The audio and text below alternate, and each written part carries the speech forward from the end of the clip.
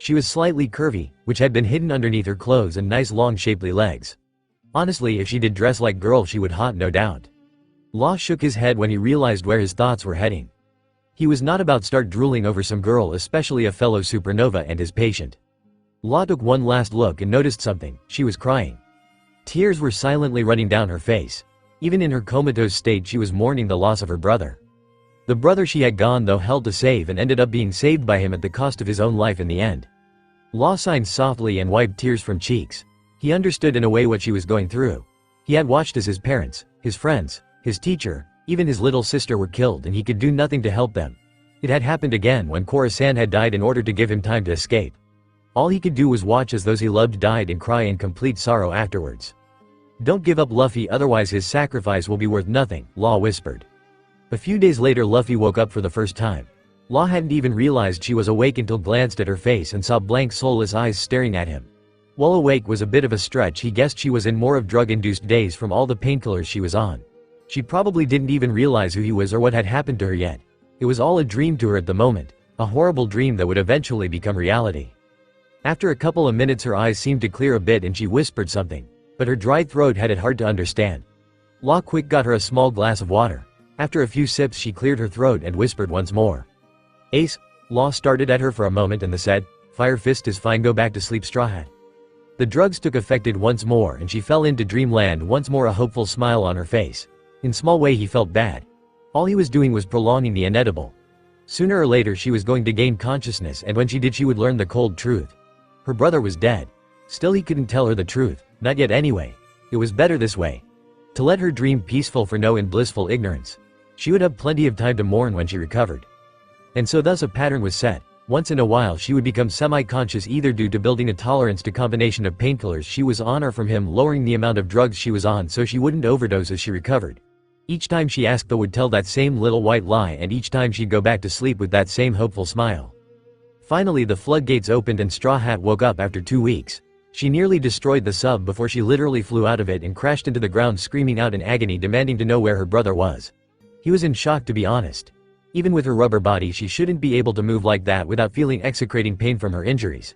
But it seemed her quest to find her brother was so important that pain she must have been in was being completely ignored. He watched as she ran around the encampment, his crew desperately trying to sedate her. But the emotionally distressed captain was too strong and was able to throw them off her even after they dogpiled in desperation. Then she took off into the jungle. Jinbei went after and Law found himself following him. He was a doctor, and while he had let Luffy go on a rampage in the encampment in hope she simply tire herself out, he wasn't about to let out her of his sight for too long. No doubt that by now her wounds were starting to reopen and he wasn't going to let his hard work go waste. Finally they were able to track her down. Of course that was after she had demolished multiple trees and flattened a small mountain by throwing a rock 10 times her size. Luffy was kneeling on the ground, shaking and out of breath with wild dilated eyes. She looked like a feral animal that was trapped in corner. Her body was completely wrapped in bandages and blood was beginning to stain the bandages. From her nose and mouth blood was running down her face. Jinbei then walked up to her, said, "The war is over, Luffy. Ace is." Shut fuck up."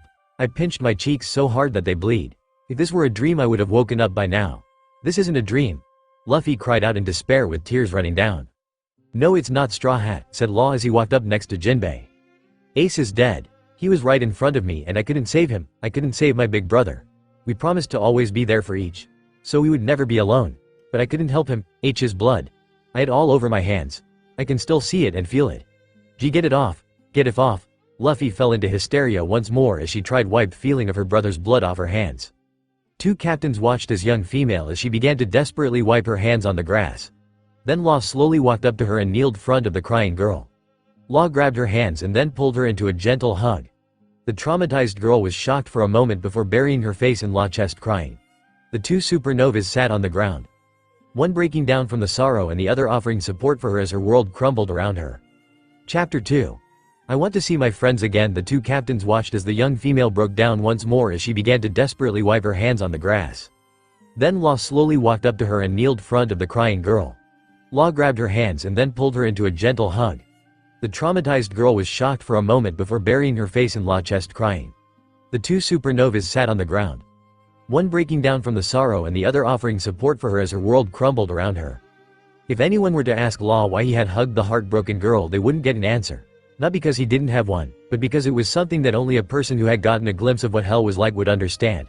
He had seen it as he watches his home, his family, and his friends were burning as he hid in a pile of rotting corpses. And that look in Luffy's eyes just now had shown him that she had seen hell. After a while Luffy came to her senses somewhat and crawled away from Law. She leaned back against a nearby rock and curled into ball. Her body was still shaking and tears continued to run down her face. Then she raised her arm and slammed her fist into the rock behind her again and again. Damn it, I'm so weak. Every time I think they can't take any more from me, that damn government always does. They have taken my mama, Sabo, and now Ace. Why can't I protect the people I love? Luffy cried in agony. King of the pirates. Yeah right.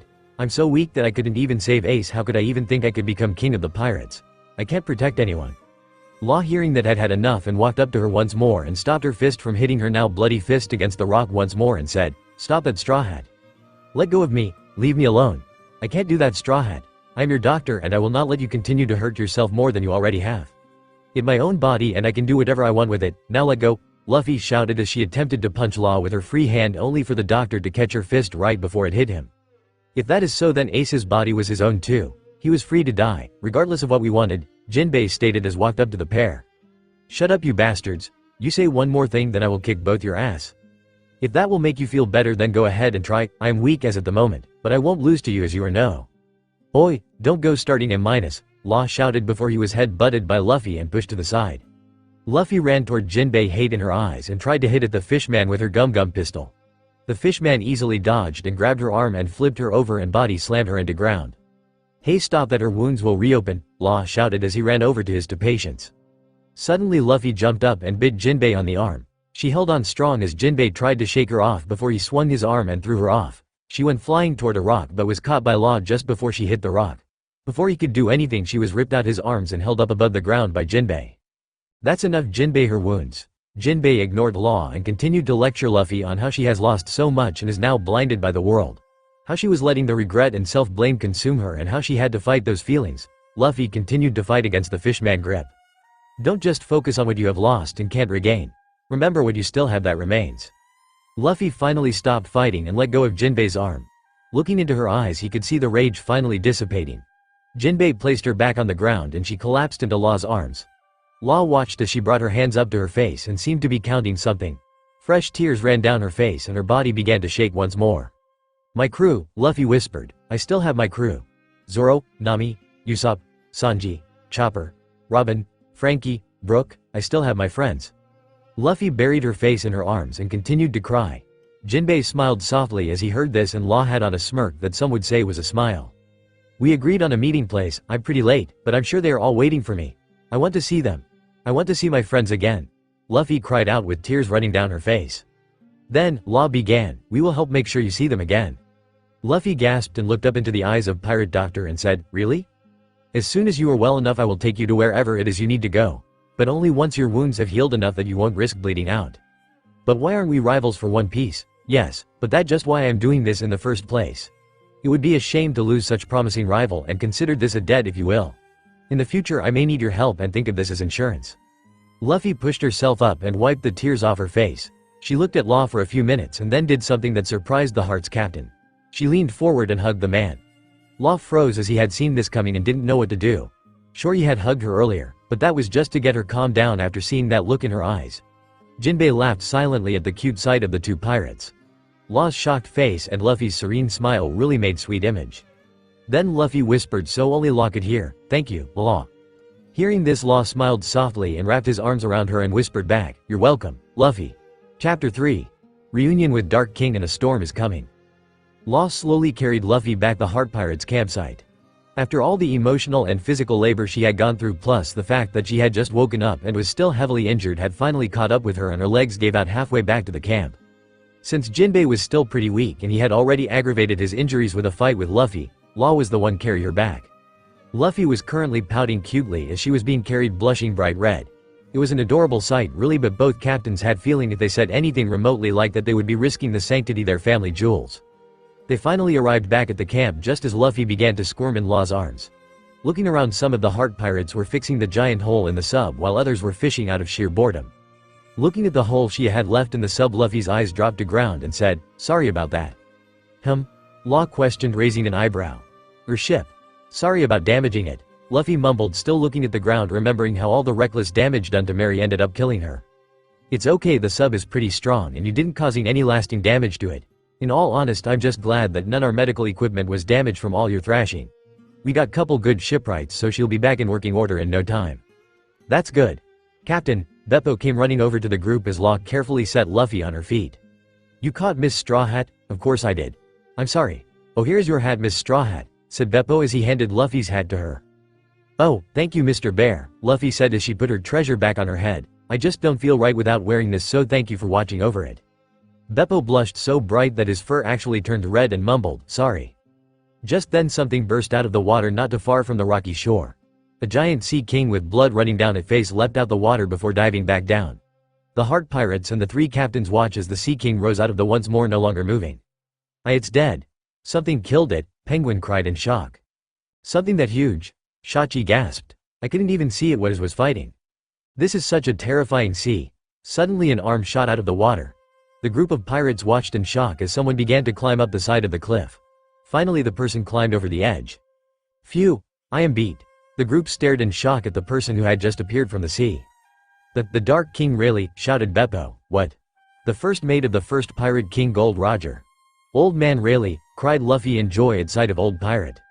Oh, it's the Heart Pirates? We met back on Sabaloady Archipelago, didn't we? Questioned Rayleigh when he saw group. And you're that former warlord Jinbei, right? Why yes. Are you really the Dark King Rayleigh? Asked Jinbei as he stared in awe at the sight of the famous pirate before him. What is it, Jinbei? Luffy asked when she saw the look on her friend's face. Well, I never thought I would meet a living legend in this place. Ah, Luffy, good to see you're alive. I'm glad I was able to find you so easily, Rayleigh said with smile. Rayleigh, what are you even doing here? Luffy asked. How are the others? Are they okay? They aren't back yet. I left my Vivre card with Shaki, otherwise I couldn't move around freely to find you, Rayleigh stated as he put his glasses back on. So it seems that the rumors are true, you really are a girl. Huh? Of course, if you walk around like that anyone can tell, Rayleigh said as his eyes strayed down the female pirate figure with slight smirk on his face. Law, Jinbei, and the Heart Crew suddenly became aware of the young female pirate's state of dress. In all the commotion with Luffy running off, they had forgotten that she was basically wearing next to nothing but the shredded remains of her shorts and bandages. And with all her running and flailing around, many of the bandages had come undone or were loose. In fact, after her little battle with Jinbei, the only bandages that were still even on her were bandages that covered only still healing wound, the burn mark in the middle of her chest, and the bandages on her hands that Law had just put on after she had injured them after punching all those trees and rocks. It was silent for a few seconds when Luffy glanced down and screamed, "Ah, you pervert." Luffy grabbed her hat off her head and covered her chest with it and hid behind Beppo. The poor bear was quite flustered by this but let her hide behind him nonetheless. The rest of the Heart Crew had turned away looking anywhere but the female captain. Jinbei had taken to looking at the ground and Law was covering his eyes with his hat, while Rayleigh continued to stare with grin on his face. Each of them had some range of blush on their face, from the dust of pink on Law's tan cheeks to the bright red tomato that covered Luffy's face at the realization that she had been running around basically half naked in front of a bunch of guys. Room. Luffy suddenly felt like something was different and looked down once more. She was shocked to see that she was suddenly wearing a familiar black and yellow hoodie. She looked up, was met with the sight of hoodie less Law's heavily tattooed chested, and blushed once more. Thanks. Whatever. Just don't ruin it. That's my favorite hoodie. Okay. Ha ha ha, looks like you saved her then, Trafalgar Law. I must say, when I heard that you had taken her away from Marineford, I was a little worried on what would happen to Luffy.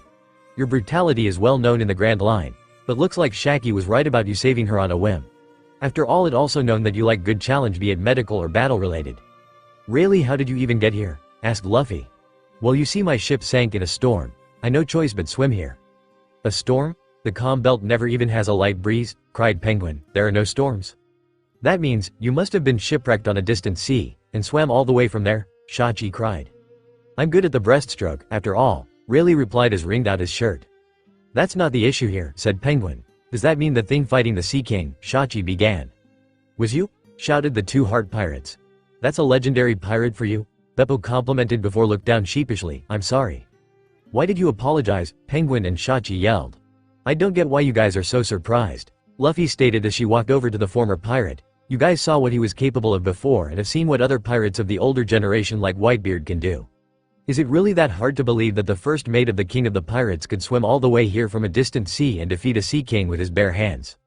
The group was silent for a moment at this statement, and Law walked toward the sub and said, It doesn't matter how or why he's here right now. Straw Hat, Come with me, I still need your bandages and make sure that you did reopen wounds. You too, Jinbei. You can talk with Dark King afterwards. Luffy and Jinbei nodded and followed Law toward the mostly repaired sub. No one noticed the smirk that graced the Surgeon of Death. I wonder what Dark King has planned, Law wondered as he entered the sub. Is sure to cause another storm. I noticed that some of my readers had a lot of questions. Hancock found out the truth about Luffy on the trip to Impel Doom. They were around each other for a couple days, I think, so Hancock was bound to find out. That's why she calls Luffy's her lover now instead of husband. I plan to follow the storyline mostly, but there will be changes both big and small. Also, the reason Jinbei didn't react to Luffy's gender is because he learned the Trier time in prison. He was constantly telling stories about their childhood and revealed how Luffy was pretending to be a boy. The rest you will just have to read and find out. Chapter 4. Time to heal and another secret revealed. Law walked into the sick bay and started getting out the burn cream and bandages. Luffy and Jinbei walked in after him and each took a seat on a bed and waited. Luffy looked around the med bay when she suddenly started seeing flashes of her time in this very room. Bright lights that blinded her and a shadowed figure with a smiley on its chest standing over, its hands in her chest. The suffocating smell of disinfectant, blood, and burnt flesh in the air. Feeling someone wipe the tears off her face and a voice whispering, "Don't give up Luffy, otherwise his sacrifice will be worth nothing." Straw Hat. Luffy said as she was brought out of her foggy memories. "Come over here," Law stated as he walked behind a curtain. Luffy got up and walked behind the curtain where Law was setting up his medicine and putting on gloves. She noticed that Law had put on a yellow t-shirt and black jacket since they had come onto the sub. The shirt had on the same smiley symbol as the one on her borrowed hoodie. She sat down on the bed and waited to see what Law would do. If he was anything like Chopper, he wouldn't want her squirming around when he was working on her. Then again, that was probably every doctor. "Alright, I just need you sit still and let me take off the old bandages, apply some burn cream and reapply bandages," Law said as he picked up a towel off the bed. "Here, take off my hoodie and you can use this cover up after I take off the bandages." Luffy took off the hoodie and grabbed the towel. Law went to her side and began to unwrap the bandages. After that, Luffy wrapped the towel around her and held the ends of to her chest to cover her breasts, but still give Law access to burn in between them. Law studied the burn and was glad to see that it had not reopened too much. After cleaning off the dried blood and making sure there was no sign of infection, Law then scooped out a glob burn cream and began to apply it to burn, or at least trying to apply it. Luffy was flinching away every time he touched it and seemed to be staring at the angry red scar on her tan skin. Not for the first time, Law found himself staring at the X-shaped scar that was forming on the young woman's chest. It was so final looking, it was like slap in the face, really. Like a Kainu had purposely missed just leave, this scar would forever be imprinted on Luffy's chest. As if by leaving this scar he was saying, "This is where I finished off your brother and next time it will be you." It would no doubt be a reminder for the rest of her life just how her brother died and how she herself had almost died. Just as he was finishing applying the cream, he noticed that Luffy was beginning to shake. Looking up, he was met with tear-filled eyes. Luffy was desperately trying to hold in both her tears and cries. She had cried enough in front of Law and Jinbei already. They probably already thought that she was weak after what had happened earlier. Besides, Ace hated crybabies. So she had tried to remain calm, but as Law continued to clean the wound, the clearer things became. Where the mark was and what it meant. X marks the spot. The spot where the fist of lava had burst through Ace's chest. Just as she was about to break, she felt Law grab her shoulders and heard him say, "Breathe. It's okay. Don't think about that right now. Think about getting better so you can see your crew again. Remember, you promised to meet with them again. They may not be there now, but they'll be waiting for you by the time you get better. I'm sure of it." Luffy breathed and slowly was able to calm down. Seeing that she was no longer ready to burst into tears, Law grabbed the bandages. Seeing this, Luffy moved the towel out the way so he bandaged and covered that horrible reminder. It may only be temporary, but it was enough for now just to not see it. After making sure that bandages were good and tight, Law handed her his hoodie once more. He'd have to see if the Kuja could bring her some new clothes. After checking and bandaging Jinbei's wounds as well, the three captains head back to shore. A little later, "Oh, really? You're really, are you not?" cried Nyan. "Oh, if it isn't Gloriosa. This shirt takes me back," exclaimed Rayleigh at the sight of the former empress. "Rayleigh," Sandersonia cried in joy. "Ray," Marigold stated happily. "Oh, it's the little Boa sisters," Rayleigh laughed. Heart pirates were in shock. They were invited to hide on the island and yet were almost killed and would have been kicked out if not for Luffy. They couldn't even talk to the Kuja girls when they brought them their meals with getting threatened. Yet the famous Dark King could come here uninvited and was getting a warm welcome from the Kuja, including the Boa sisters. Luffy? Well, the younger ones anyway. Hancock was too busy gushing over Luffy and was completely ignoring the man. As the younger Boa sisters scolded Hancock for acting in such a way in front of Rayleigh, the Heart Pirates eyed the banquet that the Kuja Empress had brought.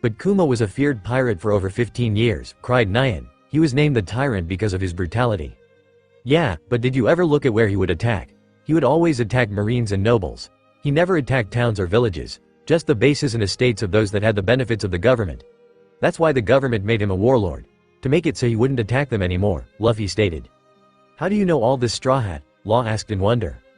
Kuma told me he could never lie to me and he didn't want me to hate of him or my father for what they were doing. Both of them have a lot of blood on their hands, and because he had get into the warlords he had make sure that he was feared and well known.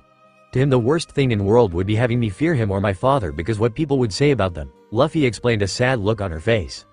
Why would he care so much about what you would think of him? Rayleigh asked. He cared because he is my father's best friend and my godfather. Okay, there is chapter 4. Please review. I hope that you guys like my plot twist. I just think it could be possible, especially since it seems that he was close enough to Dragon that he told Kuma about his son something not even Ivankov knew. I mean, the only other option of who told him was either Garp, Sengoku or Akainu, and why would any of them tell him? Garp's stupid, but isn't just going to tell a random warlord about his family, and if the other two didn't bother telling the admirals, why would they tell a warlord, especially when they were going to turn him into a mindless machine? Also, I know Luffy doesn't normally share food, but it goes with the story, and yes, Luffy didn't know who saved her Logia Town, but in my story it was because she hadn't seen her father in years and couldn't recognize him. The reason why will be explained in future chapters. There will be more on her and Kuma's history in the next chapter. Also in this story, the Kuja didn't get a chance to see Luffy manhood because Nyan thought she was man, because even without seeing his manhood she knew what man was supposed to look like because how Luffy was dressed at the time she looked like a guy. Plus Hancock thought Luffy was man even though she didn't see anything. And three Boa sisters aren't just going to blurt out they were slaves in front of these people, so they're just going to say they were kidnapped whenever they talk about that. It gives a lot more options on what happened to them other than being slaves and how long they were held captive and all that. My guess as to why they talked so openly in the anime was because they saw Jinbei's son on his chest. Chapter 5. What made Luffy pretend to be a boy? Perverts on the high seas. Warning, there are going to many changes made in the storyline here, so if you got a question just ask, I will explain it the best as I can. Also swearing and talk about possibly raping someone in this chapter. It was completely silent for a moment and then, he's your what? Luffy covered her ears as everyone yelled at the top of their lungs. Not even Rayleigh hadn't seen that bombshell coming, though he was able to hide his shock better than others. He honestly felt bad know about what he was going to have to tell her of what became of Kuma. This means that not only had she lost her brother, but her godfather as well, all in a matter of days. So let Meg get this straight. Your grandfather is the famous marine hero Monkey D. Garp, Penguin cried. Yep, Luffy stated as she took another bite to eat of her sea cane. Your father is the leader of the revolutionaries and the most wanted man in the world, Monkey D. Dragon, Shachi continued. Yep. Your step-brother was Fire Fist Portgas D. Ace, the 2nd Division commander of the Whitebeard Pirates and son of Gold Roger, the first Pirate King, Penguin added. Yes, Luffy growled, getting annoyed and little upset about being reminded of Ace. I now you would tell us that Bartholomew Kuma, the most loyal of all warlords, who ironically is really a revolutionary spy, is your godfather, Shachi ended. Yes, that is what I'm telling you, Luffy snapped, her patience broken. What kind messed up family do you have? Penguin asked. Weird, that is exactly what people said on Water 7 when Gramps told me about my dad, Luffy stated with a thoughtful look on her face. Can we just eat? No. Like I can eat after that you dropped that bombshell, Shachi grumbled. Then don't eat, I don't care. Means more for me, Luffy exclaimed as she once more dug into the buffet. Luffy, next time I see Kuma I will personally thank him. It's thanks to him that we met, my dearest. Hancock cried as she cuddled up to Luffy's back, hearts taking place of her eyes. Law groaned at hearing Empress once again fangirling over Luffy.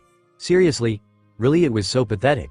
He was actually losing his appetite from watching the sad yet sickly sweet sight of the Hancock flirting with the oblivious Luffy. Law then noticed that Luffy had sat up straight.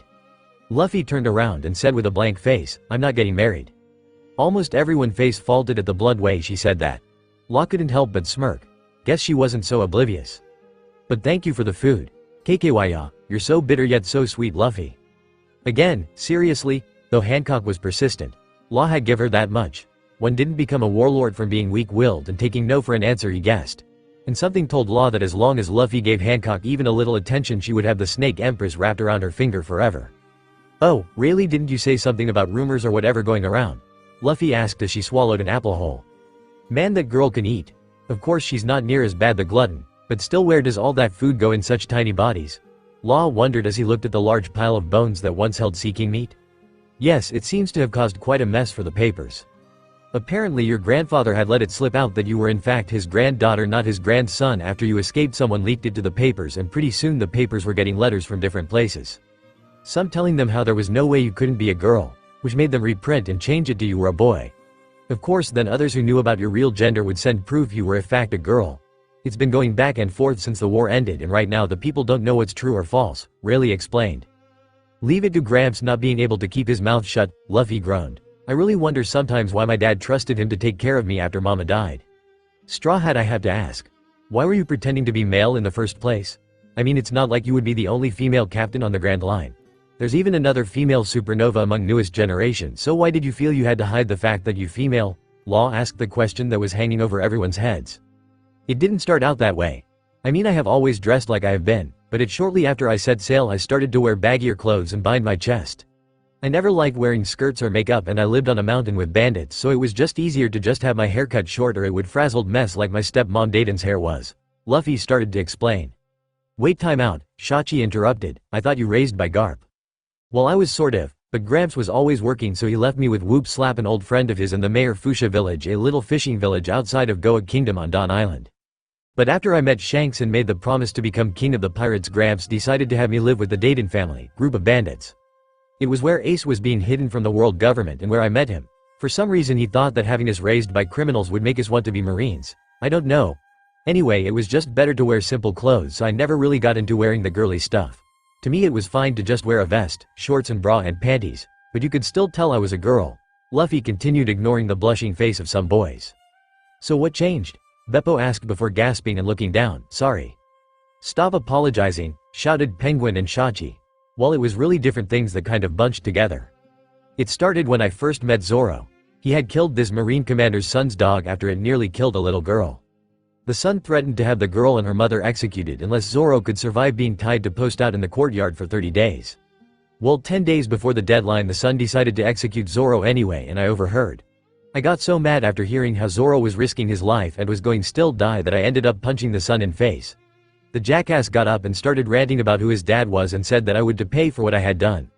I was able to hold from punching him again until he called me bitchy whore, then I punched him again so hard that he went flying though a wall. How dare he? Tell me this man's name. I will hunt him down for you, my darling fiancé, cried Hancock. I'm not marrying you, Hancock, so I'm not your fiancé. Anyway, I went back to base where Zoro was being kept and I told him he was going to join my crew if I saved him. While my friend Kobe untied Zoro, I went to find Zoro's swords, which the Marine's son had taken and had left them in his room. I saw that a group of Marines were lifting up a giant statue on top of the base, and Gum Gum rocketed up there to see if the sun was up there. I ended up putting too much power into and knocked the statue over. I found the sun and took off to his room to get Zoro's swords. After finding them I had to jump out 2-story window to block a bunch of bullets from killing Kobe and Zoro. That's when the Marine commander started going on rant about how I had committed treason. He then stopped and looked at me really creepy like, and then this 40-year-old perv said, "Of course, now that I look at you I can see you're pretty cute. I think I'll give you try in my bed before I chop you up and feed you to the dogs as payment for breaking my statue." Hearing this, half the Heart crew spit out whatever they were eating or choked down their food. Sure, they had seen some SMY Marines, but this guy was basically saying he was going to rape Luffy and then kill her afterwards. I pretty much kicked his ass after that, though Zoro is the one who dealt the finishing blow. During fight though I noticed that I would having a little trouble fight keep my balance as well as I used to when I spared with Ace before he left when I was 14. I didn't get mine until I was 16, or what Dayton called my popping summer. After fighting Buggy the Clown, nearly getting stabbed a few times because I couldn't move as well as before, Zoro suggested that I bind my chest when I fight to help my balance. He said that a lot of swordswomen do it when their chest started to develop. It helped because I was able to fight normally when I battled Captain Kuro of the Black Cat Pirates. So that explains why you bind your chest. But what about the loose clothes? Jinbei asked as he wiped his mouth. Well, shortly after I met Sanji I got into a battle with the biggest pirate in East Blue, Don Krieg. During it he began taunting me, saying how after he defeated me he was going to fuck me and then throw me to his crew to play with until I broke. He said that thanks to fact that I was rubber that I would last a good long while before that happened. He even complained how he hadn't found me soon, saying how all his other toys broke after a few days. I finally got so pissed off and I destroyed his armor. I even kicked him once or twice in his coconuts. She. I did beat him in the end, but my clothes were in sheds afterwards and I didn't have any clothes because Nami had run off with our ship, the Going Merry. Sanji's boss ended up giving me some of one of his old busboy's clothes, which were pretty close to my size but kind of baggy. I even found an outfit just like mine. Wait, Nami stole your ship's straw hat? Law asked. Nami was originally a member of the Arlong pirates who were threatening her hometown. She made a deal to free the town from the pirates' control if she was able to collect 100 million belly. He would leave her home and the townspeople alone. She knew if she didn't it would only be a matter of time before Arlong would kill someone like he had with her mother Belmere. During this time he had Nami make sea charts because of the talent she had drawing them even as a young child. For the next 8 years Nami drew hundreds of sea charts and stole from pirates and collected 93 million belly. We went after Nami and learned about how Arlong would change the village money, and if they couldn't pay the village would be wiped out. Arlong even had a marine in his pocket paying him off to ignore the distress calls made by the islands under his control.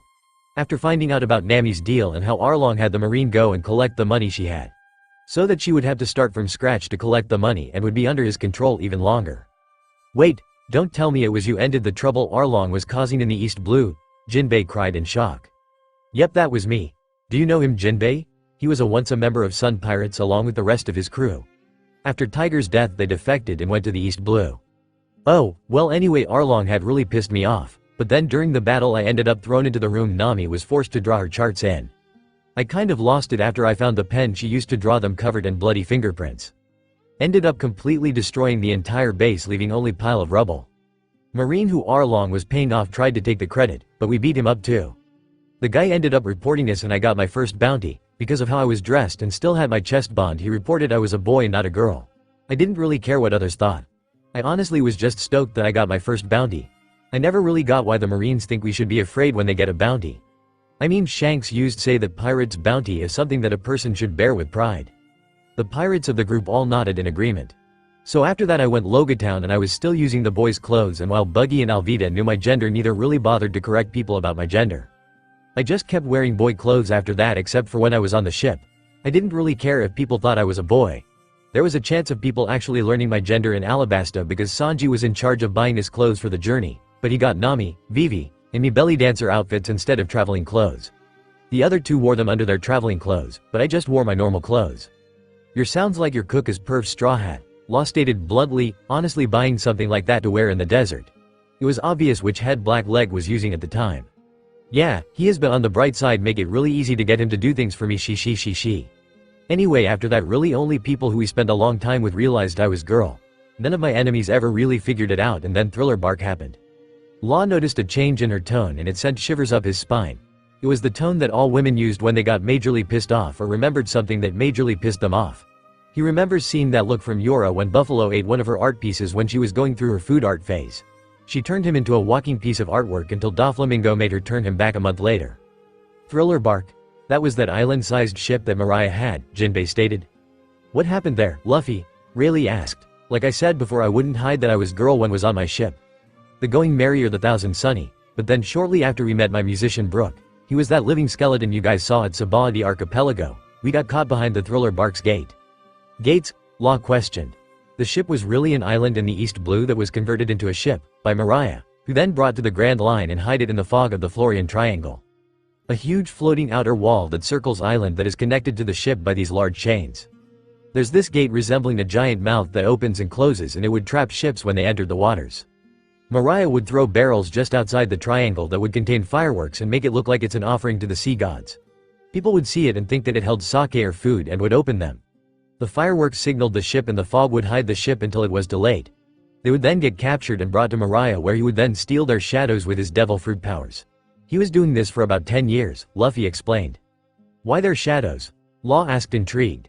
Mariah was able to use the shadows to reanimated dead bodies. He had an army of dead animals, soldiers, and legendary warriors that he reanimated with the shadows of his victims. The problem was that without their shadow a person lost the ability to stand in the sunlight. If you did you would turn to dust and die. "Creepy, well that explains some of the mysterious disappearances in the Florian Triangle," Shachi stated. "Glad that we just stayed submerged when we went through the triangle," Penguin added. "Back on topic, what happened on Thriller Bark exactly?" Law asked.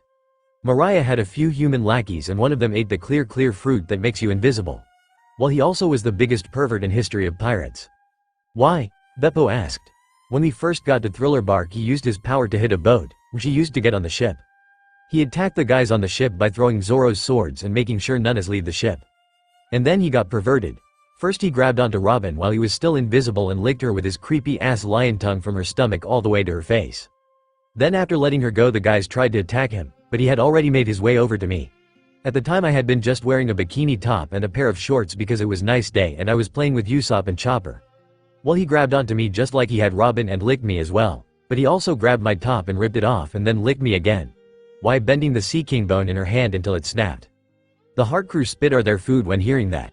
Hancock looked about ready to murder someone, as did her sisters and even Nyan. Rayleigh had very dark aura around him. He may appreciate pretty girls, but he would never do something so repulsive. Roger would probably rise from the grave just to personally kick his ass if he did. Jinbei had a look that would kill a person 1,000 times for doing such a thing. Even Law looked like he wanted to find the guy and dissect him. He left the ship after that and went back to island. Nami, Chopper, and Usopp had gone to the island earlier, and were attacked by zombies and were tricked by another one of Moriah's lackeys into thinking his home was safe. Well, Chopper and Usopp were tricked, but Nami was so worried about getting cleaned up after get covered in zombie guts that she ignored the danger she knew was there. What she didn't accept was that the invisible man to be hiding in the room while she was taking her bath. The bastard attacked her and probably would have done more if the Usopp and Chopper hadn't saved her. The guy even kidnapped her later and tried to marry her while she was knocked out, Luffy continued. Law shook his when heard that part. Really, it seemed like Nami was asking to get attacked if she was willing to risk taking a bath when she could see the danger they were in. At the same time, he really wanted to chop the perv into little pieces. His mother had taught him to always to respect women and their boundaries.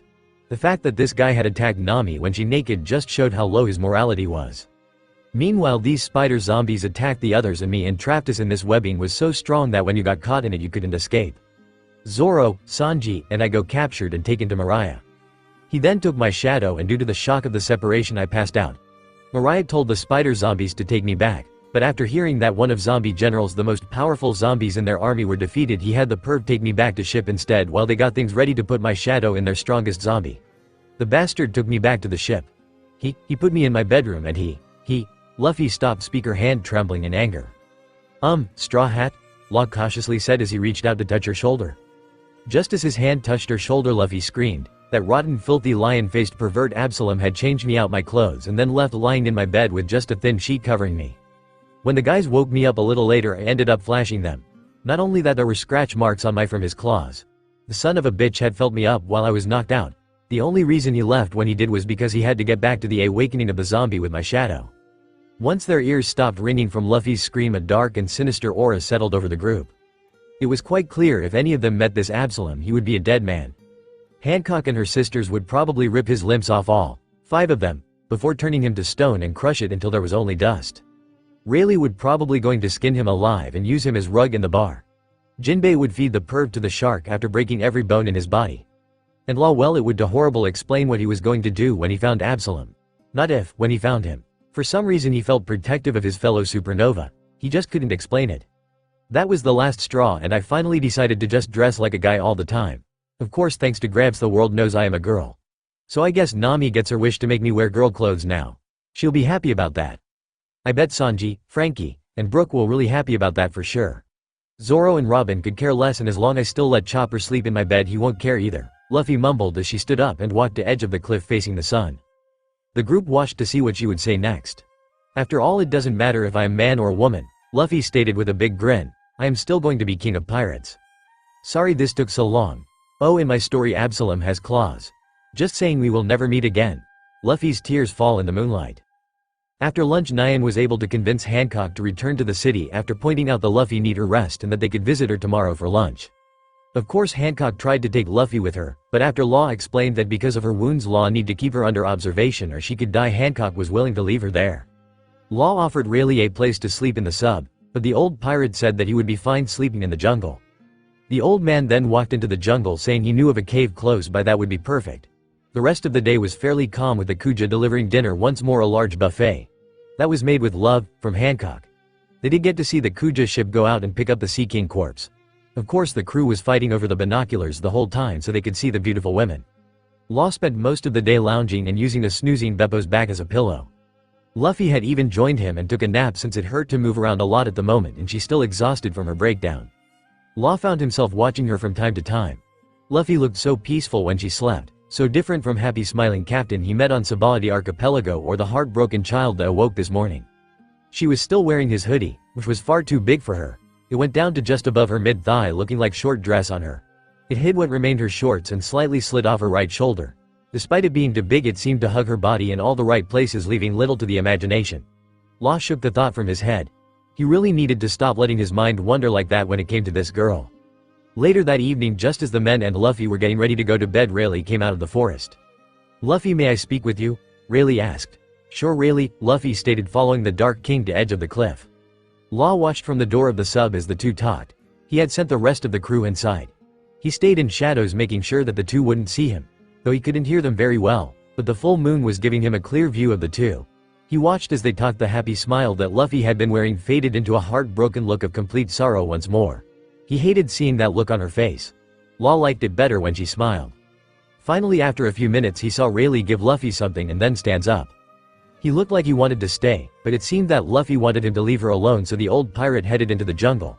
Think she wanted to be alone? Law turned to head back inside, but stopped when heard something. A melody he remembered. A lullaby his mother sang to him when he was young. Turning back, Law used rune to get back to shore. He walked up to Luffy and stopped behind her. Just as he was about to speak, Luffy beat him dead. "Kuma is dead."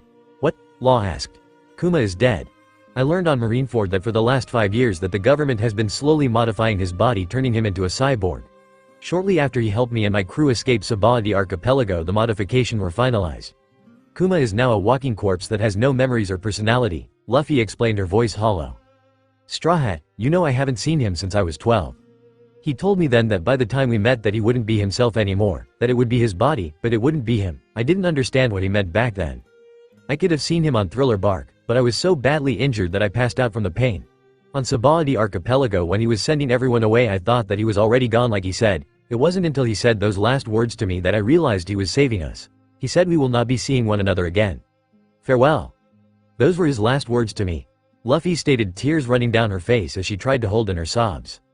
Law watched as the tears fell from her face. He sat down behind her and wrapped his arms around her once more. He felt her body shake from her sobs and tears fall on his tattooed arms. Luffy brought up one of her hands and grasped Law's hand. Law then saw something in Luffy's other hand. It was a small panda bear head-shaped box. He watched as Luffy pushed on the right ear and heard the lullaby song play once more as the lid lifted up. And it was a heart-shaped picture frame. The frame held a picture of Kuma holding a little girl, Law presumed to be Luffy. The little baby was smiling happily and wearing Kuma trademark hat on her head.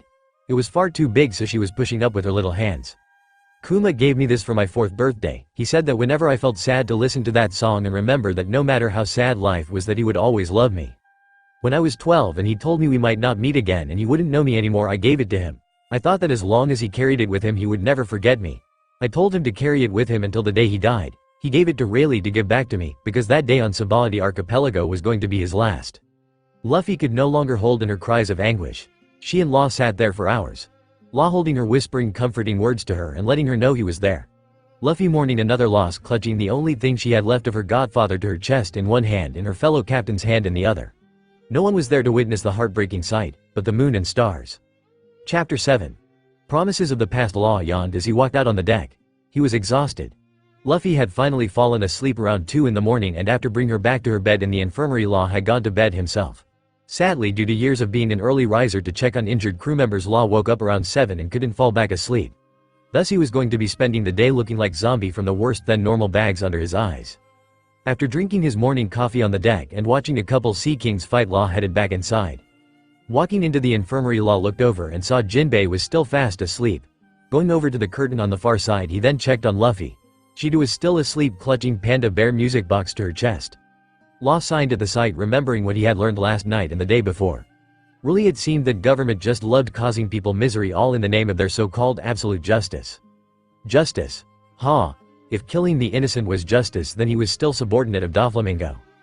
The fact was that the government didn't care who suffered from their actions as long as they had control. Every time someone proved to be a threat to that control, they would do anything to wipe it out, no matter what. Flevance was just one of the many examples. Law could remember many islands and nations that had been wiped out because they were evil or diseased. When he was little, he used to believe in every lie that those newspapers used to tell. Then Flevance became one of them, and he realized that he had been blind by the true evil in the world, just like the rest of the world. He didn't doubt that every single one of other nations that had been given that label were just as innocent as Flevance. Letting his 2 patients sleep, Law grabbed a bag and went back out to the deck. He was surprised to see his newest crew member Jean Bart leaning over the railing. When he had first made Jean Bart a member of his crew, he had been a little worried about how he would react to being a subordinate instead of the captain. But the man took it well to being a part of his crew. He actually smiled when Law told him that he could be their lead navigator and helmsman due to his greater experience. Jean Bart later told him that he was fine as long as he had his freedom and could sail the seas once more. Still, his years as a slave had left him broken in some ways. The things he had told Law and the crew about his time as a slave had left them all disgusted. He was getting better, but that was probably partially from Law using his powers to remove the slave mark that labeled him less than human. After that, the man seemed to settle in much better. "Jean Bart, what are you doing up so early? You usually sleep until 9. Law stated as he walked up to the giant man. "Oh, Captain, I just woke up a little earlier than usually. Some lessons that one is taught is hard to break, you see," Jean Bart explained. Law signed at the underlined meaning behind Jean Bart's words and said, "I see. Well, why don't you just relax and keep an eye on things while I'm gone? I need to make more burned cream for Straw Hat and Jinbei, so I have to go and collect some more herbs, and who knows when Beppo's going to wake up. I'll be back in an hour." Using room, Law went to shore. Walking up to the tree line, looked up and called out to the 2 Kuja hidden in the trees. "Oi, I need go collect some herbs to make burned cream for Straw Hat." One of the Kuja poked her head out of the trees and said, "Again? It can't be helped, the burns were bad enough that I have changed her bandages 2 or 3 times a day. Do you want Straw Hat to get an infection and die?" Law asked bluntly.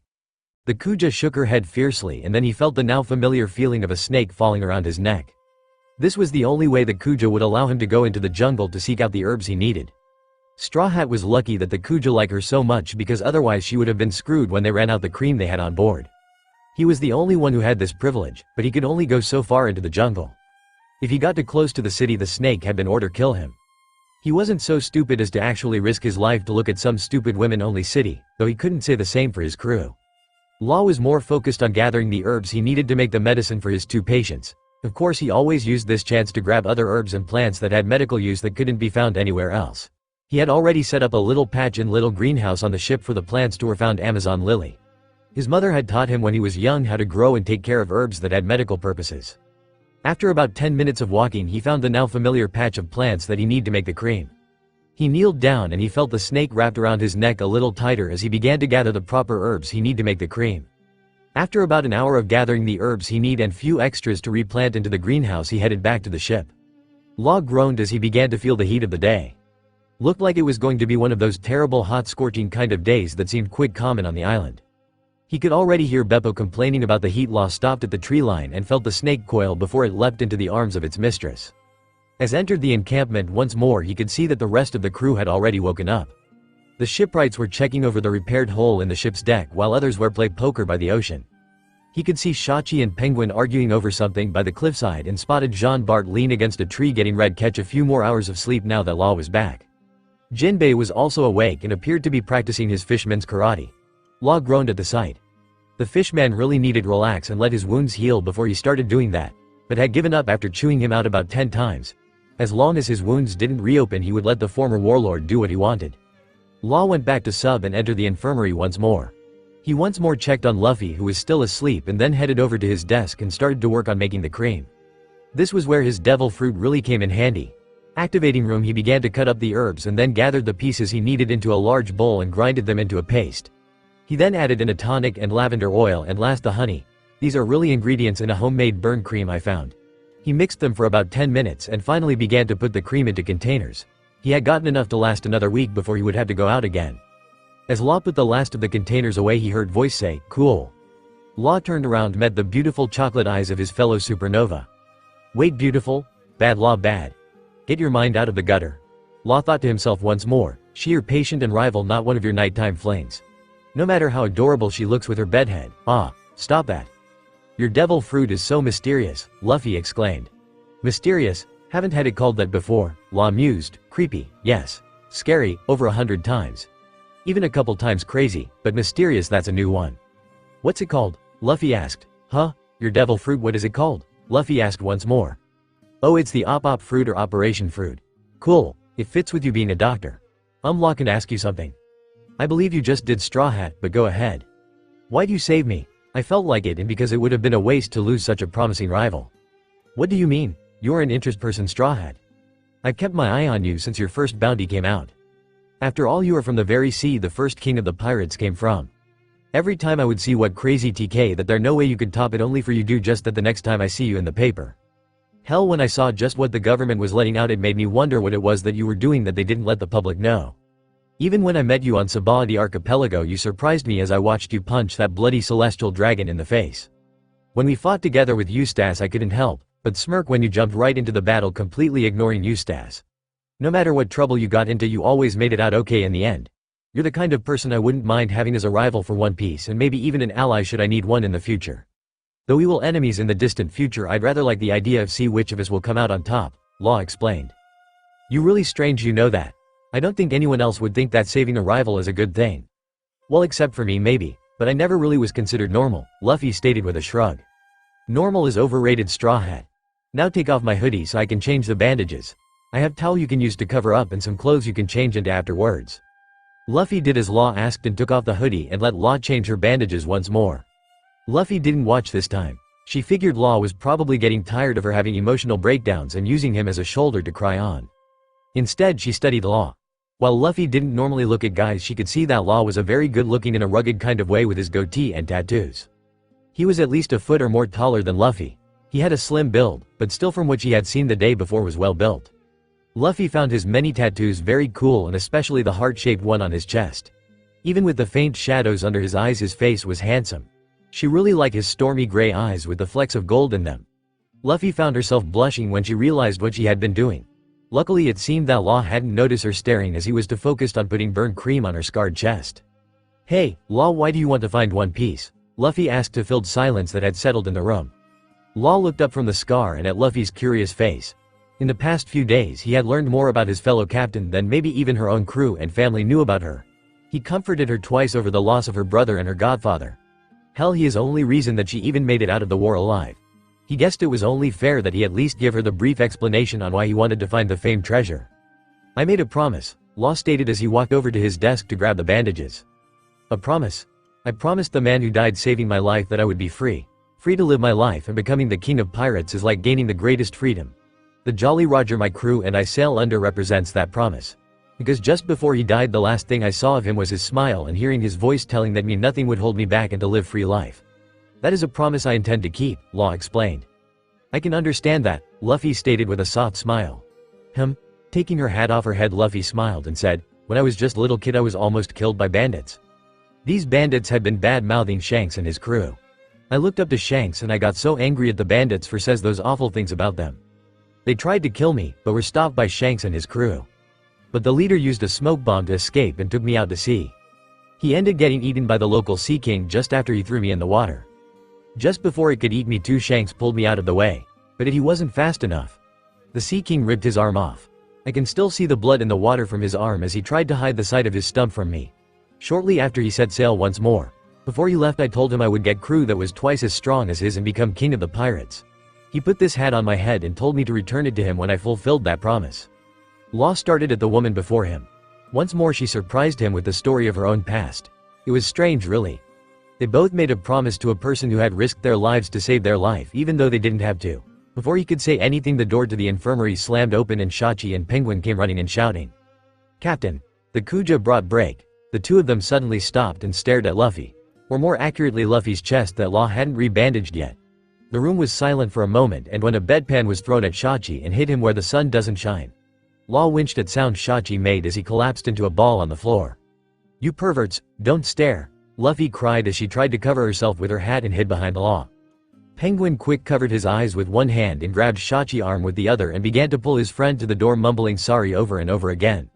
Law groaned and quickly bandaged the fuming female pirate's chest once more. I always tell them to knock before barging in. Maybe at least Shachi will do that from now on, Law stated, trying to break the tension as Luffy got dressed in one of his old shirts and a pair of shorts. Sounds like breakfast is here, so why don't we go eat, Straw Hat? Luffy's angry face melted away at the mention of food and ran to the door. Law shook his head before following his fellow captain out the door. Chapter 8. What happens when you don't listen to Law? It was hot. Unbearable hot, in fact. Law had been right in his earlier observation that it was going scorching humid day. It was only noon and everyone had abandoned the sub and were sticking to the shade of the trees. It was times like this that Law questioned why he had a floating tin can for a ship. Of course, he thought that on every desert island they ever landed on their journey. He loved his sub and he wouldn't trade it for anything. It was just kind of unbearable to be in the thing whenever they were in really hot environment, be it land or sea. The only place that had powerful enough air conditioning that you could ignore the heat was the infirmary, and that was only on when it was in use. Because Luffy had been unconscious for the last 2 weeks, the infirmary air conditioning was on, and during these kind of days crew members were constantly finding reason to be in cool air. Law himself was in there almost always to monitor her, only taking a break when the Kuja brought them food. But sadly, with Luffy now awake, Law had ordered that the air condition be turned off for the day to conserve power until they could be recharged. Their batteries were already half depleted, and Law wanted to save what they could in case of an emergency. Thus the Heart crew was forced to lay out under the shade to stay cool. Currently the entire crew had swapped their usual boiler suits for swim trunks. All of them were just lazing around trying to stay cool. Poor Beppo currently laying in a large tub filled with ice to keep him from having a heat stroke with his thick coat. The poor polar bear could barely lift his head because he was so weak from the intense heat he was feeling. Luffy and a few others were leaning on the cool metal.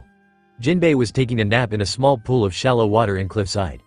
Law was lounging against a tree next to Beppo's tub, where a pair of trunks with his Jolly Roger and his beloved hat sitting on the ground next to him, revealing messy black hair. Luffy groaned and said, "I don't remember it being this hot when I was here before. It gets like this 2 or 3 times a week. You probably just lucked out and landed here just after one of these days, Straw Hat," Law explained. "Will you stop calling me Straw Hat already? If you want to call me by a nickname, that's fine. Just stop with the Straw Hat, okay? Try calling me Lou or something like that," Luffy complained as she laid down with the tub against feeling the cold wet cooler skin. "Whatever," Law grumbled. "How you doing over there, Beppo?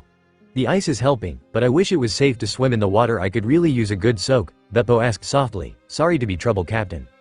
"It's okay, Beppo, it can't be helped with your fur and all." "Oh, poor Beppo, here, have a few ice cubes.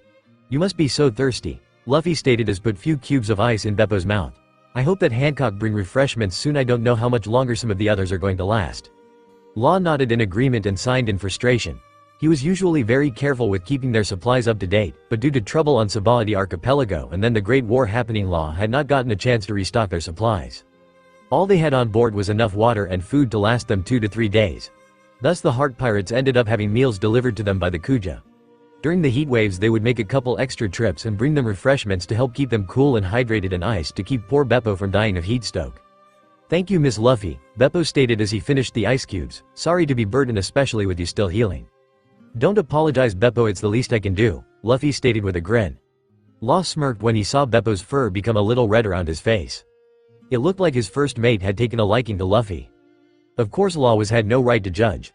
Law's eyes wandered over to the shapely figure of his fellow captain. This morning Hancock had sent a trunk filled with Kuja-styled clothes with breakfast. Apparently she refused to let her beloved lover wear a filthy man's clothes for another day. Luffy didn't mind and ended up wearing a pair of short shorts and a red tube top that stopped just above her belly button, that was thankful a loose-fitting style instead of form-fitting that covered her bandages up quite well. The last thing Law needed was having his crew get boners or nosebleeds in this heat. Law closed his eyes and groaned as he found his mind wandering the forbidden zone once. If Law had kept his eyes open for a few more seconds, he would have noticed that Luffy was admiring him in turn. Luffy studied the Surgeon of Death from underneath her hat. She didn't get why she felt so strange whenever she looked at Law. She had met plenty of guys, but for some reason Law just made her feel weird. She stomach felt like she had eaten a bunch of butterflies, and she found herself blushing constantly. She kept finding herself staring at his tattooed chest and admiring his strong-looking arms, and even wondered what they would feel like wrapped around her. Luffy sighed and started petting Beppo once more, hoping that Kuja would be here soon. She needed a distraction. Later, Luffy, Margaret, Sweet Pea, Alphalanda, Luffy cried in joy seeing her friends again.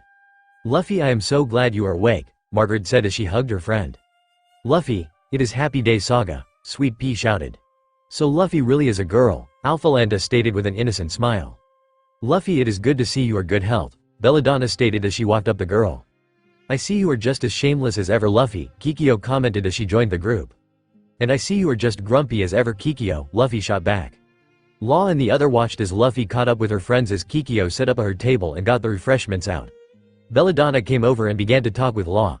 Since they had come to the island, she would sometime tag along when the food was brought and talk about medicine and medical practices with Law. She especially seemed interested in devil fruits and how some illnesses were treated in the outside world. And Law found some her own treatments interesting, if not a little unorthodox. "Captain." Law looked up and saw Penguin and a couple of the others running over to him. He stood up when he saw that they were carrying Shachi, who was covered in pink mushrooms. "What the hell happened to Shachi?" Law demanded to know as his crew members set him down. Well, remember how we found all those different mushrooms when we first got here, Penguin began. Yes, and I also remember telling you to be careful and to only eat the laughing mushrooms because I didn't need to deal with a bunch of mushroom-induced mood swings. Right, well, we were getting bored waiting around, so we went and grabbed some to eat to pass the time, Penguin sheepishly continued. Shachi said that it would be fine to try some of the other mushrooms as long as we didn't cause any trouble. Law rubbed temple and said, and let me guess he ate one of the mushrooms and they started growing all over him body. Yeah, pretty much, Penguin stated as turned look at his friend only to see the Kuja woman and Luffy all kneeling around him and pulling off the mushrooms. Oi, what are you doing? Law exclaimed. Belladonna says we need to pull all these body mushrooms off or they will suck out the life out of Shachi. Luffy explained, pulling another mushroom off. Soon the girls finished and Law asked, "No what? We do this," said Belladonna as she lit a match. The Heart Pirates cried out in horror as Shachi was lit on fire, waking him up. "What are you doing?" Law cried out in horror as Shachi ran around in pain as the crew tried to help put their friend out. "That's why I woke up on fire when I first got here," Luffy exclaimed as she tried throwing a bucket of water on only to hit Kikyo instead. "We need to burn the roots or they will grow back," Belladonna explained. "Isn't there," Luffy cried, "one that doesn't involve turning Shachi into barbecue?" "He'll be fine," Belladonna stated as Shachi was finally put out and passed out once more. "I just need to check and make sure we didn't miss any." "Miss any? You set him completely ablaze and you're saying you could have missed some?" Law exclaimed as Belladonna and Margaret checked him over while Sweet Pea, Alphalanda, and Kikyo stated picking up the mushrooms. "Oh, we did miss one. There one growing under his pants," Margaret cried as she pulled down Shachi trunks. "Strange, it is a different shape than the others." Seeing what was happening, the Heart Crew started to sputter in shock as they tried to warning the girl, but were unable to bring themselves to spit it out from embarrassment and shock. A couple of them started to have nosebleed as they watched Margaret grab the mushroom and try to pull it off. Even Law and Luffy were at lost for words, both of them blushing and trying to avoid looking the mushroom. It won't come off," Margaret complained, pulling a little hard, caused Shachi to groan in pain. Margaret," Luffy cried out, finally finding her voice as she tried to not look at the mushroom her friend was pulling. "That's not a mushroom." Then what is it?" Belladonna asked as the 5 Kuja looked down in confusion at the non-mushroom in Margaret's hand. Law covered his eyes with his hand and said, "Well, it's the male's reproductive organ." The girl's eyes widened and Margaret, "You mean this is his?" "Margaret, you're trying to pull off Shachi's manhood," Luffy stated, her face redder than a tomato. There was a moment of complete silence. "What's going on?" Shachi asked as he started coming to.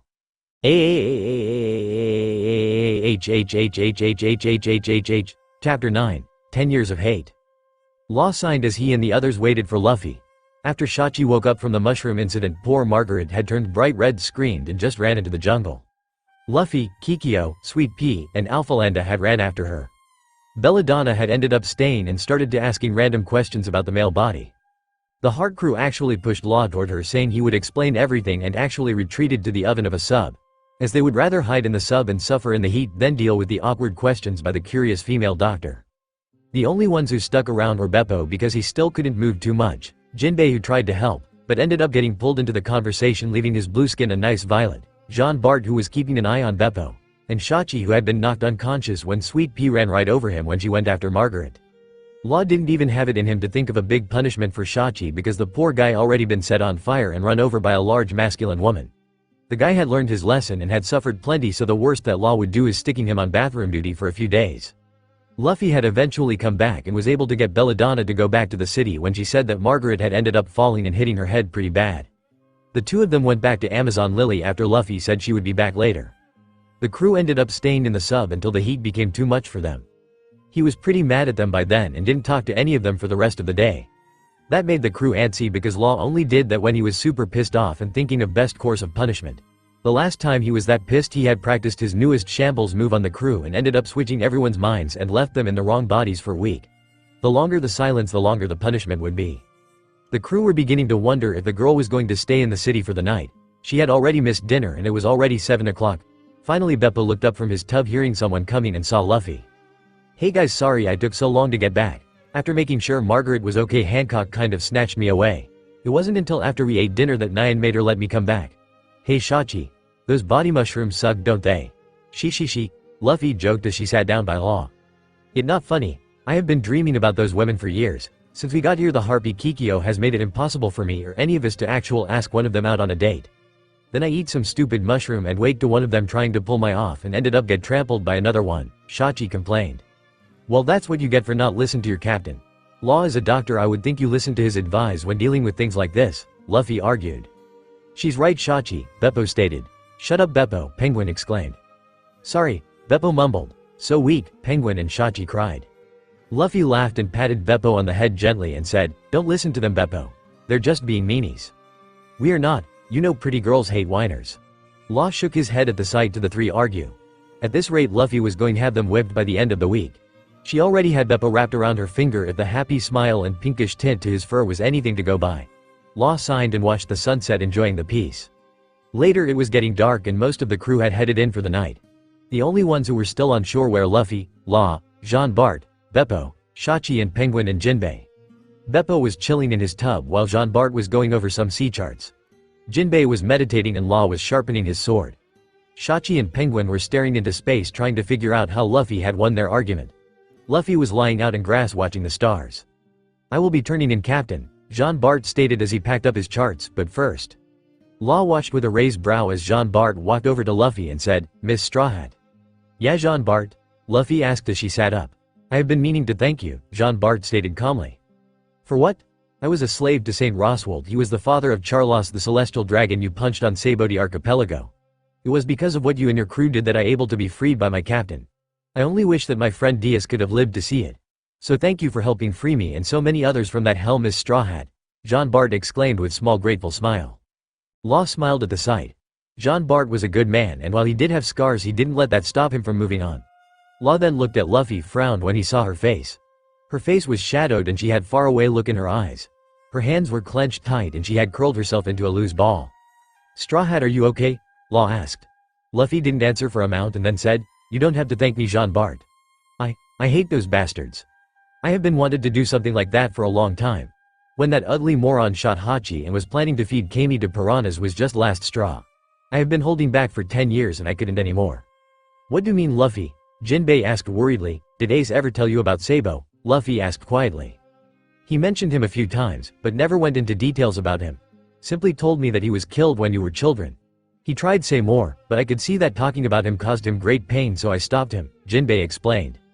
Oh, there is a lot more to the story than that, but Ace always did have trouble talking about him after he died. I met Sabo shortly after I met Ace. He was Ace's only friend and they were planning to become pirates when they turned 17. They stole money from people in Goa City, kept it hidden in the forest to fund it. Sabo lived in Grey Terminal. It was Goa City's dump. It was also home to many people that had been banished from Goa Kingdom. It was a disgusting place filled with disease because there's such poor medical care. I used follow Ace whenever I could. That's how I ended meeting Sabo. The two of them thought I was going blab about their treasure and tied while figured out what to do with me. Turns out though Ace had stolen from some members of the Blue Jam Pirates and they came looking for him to get the money back. They found me instead and because I was an idiot and screamed for Ace to help me, I got kidnapped and was brought to this guy named Porkamy who was Captain Blue Jam's best fighter. I ended getting beaten for hours with the guy's spiked gloves before Ace and Sabo found me and saved me. After that Sabo had to come live with us at Dayton Place since the Blue Jam was looking for us and would kill him if they found where he lived. So Sabo was some kid from this slum Grey Terminal that you and Ace befriended? Kind of boring compared to your guys' parentage, Shachi stated. Luffy glared at him and said, Shut up, I wasn't done yet. Sabo was way more than just kid from the slums. Now where was I? Oh right, we lived together and for a while everything was great. We would train, hunt, sleep, and repeat. Don Island was great place to train thanks to weird wildlife there. What do you mean weird wildlife? Asked Penguin. Well, you guys see Beppo. Sorry, Beppo mumble. He is the size of bear cub on that island. What, are you kidding? Sorry. Yep. For some reason the animals would 10 to 20 times their normal size.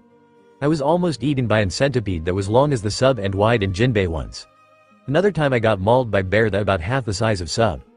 No wonder she's a monster. You had to be one to survive that kind place as a kid, Jean-Bart exclaimed in amazement. Yeah, then one day we went into Goa City and we got in trouble and got chased by the police. Asbelman saw Sabo and called out to him. When we asked Sabo why, he revealed to us his dark secret. Sabo was really a child of a noble family, but had ran away to Grey Terminal when he was only 5. Huh? Why would a spoiled noble child run away from the life of wealth, luxury, and everything he could ever want? Law asked. He did have everything except for the one thing he really wanted. A family that loved him, Luffy stated solemnly. What do you mean Luffy? Jinbei asked. When he was little, Sabo had to study hard in order to become a noble fit to marry into royalty. Once he drew a picture for his father because he had a hard day. You know what his dad did? He ripped it up and told Sabo that if he had time to waste on a stupid picture, then he had time to study more. Another time a boy from the royal family attacked Sabo with a knife and hurt really bad. Sabo hit the kid to escape. When his mother heard about what happened, she slapped Sabo and ignored his injuries to comfort the other child because he was a royal's son. She didn't care that he was hurt and crying and needed her comfort, she only cared about her status. The only place he felt happy was at Great Terminal, where he would go listen to stories about the adventures people had out at sea. Luffy explained sadly. "Man, that's rough," Shachi mumbled. "A kid hurt him and he get punished for it," Penguin continued. "A home is a place a child should feel undying love, not be used as a tool to gain power," Jinbei growled. But things got better for a while after that. We had a lot of adventures and trained hard to become stronger. We even drank a bottle sake together, promising to be brothers and sister forever. But then one day we got captured by Blue Jam and his crew. They were being paid by Sabo's dad to get Sabo back. Sabo was forced to go with him when his dad threatened to kill us. Me and Ace were forced to work for Blue Jam. He made us take his barrel of gunpowder and spread it throughout the terminal. "Why?" Beppo asked. Goa Kingdom is known as the cleanest kingdom in the East Blue. But that because the trash was hidden behind giant stone wall. Well, a celestial dragon was inspecting the kingdom. So they were going to burn Great Terminal and its trash so that the county would be clean for the visit. But what about the people that lived there? Without the slum they would be homeless, Jinbei exclaimed. Law stared at the dark and pained look on Luffy's face when she said, "Didn't you hear me, Jinbei? They planned to burn Great Terminal and its trash." "Why, you mean they burned the people that lived there too?" Jean Bart asked, horrified. "Have you guys ever smelled burning human flesh? I don't mean like a little burn, I mean like to where the burn is so bad that the skin black and cracked and there is like countless numbers of burning bodies so you can't get away," Luffy asked with faraway look. "I did once when I was a child," Law stated softly. "It's a smell that sticks with you, doesn't it? Yes, you can never forget it once you smell it." Anyway, the nobles ended up screwing Blue Jam and trapped him in the slum with us and his crew. We only escaped because Dayton came and saved us. We thought we lost Dayton and Ace, but they came back a few days after the fire. We were so happy because everyone was okay, or so we thought. I went with one of the bandit Dogger to get medicine for them, and that's when I saw it. Sabo had escaped his parents and had tried to go out to sea and become a pirate. I was happy that he was okay because he would be free then. But his boat had passed right by the Celestial Dragon's ship. It upset the dragon and he shot the boat. Sabo was still alive and he tried to put out the fire, but then Dragon shot him again. We never found his body, Luffy explained with tears running down her face. "Straw Hat," Law began. "You shouldn't thank me, Jean Bart. I didn't punch that bastard for you. Hell, I only did it for Hachi and Kami because it was that last little push that broke the dam. I have been wanting to kill those bastards since I was 7 years old. They took my brother from Ace and me and kept Sabo from gaining his freedom. I punched him because I could no longer hold back 10 years of hate." Chapter 10. Luffy, Greatest Sorrow and a Tragic Shared Past. Law groaned. It was quiet. Normally he liked the peace and quiet. It gave him time to relax, maybe take a much-needed nap. But this silence had been going on for 4 days and it was starting to drive him crazy. Ever since Luffy had dropped the Sabo bomb, as Shachi had dubbed it, Luffy had been very withdrawn from the Heart Crew. Before, she was laughing and making friends with his crew. She would pet and cuddle with Beppo and defend him from the other members when yelled at him. She'd joke and tease Shachi and Penguin and just made their stay here much less boring. Now she was sad and depressed and would barely talk to them, and as soon as her bandages were done she would go off to the city. She wasn't eating much and was sleeping poorly as well, which worried him since she was still healing. She only ever seemed really cheered up when Rayleigh would come and tell her stories about his time as a pirate, but even then didn't show her normal enthusiasm. Law in a way could understand. She had been bottling up what happened to her brother for years, and just telling these complete strangers had upset her. Sure, she had told him about Kuma and he comforted her when she woke down, but this was different. Ace and Kuma's death was recent, she needed to talk about it. Sabo had been dead for years and it seemed that she and Ace had only talked about it to the bare minimum. Hearing Jean Bart thank her just broke the barrier on that piece of her life. The experience that brought her to punch that disgusting man. It was what had modeled her into who she was. Groaning, Law rubbed his face to try and ease the headache he had. He had been listened to the other complain that they were bored and that they wished Luffy would come back. Her stories about her journey had been their entertainment since she woke up. Before that they had nothing to do but their chores and play card game. On the bright side, the sub hadn't looked this clean since he started his journey. Suddenly one of the Kuja Enishida he believed came running out the jungle crying out to him. "Mr. Surgeon of Death. Mr. Surgeon of Death. What is it?" Law asked worriedly. "You and one crew member must come with me. Miss Luffy has collapsed and she won't stop bleeding. Lady Nyan has given special permission that you and one other may enter the city in order to save her." Law, hearing this, quickly ran to the sub and using room entered the infirmary and grabbed his medical kit before returning to shore and shout, "I will be back later, Jinbei. Jean Bart. Keep an eye on things here. Beppo, you're with me? The crew and Jinbei nodded in acknowledgement and Beppo and him quickly ran toward into the forest. What exactly happened, Enishida? Law questioned as he followed the woman through the jungle. I don't know, she just collapsed and started to bleed all over. She unconscious and no matter what we did we couldn't stop the bleeding or wake her up, the blonde Kuja explained. The three of them came to a tall stone wall and an open gate. The Kuja woman led him and Beppo through the back alleys of the city. Law guessed only a few were supposed to know that he being brought here. After all, they were only allowed on the Gulf of the island. He himself had only gone into jungle a couple times to collect herbs and to stop Luffy from killing herself. Finally they came to a staircase of a palace. He noticed that some women were blocking the view to the entrance with curtains. They believe that the Empress and her sisters are taking a bath. No one is allowed to see them when they're doing this, so the curtains block the view of the palace. You may have to stay the night if this take too long, Enishida explained. Law and Beppo were brought to the large bedroom. He could the Hancock, her sisters, Nyan, Luffy's three Kuja friends, Belladonna and even Rayleigh were here. Walking up to them he saw that they were all surrounding a large bed. Law's eyes widened at the sight of Luffy. Her body was covered in blood. It seemed that many different injuries had opened all over her body. Even the scar on her face was bleeding. While the blood was flowing slowly, it was only a matter of time before she bled out. Luffy's friends, Belladonna and even Hancock were holding cloths to the wounds trying to stop the bleeding. The small pile of blood-soaked clothes showed that they were failing horribly. "Allah, thank God you are here." Hancock cried out in joy. "Please, Belladonna says she doesn't know what to do and not even Nyan has seen something like this." Move. Take cloths off, I need to see the injuries, Law commanded. Beppo got the disinfectant. Quickly Law began to wipe as much of the blood up as he could and disinfect the wounds. Getting a better look at her, his fears became reality. It was like every wound on her body had been reopened, no matter how old it was. Quickly checking her eyes, find her eyes completely dilated, he stood up and signed. "Just like I thought, it's PTSR, Law stated solemnly. PTSR? Asked Rayleigh. Post-traumatic stress rejection, a rare form of post-traumatic stress disorder. When a person goes through multiple episodes of extreme trauma or is forced to face a past traumatic situation, the stress can become too much for the body. The person becomes trapped in their darkest memories and they slowly blend together, creating the victim's worst nightmare. The body begins to attack itself, reopening old wounds, and will eventually leads to death either from blood loss or shock.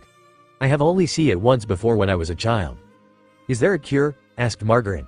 "Yes, but there is only one chance. I will need to enter into her mind," Law stated. "What do you mean?" Hancock questioned. "When I was a child, the person who had PTSR was saved by a man who had eaten the mind fruit. It allowed him to link minds with the person and help pull them from the nightmare. A few years ago I found out that I can do something similar with my shambles move. I will use it on myself and put my mind in her body. I can only be in there for a couple of hours or I will be stuck in there forever. I don't like the thought of a man's mind in my dearest Luffy, but if it will save her then please do it," Hancock demanded firmly. "Okay, now while I am in there we need make sure she doesn't bleed out. I got a couple blood bags we can use. When those run out, see if you get a couple of the Kuja to donate. Make sure it is O negative blood. Keep putting pressure on the wounds to slow the bleeding. Beppo, I need you put me on life support as well as Luffy while I am in there, okay? The travel life support system is in my bag." Law as he moved Luffy to middle of the bed. "Beppo, hand me my scalpel."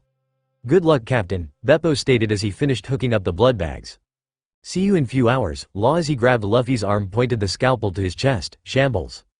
The group watched as a heart rose out of Law and flew into Luffy's body. Law's hand dropped to the bed and Beppo quickly hooked him and Luffy up to the life support. Now all they could do is wait and see. Inside Luffy's mind, Law sat up from the ground and looked around, seeing only fog. So far so good. He stood up and began to walk. The first time he had done this it was an accident. He had been practicing his shambles move, had accidentally switched the minds of two of his men. When he tried to switch them back he ended up sticking both of them in one body. The soulless body needed to be put on life support until he could find a way to get the right person in the right body. When he finally did switch them back he decided to see what else he could do. He eventually found out that he could switch minds, place a person inside another's dreams, and put two minds in single body. It was interesting, but he very rarely ever found a reason to use them in battle. Finally he stepped out of the fog and found himself in town. It very beautiful, filled with color and happy smiling people. It reminded him Flevence before everything went to hell. He then saw her. Luffy, only she wasn't the Luffy he knew. This Luffy had to be years old. She had long wavy black hair and wore a little red sundress. Little Luffy was holding the hand of woman that Law could plainly see was her mother. The woman was an exact replica of the grown-up Luffy, except that she appeared to be in her late 20s or early 30s. She was beautiful, but had the air of woman who was battle-worn. Luffy's mom wasn't someone who was to be taken lightly. That is, if the long sword on her back was any indication. He watched as the two of them laughed happily when it seemed there was a change in the air. He turned around was met with the sight a group of people dressed in black suits. Law didn't like the aura around them. He then noticed a man walking toward the group with a happy smile, completely ignorant of the danger that seemed to be coming from the group. He tried to hear what the man said to group when suddenly the man's head was cut from his body. Suddenly screams erupted as the group began to slaughter the townspeople. He watched as Luffy's mother hid Luffy in barrel before she grabbed her sword and attacked one of the murderers. Law quickly noticed things beginning to blur, meaning either Luffy didn't really remember what was happening or it was so horrific that she tried not to remember. From the points that would clear he could see the murderers attacking and killing everyone in the city. Finally things cleared completely, letting him see bodies and blood everywhere. In the distance he could see Luffy's mother fighting off the assassins. Many were already dead on the ground and there were only one left, but Luffy's mother was heavily injured. He watched the battle until what appeared to the final blow was struck, leaving the last murderer headless. Luffy's mother walked forward and stopped in front of her terrified daughter. Law watched as Luffy ran to her mother only to cry out in shock as her mother coughed up blood and fell onto the bloody ground. Luffy ran over to her mother and tried to stop the bleeding from her chest. She screamed for help, but there was no one left alive to help. The terrified girl began to run around shouting out to people she knew. She shook bodies, cried out for friends, and desperately tried to find help for her dead mother. Law winced when she fell in pool of blood covering her in a crimson color. Then things began to shift. Soon he was seeing other people lying among the bodies, including her brother Ace, her crew, the Kuja people, and many others. Even his own crew was among the bodies. No, he could see the adult Luffy. She was standing behind her younger self as she cried over her mother's body. Tears were running down her face, blood-stained face. She was whispering "I'm sorry" over and over again. Law walked toward Luffy and turned her around. She looked up into his eyes with a blank, but pained stare. "They are dead because I couldn't protect them. They always protected me because I was so weak. When I tried to save them I failed. I failed to save my mother when CP9 attacked. I failed to save Sabo when he was forced to return home. I was so close to saving Ace, but because I had to stop to get that stupid paper he had to die to protect me. I am so weak, and if I continue to go after One Piece I will end up killing my friends too." Luffy cried as tears ran down her face. "No Luffy, it's not your fault that they're dead. It's the world government's fault. It takes and doesn't care who is killed as long as they can keep their power. Anyone who is a threat to that power is destroyed. I know what it's like, Luffy, to lose everything because of them," Law told her as he wiped her tears. "How could you possibly know what it feels like to lose everything in a single day and then to have whatever new piece of happiness you find taken from you without warning?" Luffy demanded to know. Suddenly the world began to shift. Law realized that she needed to see that he really did understand. Suddenly they were surrounded by burning buildings and dead bodies. Luffy looked around in horror, the unfamiliar sight that was so much like her own hometown. She then saw two people being shot point blank and a little boy crying over their body. Then she saw the same boy staring in horror at the sight of a group of dead children. Finally she found herself standing in front of a burning building as the boy screamed in agony. Luffy gasped when noticed the hat the boy wore and the familiar stormy gray eyes. She looked up and saw a broken look on Law's face. "They used my people for profit and then killed us off like dogs. I lost my home, my family, and my dreams because of them. But I am alive and I will make them pay for what they did to us. You're alive too, Luffy, so don't give up. You still have your crew, remember that. But also remember why you protect them," Law explained softly as he cupped Luffy's cheek. Soon the scene began to change around them. They were on a ship with sunset in the distance and calm sea dancing its light. They were no longer chained by the past. They were both free. Staring into her eyes things began to come clear. He didn't care if it was foolish. He didn't care if he came to regret it in future. This was their moment here and now. Even if it was only a dream in her mind. Law leaned down toward her slowly, giving her a chance to turn away. Her lips met his halfway. Chapter 11. The Passion of a Pirate Romance. Law glared at the moon from the balcony. He hated himself so much right now. After their kiss inside Luffy's head, Law had ejected himself from her mind. He woke up and had realized what he had just done. He had kissed his future rival, and it wasn't a little innocent peck on the lips. It had been a lip-bruising, teeth-clashing, tongue-war kind of kiss. As soon as he had checked her vitals and wrapped her in bandages once more, he gotten as far away from her as he could in the large room. After that, Luffy was moved to a guest room in the palace where Law and Beppo could keep an eye on her. It already late, so Law, Beppo, and Luffy were stuck until Hancock took a bath in the morning. It was now midnight and Law couldn't get the kiss out of his head. Even though it was in Luffy's mind, it felt so real. Law could still taste her and feel the softness of her lips on his.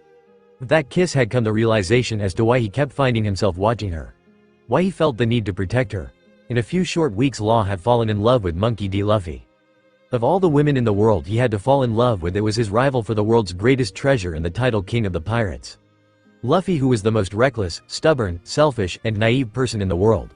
But she was also one of the strongest, bravest, and most kind-hearted person he had ever met in his life. She was so innocent yet so devious. She was so beautiful in the most natural way that not even a scar could be diminished. Her smile and laugh was so infectious that you couldn't help but join in. Suddenly Law felt eyes on his back. Looking back, he met the eyes of person causing his inner turmoil. Luffy was wearing a red robe that Hancock had lent her. Clothes were soaked in blood. She had light blush on her cheeks and was chewing her lip nervously. Her hands were gripping the front of the robe tightly as she walked toward him. Law, that wasn't a dream, right? Luffy asked cautiously. You were really there, right? You saw what happened to my mom and we kissed for real, right? Law was silent for a moment before he said, yes. I entered into your mind to help you.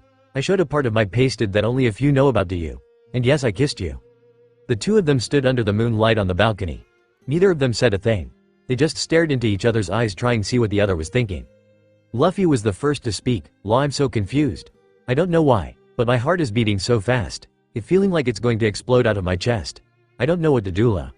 Law, not letting her finish her rambling, grabbed Luffy, trapping her in his arms, and kissed her. It felt even better than in the dream. Her lips were so soft and tasted like strawberries. Her moans were music to his ears. It felt like she fit perfectly in his arms. Luffy kissed him back, her hands grasping his shoulders as her legs turned to jelly. Suddenly Law pushed her away, keeping her at arm's length away. He shook as he tried to clear his head. He could see that Luffy was breathless and blushing brightly from their kiss. She had confused look on her face, either from why he kissed her or why he stopped. Law wasn't sure which. Letting go of her arms, Law stepped back and tried to put some distance between them. This is wrong, Luffy. I'm sorry, but this wrong, Law stated as he tried to gain control of his emotions. Why is this wrong, Law? Because what I just felt makes me think this very right, Luffy demanded to know. We are rivals, Luffy, and after I leave this island we will both be after One Piece. We will be enemies next time we meet. We will be fighting for the right to call be king of the pirates. That is why this is wrong, Law stated firmly, even though saying it was like a stab in his heart. Why do we have to be enemies, Law? Just know I felt like I was where I belonged. Right there in your arms. You can't tell me that you didn't feel the same, Luffy exclaimed as she walked up to Law. Law tried to back away from her, taking a step back with each step she took forward. He stopped when his back at the railing of the balcony. He needed to get away from. All he had to do is jump from the balcony and onto the roof below. But he couldn't bring himself to move. Luffy stood toe to toe with him. She looked up into his eyes, seeming to see right into his soul. I don't care what you say, Law, because to me this just another part of pirate experience, Luffy said softly. What are you talking about? Law asked, finding his resolve crumbling each passing second she stood there before him. Doesn't every great pirate legend have a tale of romance? Well, this must be ours, Law. I am not about to let it slip away because of something that may happen in the future. I don't want to have any regrets because I played it safe with you, Law. Now are you going to kiss me or not? At that challenge, Law lost control and crushed his lips onto hers. Her arms looped around his neck, pulling him closer. One of Law's hands wound into her hair as they wrapped around her waist. They held each other tightly, the passion of their kisses growing each passing second, only stopping for seconds for air before they're connected once more. Finally they pulled away, to gasping for breath. Leaning his forehead on hers, Law stared into Luffy's chocolate-colored eyes. Law knew that this was stupid. He should be putting up a fight and be trying to reason with her as to why they couldn't be together. Instead he is giving without even trying. But something told him not fight. Even if it ended up being a disaster, Luffy always pulled through in those kinds of situations, and he knew that she'd take him with her even then. Closing the distance one last time, Law kissed Luffy slowly and gently this time. He would give this a chance. The two new lovers then held each other closely before heading back into the palace, with only the moon and the stars witnessing the beginning of a new adventure. Chapter 12. Trapped in the City of Women. The thing that Law saw when he woke up, all he saw was white and red. After blinking a few times, he realized that his head was laying on something very soft and squishy, and that someone was running their hands through his hair gently like his mother used to when he was little. It very soothing, and it almost made him want to fall back to sleep. But he never could fall back asleep once he woke up. After a few minutes the fog cleared, and that's when he realized something. Someone was running their hands through his hair. Suddenly Law shot up, only to find his legs tangled in the sheets of the bed. He failed to catch himself and met the hard marble floor. He heard a familiar she and looked up to meet the grinning face of Monkey D. Luffy. The memory of night before came back to him, causing a light blush to cover his face. After their little makeout session, the two of them had gone back inside the palace. Unsurprisingly, Beppo had slept through their little soap opera moment. They had shared a few more heated kisses before Law's doctor side came out and told Luffy to get some rest. She only agreed after demanding that he sleep in the king-sized bed with her instead on tiny love seat he had tried to sleep on earlier. Noticing that Luffy's was still laughing, Law glared and said, "Oh, shut up, it's not that funny." "Oh yes it was," Luffy stated with cheeky grin. Law continued to glare as he got up. He spotted his hat sitting on top of Luffy's head. Snatching it off, he placed it back on his head. Looking around, he noticed that Beppo was missing. "Where's Beppo?" "Getting lunch." "Lunch? It's noon, Law, you must have been really tired." "You slept though." "Breakfast," Luffy explained as she climbed off them. Law eyes widened in surprise. He never slept past 7 at the latest. He was a natural early riser.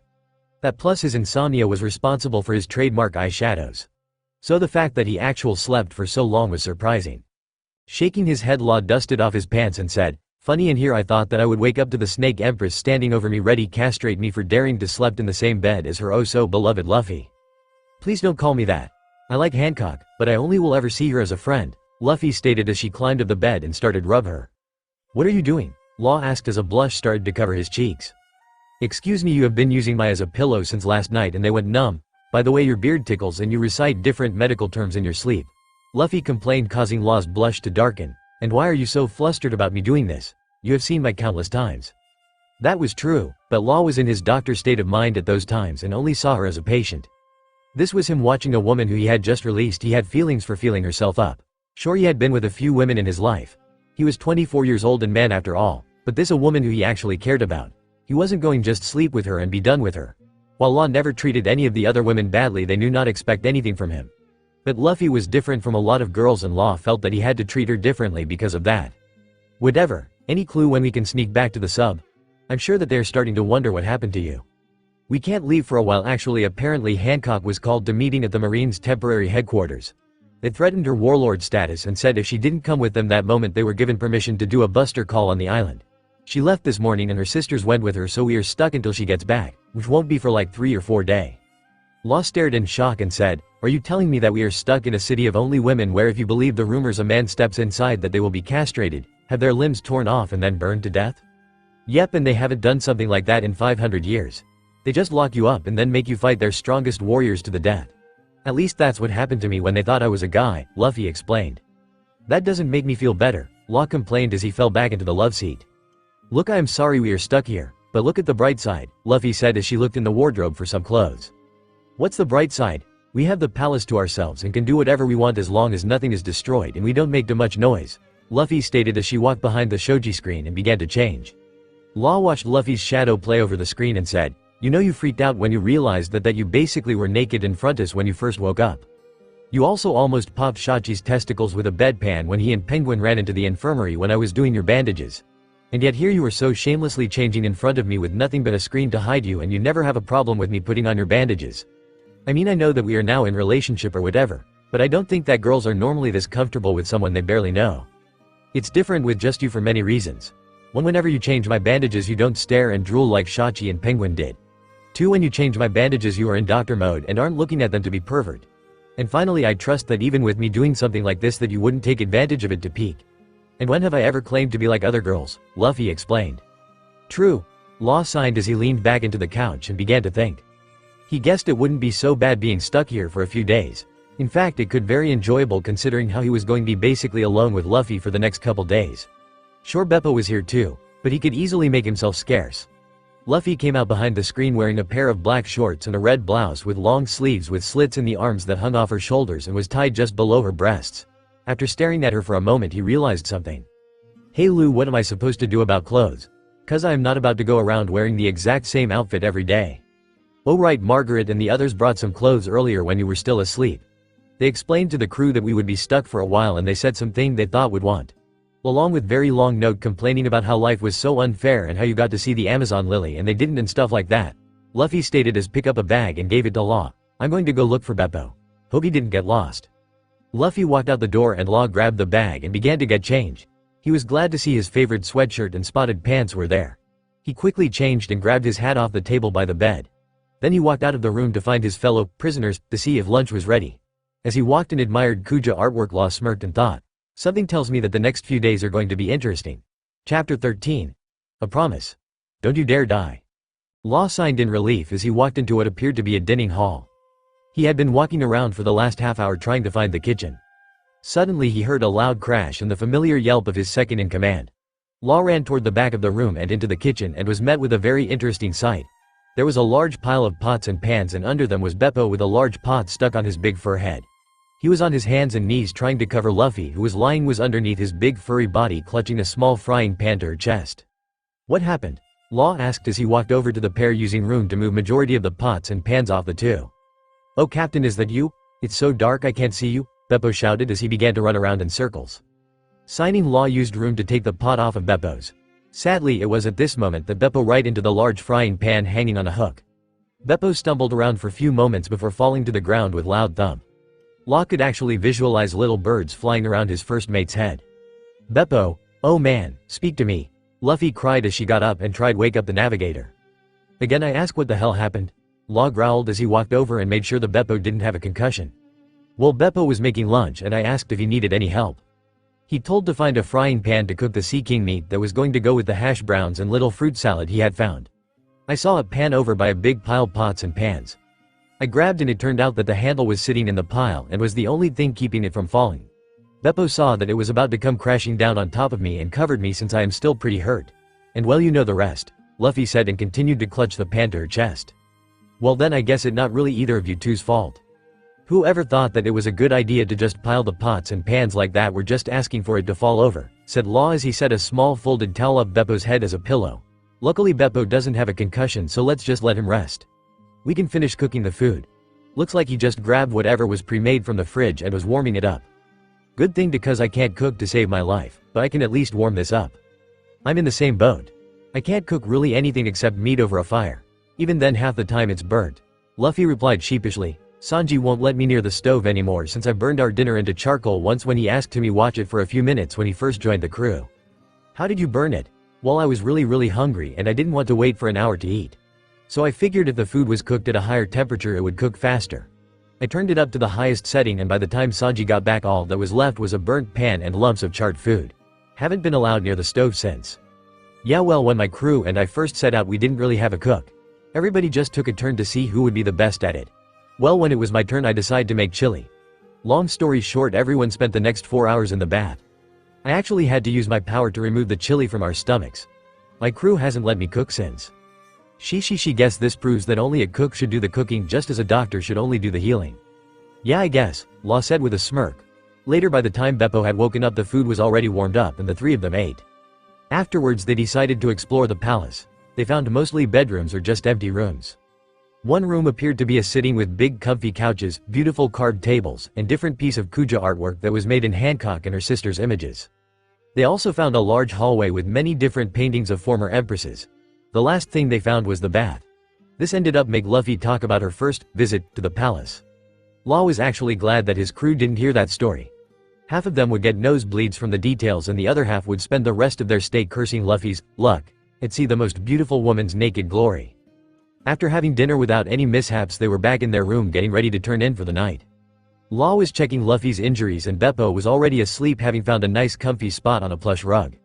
Law signed in relief as he finished wrapping Luffy's chest and arms in the waterproof bandages so she could take her bath. He had been pretty worried about Luffy's injuries. Seeing some of them told Law just how hard she had fought on her journey. The claw-like marks on her legs and arms. The bite marks on her neck. The obvious impalement wound in her chest. Those were just a few of the wounds that Law had now discovered after her PTSR episode. It showed that her stories about her journey were no joke. It made him realize just how difficult the battle with someone with warlord status like Doflamingo would be. Luffy had admitted to barely getting out alive when she fought Crocodile and Moria. Law already knew that the battle was going to be near impossible, but no, he was even more aware of it than before. Even with Luffy and her crew's help it would be difficult. He had to be on equal ground with Doflamingo. It was the only way he could move forward with his plan to kill him once and for all. He already had a plan to do that, but he knew that Luffy wouldn't like it. Law, are you okay? Luffy asked as she got up from the bed. It nothing, Luffy. I'm going to get some air, Law answered softly as he walked out onto the balcony. Luffy watched him leave and sighed. Deciding to give him a little space and take her bath, Luffy grabbed a towel and turned off the lights. As she walked by Law's bag on the table, she saw something sticking out of it. It was the hoodie that Law gave her to wear when she first woke up. Luffy smiled at the memory.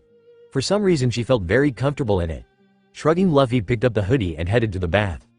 When she got back, Law still hadn't come back inside. Luffy went over to the open balcony doors and saw that Law was staring up at the night sky. She walked up behind him and gently wrapped her arms around him. Law looked behind him and stared into Luffy's eyes. Law, what the matter? And don't say nothing because that is bull, Luffy mumbled softly. Law was silent for a moment and said, I have planned to take down one of the emperors and I need your help. It's going to take a while to put it all together, but if we can pull it off it would throw the whole Grand Line into disorder and bring us closer to one piece. We could even bring down one of the warlords as well, but there's a part of the plan that I know you won't like. What is it? Luffy asked curiously. In order to put the plan into motion I have to be in a certain position that would give me more freedom. Right now is the best time to act, as there are 2 openings. I've been collecting something that will help get me into the position. Luffy suddenly had a bad feeling. It was a feeling she had gotten a number of times in her life. And when she had that feeling thing rarely turned out okay.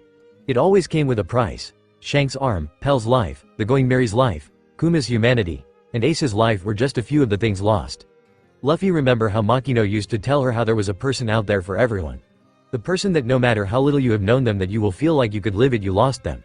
She had just found Law and she didn't want to lose him. The worst part was that she knew what position he was talking about. Luffy hugged Law tighter and whispered, "You're going to try and join the 7 warlords, aren't you?" Law remained silent and grabbed Luffy's hands and got her let go of his shirt.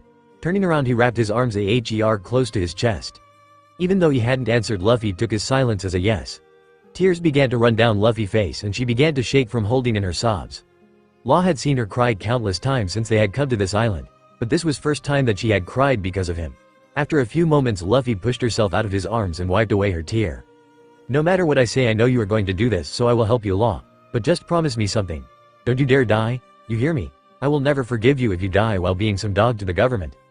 Law looked deep into Luffy's tear-filled eyes and said, "I promise that I won't die. Not as dog to the government. I will die free." Law then grasped Luffy's chin and kissed her passionately. Luffy returned the kiss, tears still running down her face. Once again the only witnesses to the beginning of the new era were the twinkling stars and the silent moon. Chapter 14. Luffy's decision made and Law's new reason to live. Law sighed as he woke up once more to Luffy running her hands through his hair. It a wonderful way to wake up and Law could get used to it. Opening his eyes he found that once again he ended sleeping on Luffy's breasts. Honestly, no one could blame him cause they were like the softest pillow he had ever slept on. Plus it seemed that he actually got a good night's sleep when he slept with Luffy. Which is something he hasn't had in years. Forcing himself to get up he stretched and crawled off his girlfriend. "Morning, Captain." Beppo cried happily as he walked into the room with 2 covered trays. "I brought breakfast." "Thank you, Beppo," Law stated as he got the bed and walked over to Love. "Yeah, you made pancakes." "Thank you, Beppo," Luffy cried as she tried to get out the bed. Law chuckled softly as in her hurry her legs got tangled up in the sheets causing her fall to the ground similar to his little mishap the previous morning. Law then noticed what Luffy was wearing and said, "Lou, why are you wearing my hoodie?" "'Cause I wanted to. It's really comfy, Law, and I liked wearing it." Law just shook his head. He knew that she was too stubborn to take it off. Besides she looked cute in it. Luffy smiled and happily began to eat her pancakes and toast. Law was still amazed by her appetite. But she was made out of rubber and had high metabolism so it was a little more understandable. Of course he still questioned how the hell she was able to eat a steel cage on thriller bark. "Hey Law, you want some toast?" Luffy asked holding out a plate stacked high with toast. "No," Law stated glaring at the toast like it had done his some horrible wrong. "I hate bread." Luffy stared at Law for a moment and then began to laugh. "What?" Law asked. "Sorry, it's she, just that you kind she have sounded like a little kid just now she. Luffy gasped as she failed to hold in her laugher. Law glared at Luffy and then at Beppo who had began to snicker. Everyone on the crew knew he hated bread. They had all learned that the hard way when someone made French toast for breakfast. Law had been reading about a new operation that had made in the East Blue to save limps with heavy muscle damage and hadn't been paying attention to what he was given to eat. Long story short, he took a bite, spit it out, and then used his powers to turn all the crew members that laughed at him into temporary wall ornaments. "Oh, don't pout, Law," Luffy said as she finished her food. "I'm not pouting." "Sure you're not," Luffy said with sly smile. "Whatever," Law grunted before standing up. "I'll be right back." "Where are you going, Law?" Luffy asked. "To take a bath. When I get back I need to check your injuries again so don't go wandering off," said Law as he left the room. "I have go clean up the kitchen, Miss Luffy," Beppo stated. "All right. Oh, and thank you for breakfast, Beppo," Luffy exclaimed giving the talking bear a little kiss on the nose. Beppo with bright red fur and a silly smile walked out of the room. He really was wrapped around the girl's finger now. Once she was alone Luffy's usually happy smile faded. Signing she stood up and walked over to the wardrobe and began to pick out her outfit for the day. Her mind wandered to the night before. She wasn't happy about Law's decision, but she knew that Law wouldn't change his mind. He was too stubborn, she couldn't do anything but help him when the time came. Still she couldn't help but think of Kuma and his fate because he joined the warlords. A tear ran down her face as she remembered the blank and unforgiving stare of her godfather on Marineford. No, that wasn't her godfather anymore. It was walking corpse just like the other pacifista. Still it used to be Kuma. It was his hands that tried to destroy her that once crazed her head when she was scared. His arms, which had comforted her when she was sad, would never hold her again. Kuma was gone forever. All because of a plan made him have to join the warlords. Wiping her eyes, Luffy continued to look for something to wear. Kuma knew the risks, but it was necessary. Law was right, the position of warlord. It gave a person freedom that was hard to come by and would open opportunities to getting closer to One Piece. The only downside was that you had to bow your head and work with the government, which was more than enough of a reason not to join. In the end, people only joined if the reward was large enough to suck up their pride. Jinbei and Hancock had joined to protect their islands. Crocodile, Moria, and Blackbeard joined because it gave them access to freedom that let them pull off their plans. Mihawk obviously joined so he could find better opponents. It all came down to if they were willing to be dogs to the world government or not. Giving up on finding something, Luffy walked over to the bed and laid down with sorrowful sign. Hugging the pillow that Law had been using before he rolled onto her chest, and Luffy began to shake. She was scared. Scared for her crew, Law and his crew, and herself. She remembered what Moria had said about her not being ready for the new world. What had happened on Sabaloady archipelago and at Marineford proven him right. She was strong, but she needed to be stronger if she was going to protect her friends and loved ones. "Miss Luffy, are you okay?" Beppo asked when he saw her curled up on the bed. "I'm fine, Beppo," Luffy stated as she stood up and walked over to the desk and wrote something down. "Has Margaret come to check on us yet?" "No, but she should be here soon. She said that Miss Hancock always contacts them to let them know when she should be returning." "Good, can you give this to her when she does come?" Luffy asked as she handed Beppo a folded up piece of paper. "Tell her to give it to Rayleigh when they bring the guys lunch, K." "Okay," Beppo said as he took the paper. "Oh, Captain should be about done with his bath, so I'll go take him his clothes." Luffy walked over to the windows and looked out at the city. It was time to give Rayleigh his answer. Meanwhile, Law sank down into the water and groaned. It had been a long time since he had had bath. It was quicker and saved water to just shower on the sub. They had baths on the sub, but only used them when they really needed to relax and water to spare. Of course, he never could full relax when it came to water thanks to his devil fruit powers. Leaning back, and he let his mind begin to wonder. This morning he could tell that Luffy was upset still. She had every right to be. Here he was going to join the very same group that Kuma was a part of. Kuma, who because of his involvement with the government led to him becoming a walking robotic corpse. But he needed to be able to move more freely if he was going to put his plan to kill Doflamingo into action. He still needed to collect another 50 pirate hearts before he could even try get in. Then it was going to take at least a half year of probation under the Marines before he could even start looking for the Caesar or the Smile Factory. Plus, who knew how long he would have to play nice with the mad scientist before he could move on to Dressrosa. Looking down, he stared at the tattoo on his chest. One of the many he had on his body to remember his reason for living. He wondered what Koro would think of all this. Him becoming a pirate of his own crew, spending the last 11 years planning to avenge him, and then falling in love with Luffy. He really had chaotic life. Filled with both good and bad memories and reasons to keep moving forward, even though countless times he wanted to just give up and die so he could be with loved ones again. But he couldn't do that because then he would be wasting Korra's sacrifice. With Luffy, he now had a new reason to live other than just revenge or survival. Just as Luffy said, this was another part of their adventure. Falling in love in a few short weeks after fighting together once and then saving her life. Basically confessing to her in her mind and getting pulled into giving them a chance. Our relationship growing was going to something to watch, and that there was going to quite a few storms to fight along the way. She worth the fight though, Law whispered as he stroked the tattooed heart. Chapter 15. A scar on the body hurts less than a scar on the heart. Just as Law got out of the bath, he heard a knock at the door. "Captain, I brought you your clothes," Beppo exclaimed. "Thanks, Beppo, just leave them on the table," Law called out as he started to dry his hair with his towel. After getting dressed, Law headed back to the room. He spotted Luffy lying on the bed. She was curled up in a ball, making her look even smaller than she already did. Her face was blank, which was a little disturbing to be seen on such an emotional person. He noticed that she was clutching something to her chest. Something with very familiar spots. "Lou, why are you hugging my hat?" Law asked. "Because I needed something soft and fuzzy to hug and Beppo isn't here," Luffy replied softly, curling up even more if that even possible. "Why did you need to hug something?" "Because my imagination got away from me, and for the last 20 minutes I have been imagining the worst case scenarios of this plan of yours going wrong. Which made me think Kuma. Thinking of Kuma made me think of my crew who are my family, and that made me think about Ace. Now I'm sad, but I don't want to cry because I am so sick of cry. I've cried enough to last an eternity since I woke up. So instead I'm going to sit here and mope," Luffy mumbled. "You're mad, aren't you?" Law asked as he sat next to her. No, not mad. I'm scared because this is going to be dangerous and you won't tell me anything. Look, the less you know about this the better. I will tell you that this will probably take at least 2 years before I would even need your help. And that's if I am able to collect what I need to get into the warlords with the next few months. There is less risk if you aren't involved until I need you to be. Law explained as he laid down and pulled her into his arms, his long legs hanging off the bed. I know, I understand that. Doesn't mean I have to like it, Luffy whispered, snuggling into Law's chest. True, Law replied before sitting up. Come on, let's get your bandages changes. Okay, Luffy mumbled as she took off his sweatshirt. Law quickly took off the bandages and looked over her injuries. Her wounds were almost fully healed. The wounds from her PTSR were almost gone and her burn was beginning to scar. Having a rubber body seemed to have another benefit other than being able to withstand bullets.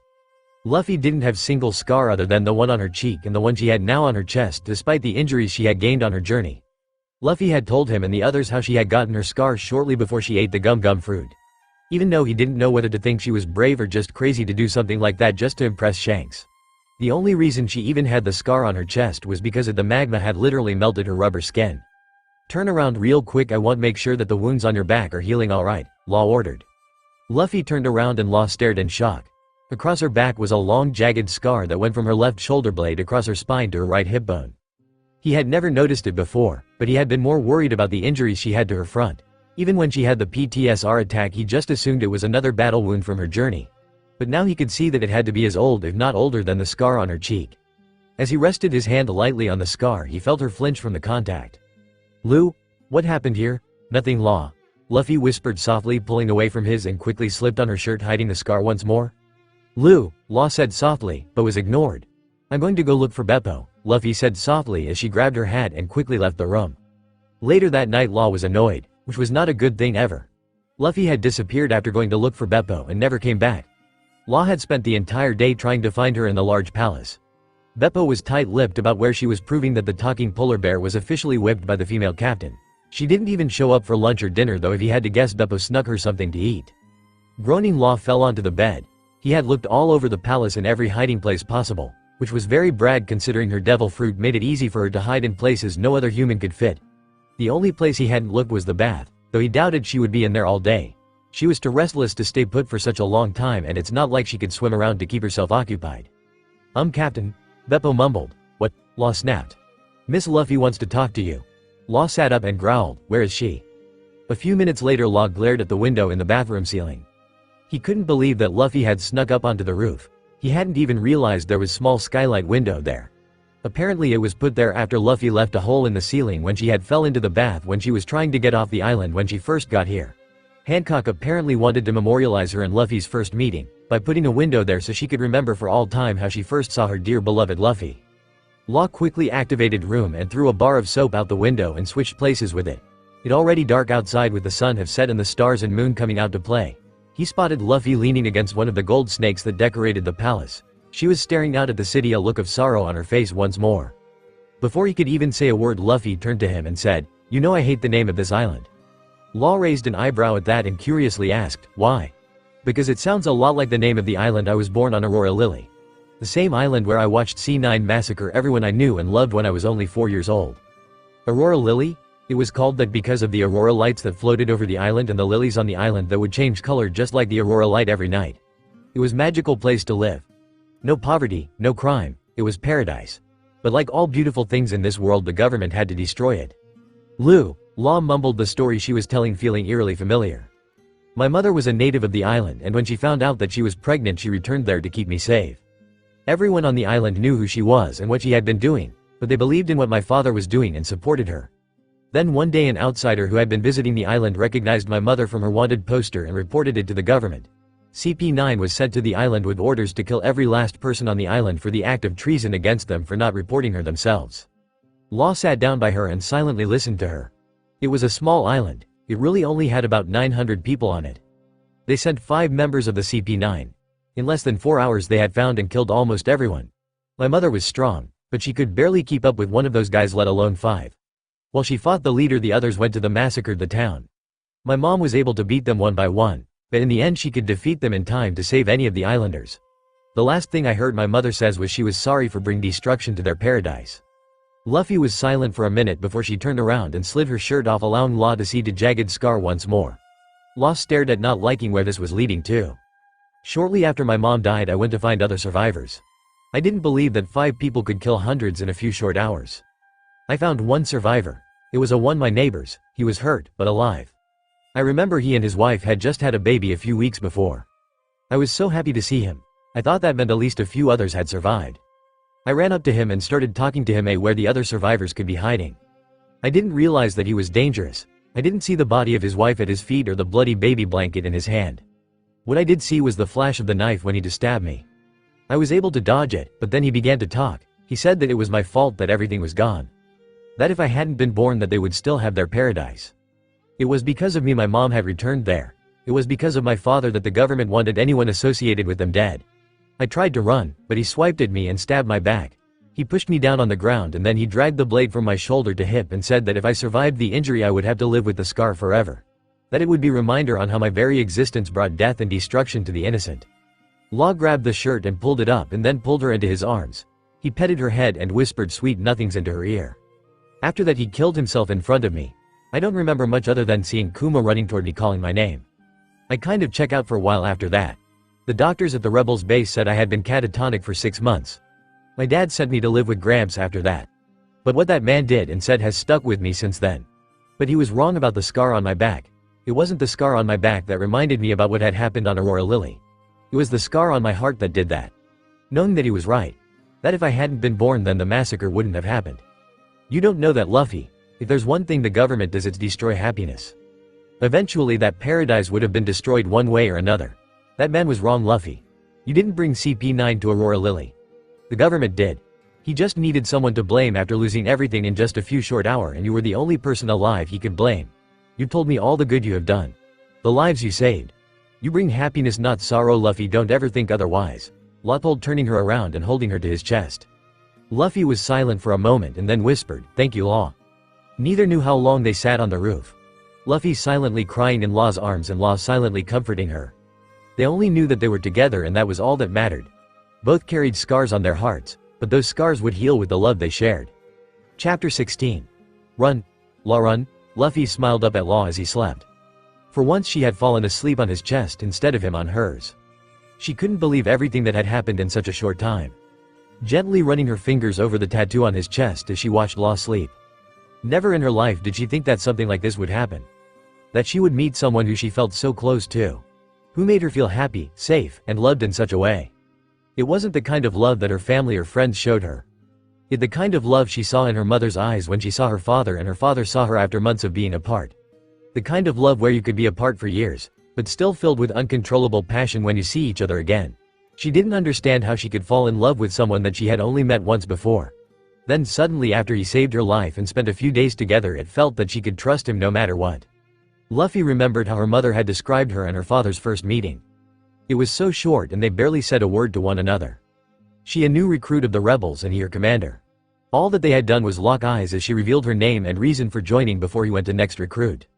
But those few moments left an impression on them both.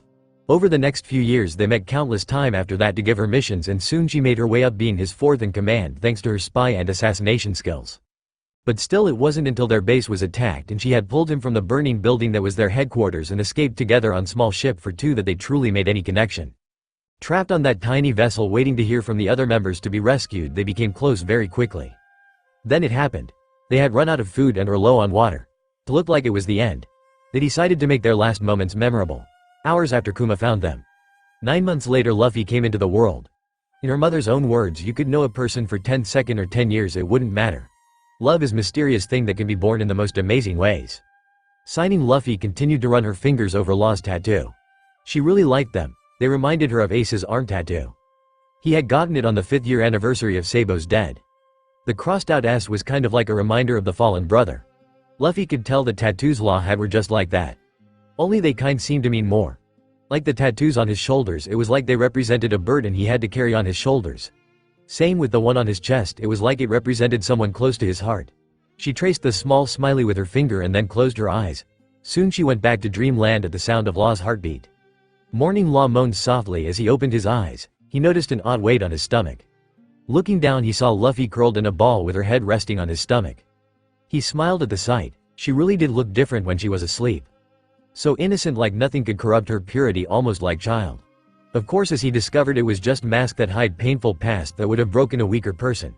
Law couldn't believe how much she had suffered in her life, or that in many ways it reflected his own life.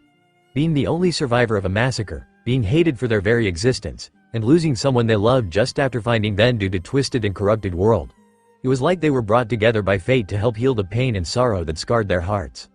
Luffy yawned and rubbed her eyes with one hand and trying to brush her hair down with the other. Law chuckled at the adorable sight, causing Luffy pout sleepily at him. Law stopped laughing only to smirk down at her instead. "Nice hair," Law commented. Luffy shot him a glare and laid her head back down and mumbled, "Shut up, Law." "Sorry," Law said with smirk, telling her he really wasn't. Luffy shot him a look before burying her face in his chest and said, "What time is it?" "Looks like it's close to 10:30. "Why?" Margaret told Beppo yesterday that Hancock was going to be back sometime this afternoon or this evening. "Damn, and here I was starting to enjoy myself, Law." I'm not going back Sabaloady archipelago with you." Law looked down at her in confusion and asked, "What? Why?" "The day Rayleigh gave me back my music box, he gave me an offer. That he would train me for the next 2 years and teach me to use my haki. Law, what happened at Sabaloady archipelago and Marineford showed me that Moria was right. I'm not ready for the new world. I need to get stronger. Not just for my crew, but if I'm going to help you take down one of the Emperor, then I need get stronger." "What about your crew?" "Rayleigh has a plan to get a message to my crew. He says that like me that they were probably sent somewhere where they could find allies. They can then spend the next 2 years training to get stronger as well. I want to see them, but I also want to protect them." "Lou, I don't want to see something like that again, Law. Watching someone I love die in front of me like that. That's why I have to get stronger," Luffy mumbled softly as she got out the bed and walked over to wardrobe. Law signed and got out of bed. Walking up behind her, Law grabbed her shoulders and turned her around. "Hey, I understand. This is important to you. So I'll support you, and this could make things fun in the future." "How? Can you imagine the chaos you will cause after missing for 2 years? It will send the government into a panic, and I can't wait to watch," Law stated with a smirk. Luffy laughed softly and turned around in Law's arms. Standing on her tiptoes, she gave him a sweet kiss as she wrapped her arms around his neck. Just as the kiss began to deepen, the door slammed open. "Luffy, my love, I'm back." The room was completely silent as Hancock took in the sight before her. Her precious Luffy was in the arms of Trafalgar Law, and they had been kissing. But Luffy was hers. Trafalgar Law must have forced himself on her. With that thought in her mind, Hancock jumped at the young lovers, ready to rip Law limb from limb.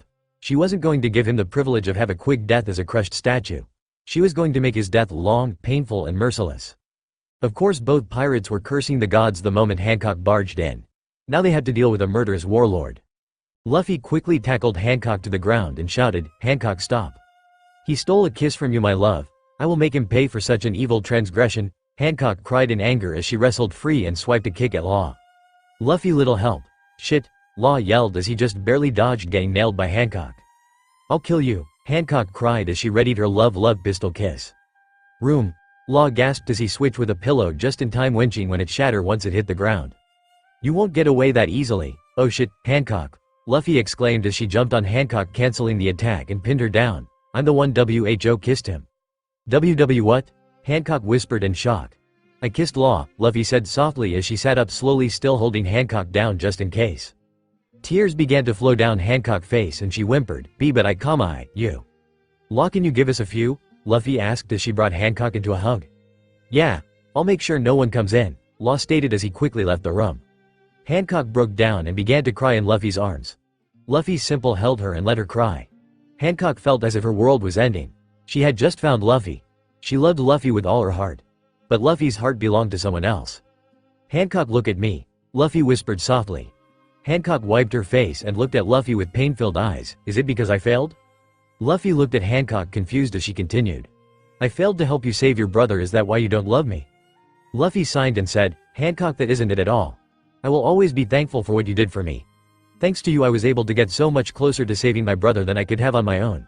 I got to see him one last time at the very least. You put so much at risk to help me. I can never thank you enough for what you did for me." "Then why don't you love me?" Hancock whimpered. "Because you can't choose who to fall in love with," Luffy stated, "or when you fall in love with them. At least that's what my mother would say." "Your mother?" She said that love is like the sea. Untamable, and you can only go where the tides take you, be it through a smooth, gentle current or a raging storm. It can bring you both great joy and great sorrow. The room was silent for a moment when Luffy pulled Hancock into a strong hug. "Hancock, I do love you, but only as a friend, nothing more and nothing less. The one I love is Law, and I don't think I can't ever love someone else like I do him, Luffy whispered. Like I said, love is like the sea. It is forever changing. What are you saying? Hancock asked softly. I'm saying don't give up on love just because it didn't work out this time. You never know what could happen. It was silent for a moment and then, KKY. Luffy jumped back and stared at Hancock. Luffy my love, the first will never give up on our love. I promise you, Hancock exclaimed as she jumped up. Wait Hancock, that wasn't what I meant. Oh, I must go address the Kuja. I raced off to see you before they could bask in my beautiful presence. Hancock stated as she headed to the door. I will return my love. Hancock why? Luffy tried to say as Hancock slammed the door shut. Luffy groaned and whispered to herself. Dad was right too. Love gives you headaches as well as heartaches. Hallway Law leaned against the wall and signed as he waited outside. He looked up as Hancock stormed out his and Luffy's room and slammed the door shut. The air was tense as the two started each other down. Law's face was blank while Hancock's held obvious hatred and disgust. The silence was finally broken by Hancock. Do you love her? Yes, Law stated without a moment of hesitation. If you hurt her I will not hesitate to hunt you down and destroy you. Hancock threatened as she turned and walked away and began to think about what Luffy had said about love. You can't choose who to fall in love with. Love is like the sea. It's untamable and you can only go where the tides take you, be it through a smooth gentle current or a raging storm. It can bring you both great joy and great sorrow. You are right Luffy. I can't help that I love you just as you can't help that you love him. I hope that Trafalgar brings you great joy. The same joy that you have give me. Hancock thought, smiling as a single tear ran down her cheek. Chapter 18. Back to the sub. Telling the crew. Law knocked before walking into his and Luffy's room. Luffy was sitting on the ground looking a little exhausted. So she took that better than I thought she would. Law said he has helped her up. She almost killed you, Luffy said confused. Yeah, but whatever you said to her made her not try and finish the job when she came out. Law stated with a smirk as pulled her into his arms. Now where were we? Oh, I remember. Luffy smiled and wrapped her arms around Law's neck as he leaned down. Just as they were about to kiss, the door slammed open once more, which caused Luffy jump in surprise and into Law's arms and causing him to back up and trip over Beppo, who had somehow slept through the whole Hancock incident. Luffy, Mr. Trafalgar, Hancock and her sister are taking their baths. Quick, gather your things and meet Margaret and I by the doors and we will sneak you back to the sub. Hurry, we don't have much time, Elder Nyan cried before she slammed the door shut. You know I am really starting to miss those few days we were alone, Law stated as he untangled himself from Luffy.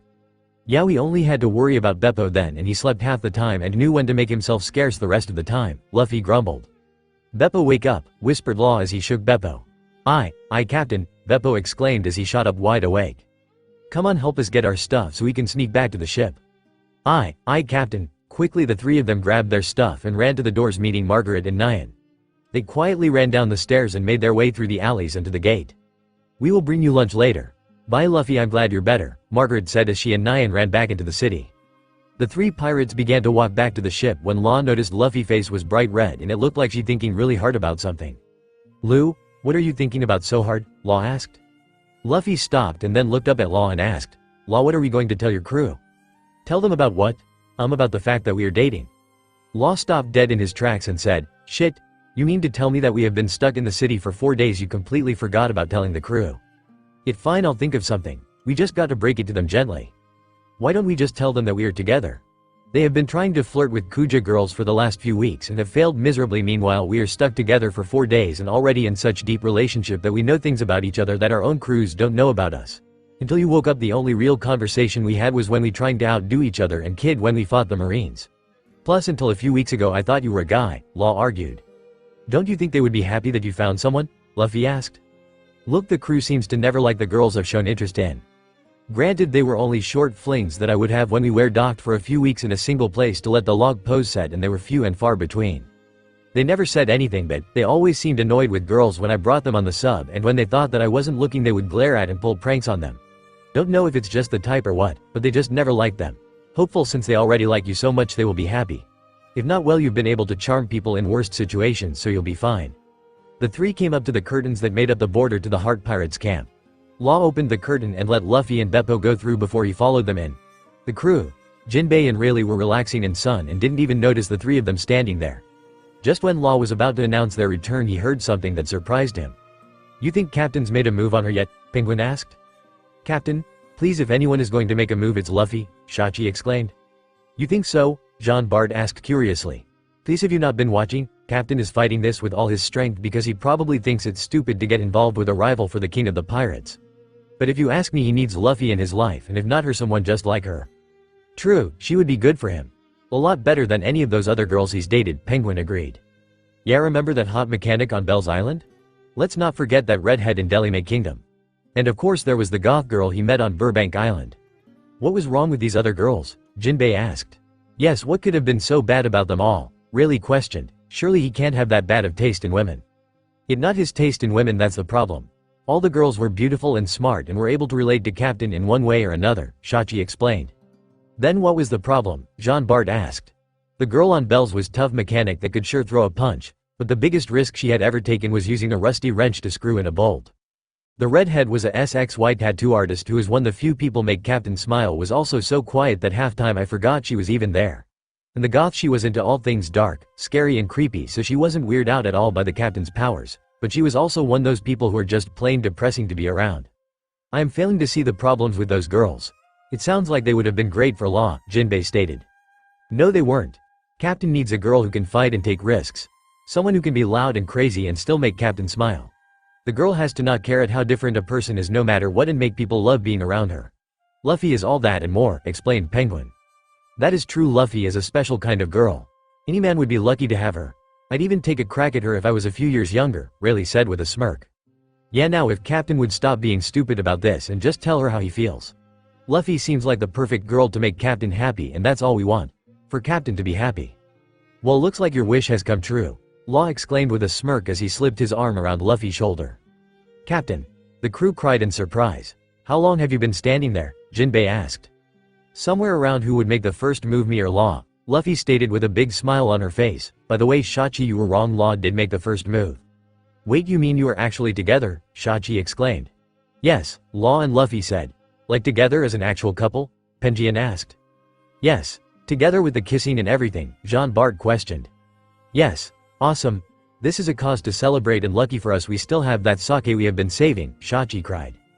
Jinbei, really, would you mind helping us? Sure, I could use a good drink anyway. Wait for me, I got some couple of bottles of that champagne that Captain likes. The crew, Jinbei, and Rayleigh quickly ran back to the sub, leaving Law and Luffy alone.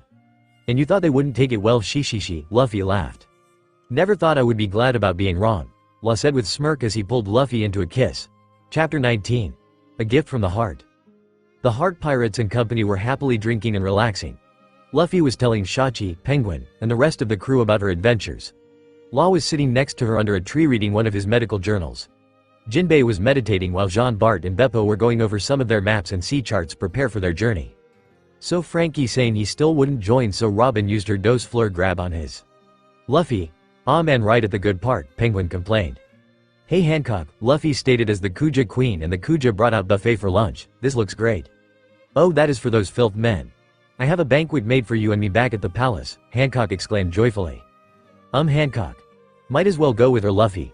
God knows she isn't going to listen if you try to say no, Law stated as he grabbed a piece of sea king meat. Are you sure? Luffy asked. It's fine, we need to deal with a few things for the voyage anyway. Okay, I'll see you guys later. Oh Hancock, there's actually something I need to discuss with you about tonight's dinner. Kya, anything for you, Luffy, Hancock squealed in joy as she and Luffy left the Heart Pirates camp. Later, Law looked out at the setting sun and stretched. Patting Beppo on the belly as he got up, he began to do a double check on the crew's cleanup of the camp. They would be heading for Marineford in the morning and needed to be ready to go when the Kuja ship set sail. The plan was to have the sub follow the Kuja ship underwater throughout the journey. Luffy, Rayleigh, and Jinbei would stay on the sub since it would be too risky to have them be accidentally BC by the Marines on the Kuja ship. According to Hancock, there was a small island where the Kuja and the Heart Pirates could dock, and while Luffy, Rayleigh, and Jinbei sent the message to the rest of the Straw Hat Pirates. After that they would all head for a deserted island in the calm belt close to Amazon Lily, where Rayleigh planned to train Luffy for the next 2 years. Captain, Penguin cried as he and Shachi ran over. Is everything ready? Law asked. Yeah, we got both oxygen tanks filled as well as the emergency backup tanks. The food and water supply is fully stocked as well. The batteries still have about 2.5 weeks of power left, Shachi explained. All the cargo has been strapped down and we triple-checked the repairs on the sub for Luffy's little breakdown. We also set up the guest rooms for Rayleigh and Jinbei. They're getting themselves settled now. Captain, why didn't we set up a room for Luffy? Penguin asked. She is sleeping with me in my room, Law stated bluntly. Ooh. You work fast, Captain, Shachi exclaimed with a perverted grin. Yeah, just how flexible is a rubber girl, Penguin snickered. Law was silent for a few moments with blank look on his face and then. Bonk, OOOWWW, bang, shit, idiots, Law stated as he walked away from their bruised and battered forms. Law, Luffy cried as she ran out of the forest carrying a large trunk. Hey Lou, I was starting to think Hancock had kidnapped you when you didn't make it back for dinner, Law stated with smirk as Luffy ran up to him. Trust me, she tried, Luffy laughed as she dropped the trunk, weight of it hitting the ground left an indent. What in the trunk? Oh, some clothes and stuff that the girls gave me for the trip. Let me help you with that, Law offered, Shachi, Penguin. Aye, Captain. The two shouted in slight fear. First of all, what have we learned? Not to make comments we will regret, Shachi asked cautiously. Not to ask questions that will make you pissed off, Penguin nervously asked. No, not to assume things about my relationship with Luffy, because you two don't think with the head on your shoulders or I will use you two as test subjects for my new counter-shock move, Law threatened with a smirk that promised pain. Right, they cried in fear. Now to make it up to me, you two are going to take Luffy's stuff to the sub and you are going to have bathroom duty until we get to Marineford. And I want the bathroom to look as clean as they have been for the last 3 weeks, understood? Yes, Captain, the two pirates groaned as they went to pick up the heavy trunk. Law grabbed Luffy's hand and the two walked to the edge of the cliff. Luffy sat down on edge with her legs dangling over the ledge and Law sat behind her with his arms wrapped loosely around her with his chin resting on her head. They sat there simply enjoying the sea air and the setting sun, as it would be a while before they experience either once they left the island in the morning. Just as the stars began to appear, Luffy turned Law's arms and looked deeply into his eyes. Law, Luffy whispered. Yeah, Lou, thank you for everything. Like I said before, I did it on a whim. Though considering how everything went, I'm glad I did it. Law whispered as his hand cupped her face and gently caressed the scar under her eye. Luffy dug into her pocket and brought out the panda music box. I have something I want to give you. What is it? Law asked curiously. Luffy pushed the left ear and the lid of the box opened. But instead of the picture of Kuma and Luffy, there was a compartment with two long chained necklaces, sitting side by side. On each was a piece of clear crystal that was about an inch long and a centimeter wide. Luffy picked up the necklaces and put the music box back in her pocket. Luffy slipped one of the necklaces around Law's neck and then put its twin around her own. Law's eyes wide as the crystals began to faintly glow and change colors. These are called aurora crystals. They can only be found on Aurora Lily. Lovers on the island would wear them to show the world that their hearts only belong to each other. They say that as long as one crystal glows, it means the person who bears its twin soul is still on this earth and will unstop glowing if the person's heart ceases to beat. Luffy explained, gently touching the glowing crystal that rested over on Law's chest. Law started down at her and without single word gently kissed Luffy. It wasn't rough or wild, but it held more passion than any kiss they had before and spoken louder than anything he could have said. The two parted and rested their foreheads together, smiling softly, the crystals softly glowing over their beating hearts. It was just before sunrise when Law stepped out onto the deck. He could hear the faint sounds the crew preparing to dive. Walking to the back of the sub, he leaned against the railing and waited to see Kuja's ship set sail. As soon as it did, they would dive and head toward Marineford by hiding under the Kuja's ship. It would take about 4 days to get Marineford and another 5 to get to the island Rayleigh planned to train Luffy on. Law, Luffy cried as she ran up beside him. Hey Luffy, what are you doing? You doing up so early? I asked Beppo to wake me up when we were close to setting off.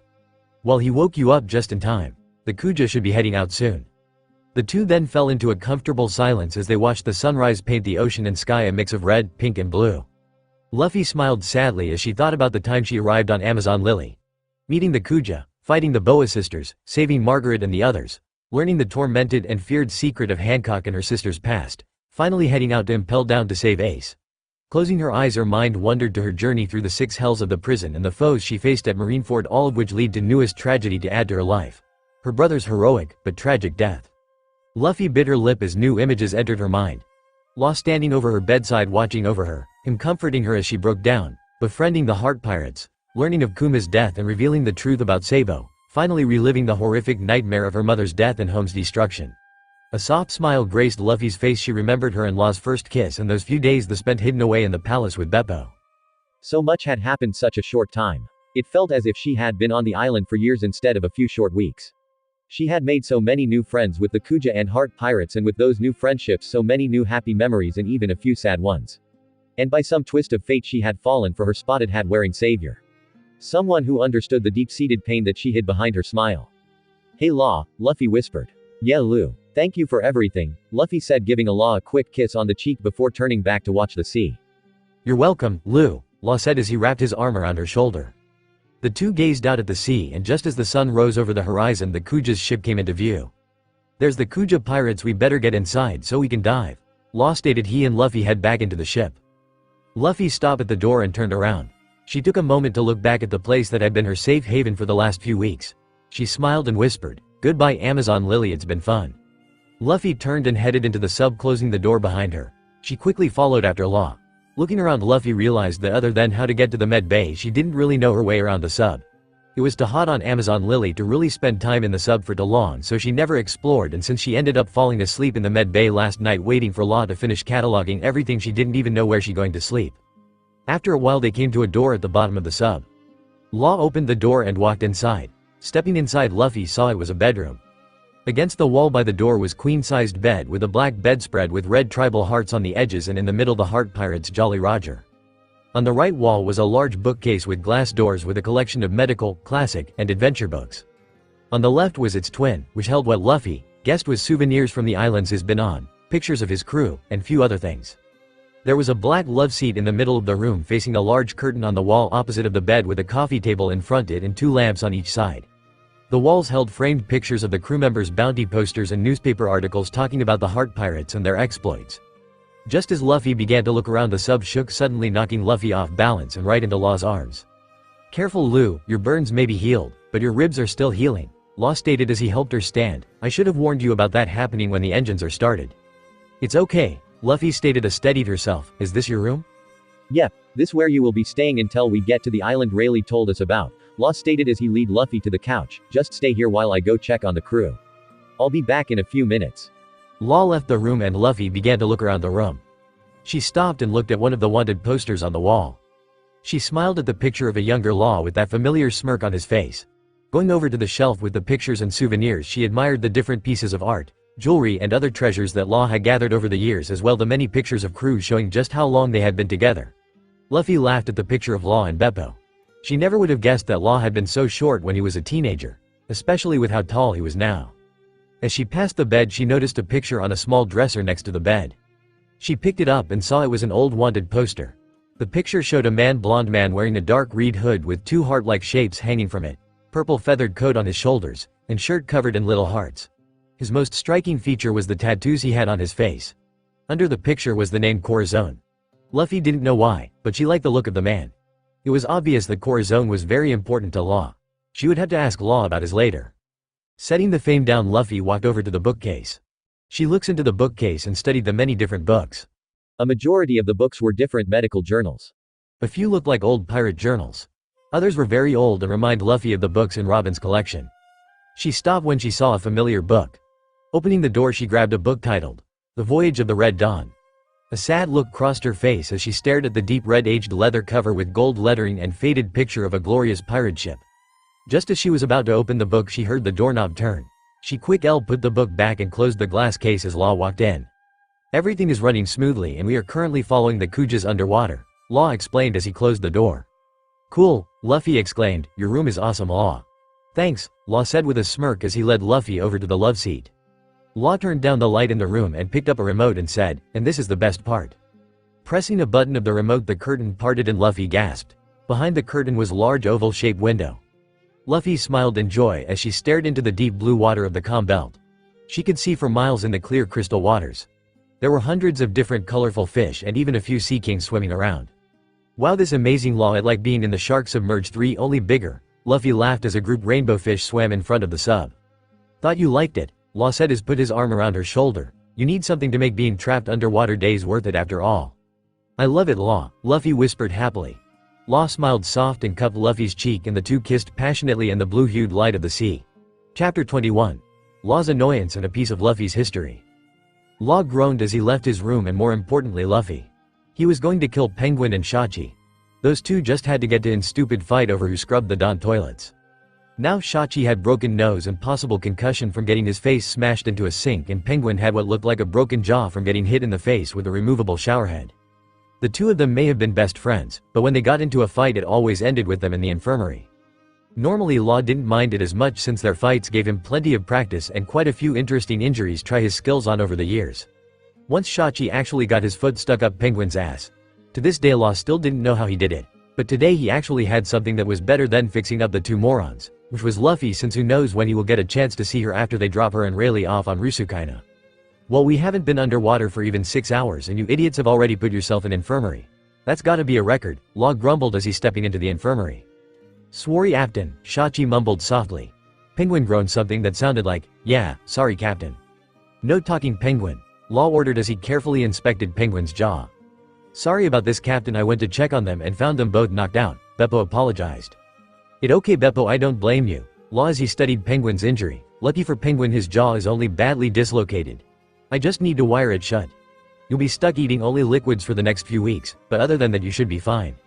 What about Shachi? Beppo asked softly as he straightened the ice pack the heart pirate's head. 1 second Beppo. Penguin, I need you to hold your jaw in this exact position, okay? Law commanded as he placed Penguin's hands under his jaw. Don't move an inch or you could end up dislocating it even worse. After I check on Shachi I'll wire your jaw. Do you want me to give them some pain medicine Captain? Beppo asked. Nope. Why not?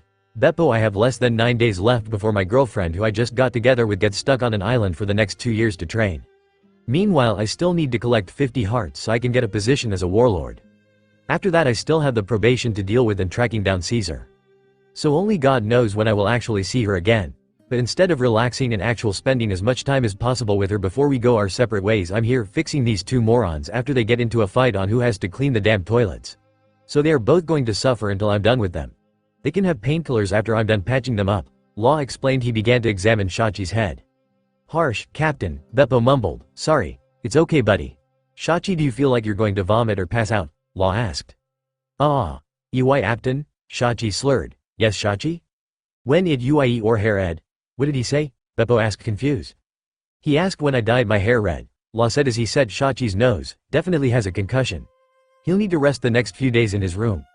Beppo, could you go grab Luffy a snack? She said was getting a little hunger earlier. Let her know I'll be back in an hour. Okay, Beppo mumbled as he left infirmary. Now then Penguin, I'm going to pop the job back into place. Penguin groaned something that sounded like, is it going to hurt? No of course not, Law said with smirk as he popped the job back into place. C.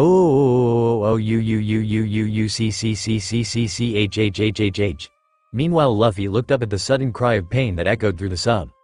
Sounded like Law was going to be busy for a while, she shouldn't be surprised. He was the main doctor of the Heart Pirates after all. Everyone on the crew had some medical knowledge, though it was mostly basic stuff to help Law during surgeries and how to run the equipment. Luffy wasn't mad or anything. Law was the captain and doctor of the Heart Pirates, so he would be busy. Besides, it had been a pretty nice day so far. Law had given her a small tour of the sub. She got to watch Beppo and a few others have a sparring match, and after they had all eaten lunch made by the crew's chef in the cafeteria. Then Law had taken her to the rec room where Law, Rayleigh and a few others played card games while she had roped Beppo, Shachi, Penjian and even Jinbei into playing hide and seek with her. After a while she had begun to feel tired and Law had taken her back to his room so she could rest. He said it would still be a while before she was back at full strength so she would tire easily. It was only about an hour later that Beppo came and told Law that Shachi and Penguin were in the infirmary and Law was forced to check them out. Luffy walked over the bookshelf and picked up the book she had been looking at earlier. She couldn't believe that Law actually had a copy of her family's book. Her great-grandmother Scarlet on her mother's side had written The Voyage of the Red Dawn. It was the true story of a female pirate that went by the name Crimson D. Rose, who set sail to defeat King Draker Develair to avenge the deaths of her beloved father and fiancé. Her grandmother had actually been a member of the Crimson Pirates and had written of their adventures. Before her death she had the book published, though it was very rare to find a copy. The government considered it to be a sign of anarchy as Crimson D. Rose was one of the biggest names in pirate history. Not only was she the first female captain, but she was also the captain of an all-female crew and was one of the most famous and wanted pirates to ever set sail. Luffy smiled sadly as she remembered her mother reading her the story when she was 5 years old. They had only gotten to the middle of it when her mother had died. When her father had taken her from Aurora Lily, the book was left behind. Luffy was suddenly glad that she had let Robin convince her to teach her to read. Luffy had only ever been able to read the basics since she had never gone to school in the Bandits and her grandfather never took the time to teach her. She could read her wanted posters and simple stuff like that, but usually let Nami or whoever read out loud from the paper find out more details. It was one of reasons she got so lost at times. No had even realized she couldn't read until Robin noticed her looking at her book about the rainbow mist that one time. Everyone just assumed she didn't like to read. Robin had ended up convincing Luffy to let her teach her how to read in secret. Luffy hadn't wanted her crew to know she couldn't read at the time. So they started having little reading lessons. Now Luffy could read much better, though she still had trouble from time to time. Law was going to be gone for a while and she hadn't practiced in weeks. This would be the perfect time to catch up on her lessons. Robin was a slave driver when it came to their lessons and was sure to check and make sure that Luffy had still been reading when the crew got back together in 2 years. Luffy sat down on the couch and opened the book. Before she knew it, she was lost in world of her grandmother's adventurous past and memories of her forgotten childhood. Chapter 22. A wound from years past still bleeds. Everything was just dark. Everywhere Law looked could only see darkness and nothingness. Then it became hard to breathe. Suddenly he was surrounded by fire. Law stumbled through the thick smoke when he suddenly tripped. As he looked up, he screamed in horror. He had landed right in front of his dead mother's face. Trying to crawl away, he ran into his father's corpse.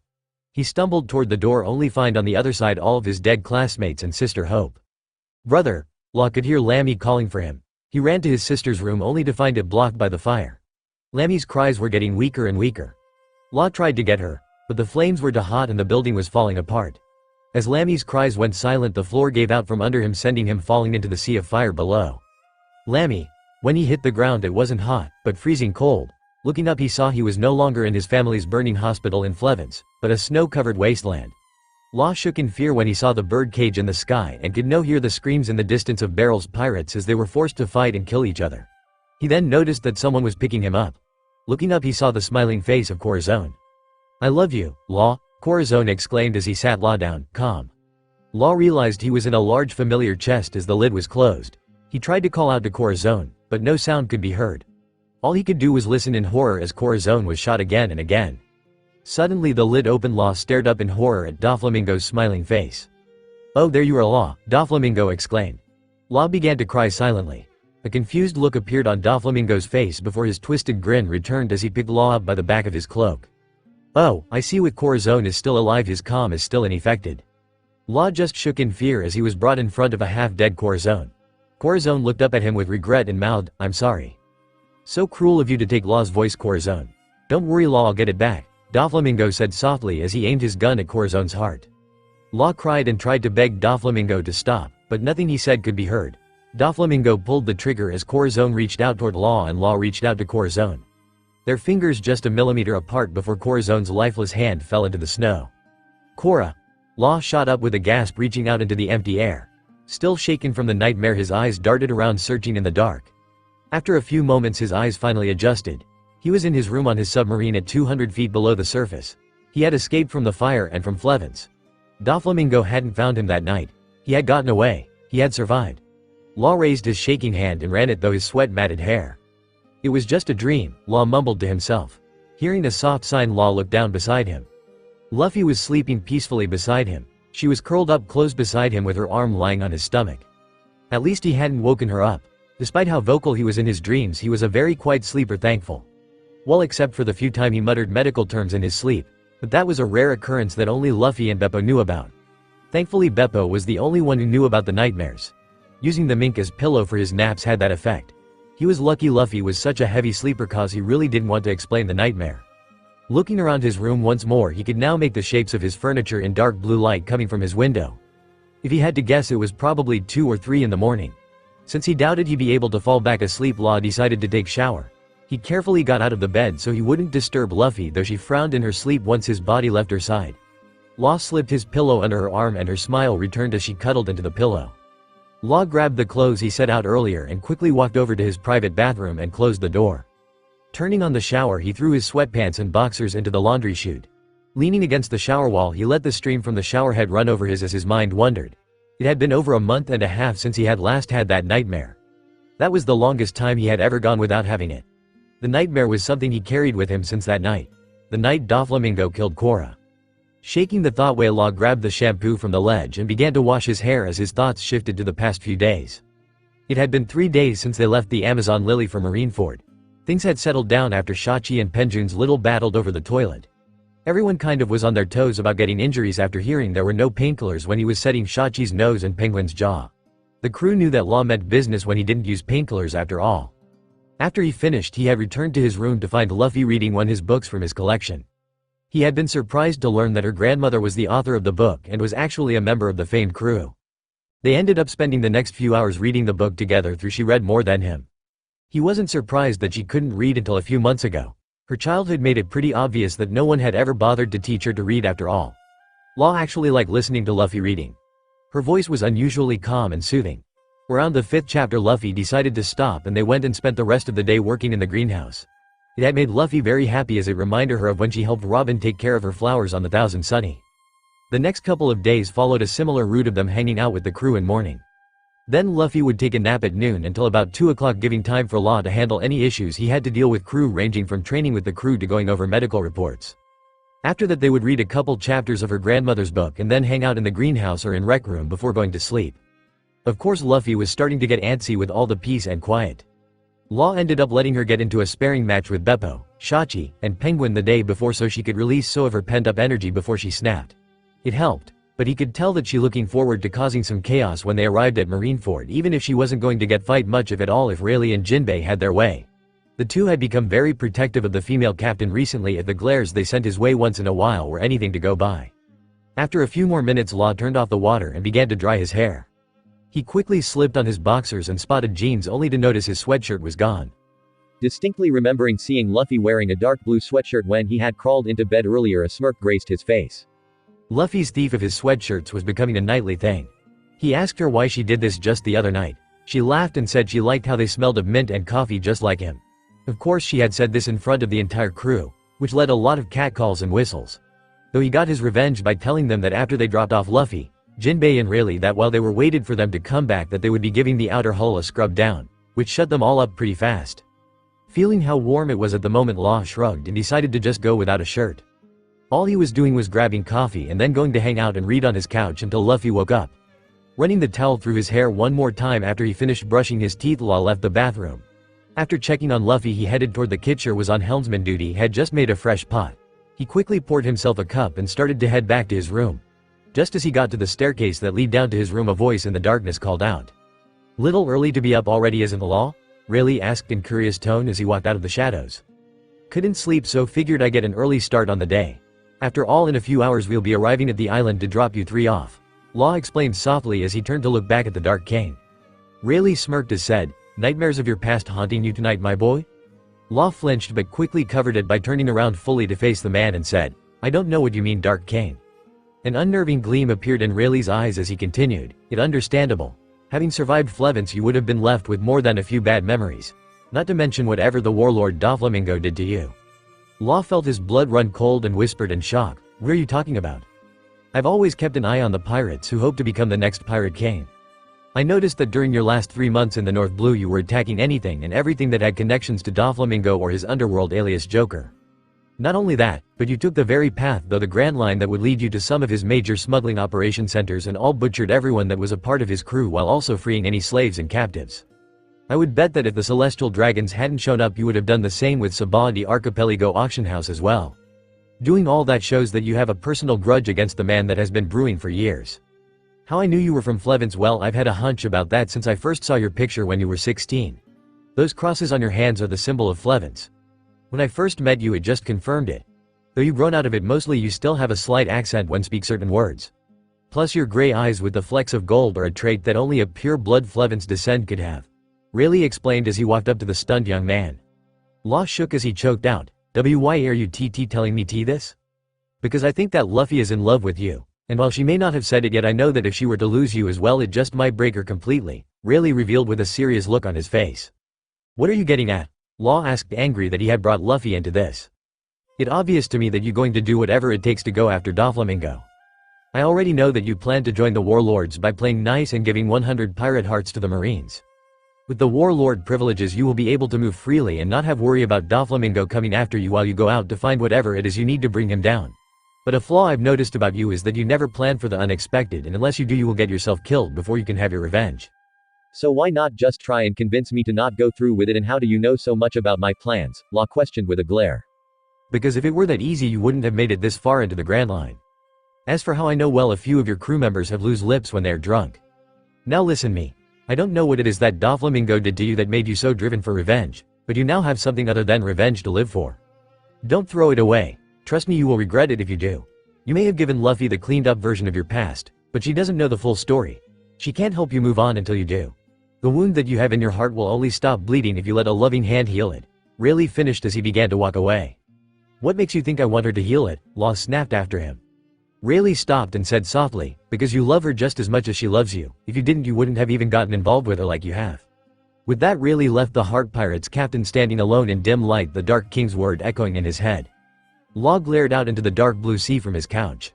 For the last 4 days, Rayleigh's words from that night had echoed in his head. Deep inside, a part of him knew that Rayleigh was right. The part that had been buried deep inside his heart when his family and city was burned into ashes, and buried even deeper when Korra died protecting him. But in his mind he knew that he couldn't turn back. No. Corazon had died trying to stop Doflamingo and saved his life using his last breath. He owned it to him to take down that monster once and for all. Still, every time he looked at Luffy, he felt like he was betraying her trust by not telling her about Korra. But he could bring himself to do it just yet. He needed something to happen before he could tell the whole truth about his past. Law just didn't know what that something was. Law, you okay? Luffy sleepily whispered from the bed. I'm fine, go back to sleep, Luffy. We will be docking in a few hours, Law gently told her. Luffy instead got out of the bed and wandered over to the couch. The last few days she had noticed the way Law had been acting. It wasn't obvious, just that at times he would get a look of determination on his face and then a look of frustration. It was like he was at war with himself. She remembered seeing that look on her father's face right before he sent her away.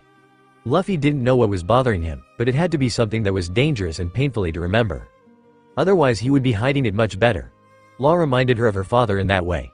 Unless it was truly something that reminded him of something painful, Dragon would often hide what he really felt behind a confident smirk similar to Law. For Dragon, the only things that ever made him stop smirking her mother's death and his decision to send Luffy to live with Garp for protection. Luffy didn't know what exactly was causing Law pain, but she had a gut feeling it had to do with the man in the wanted poster by his bed. She asked him about it, but all he told her was Corazon was someone he adored, and it seemed that crew didn't much else other than Law became a pirate because of his death.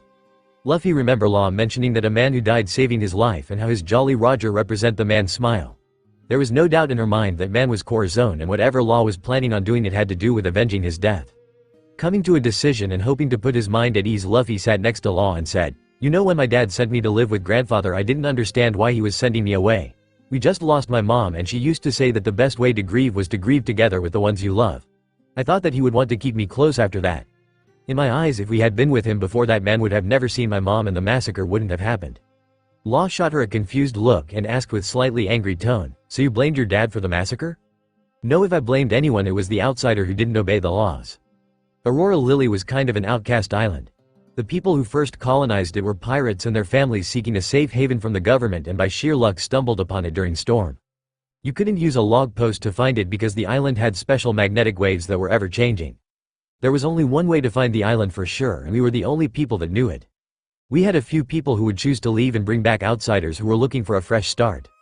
Still, even after centuries, we still knew that the government was dangerous and couldn't be trusted, had laws to protect ourselves from them. Whenever my grandpa visited, everyone was on edge, because he worked for the government, was only allowed there because my mom vouched for him and would be the one bring him to island and escort him off. But that outsider didn't listen to our laws, and we paid the price for it. Even if my mom and I weren't living there at the time, there were others that were hiding out on the island, so the massacre still would have happened. My mom just had the most recognizable face," Luffy explained. "Okay, who was your mother anyway, and if she was so wanted by the government, why didn't your grandfather turn her in?" Law questioned, as he had been wondering for a while just who her mother was, that the government was willing to massacre an entire island in order to kill her. "To answer your second question, she had retired and appeared to have left the rebels behind to protect me, so my grandfather looked the other way, kind like he did with Ace. Plus, the only reason he even knew I existed was because she wanted my dad to tell him. To answer your first question, ever heard of the name Bloody Lily?" Luffy said with smile. Law stared at Luffy in shock. Of course he had heard of Bloody Lily. She won the most wanted rebel assassins in all the seas. Bloody Lily was called so because she killed her victims with a single slice of the throat and would rest white lily sprinkled with their blood over their hearts. It was said that she did so as an offering of tranquility for their soul's journey to afterlife, and well as reminder to others of blood she was willing to stain her own purity and innocence with to defeat her enemies. The assassin had disappeared almost 18 years ago without a trace. Massacre makes more sense, no?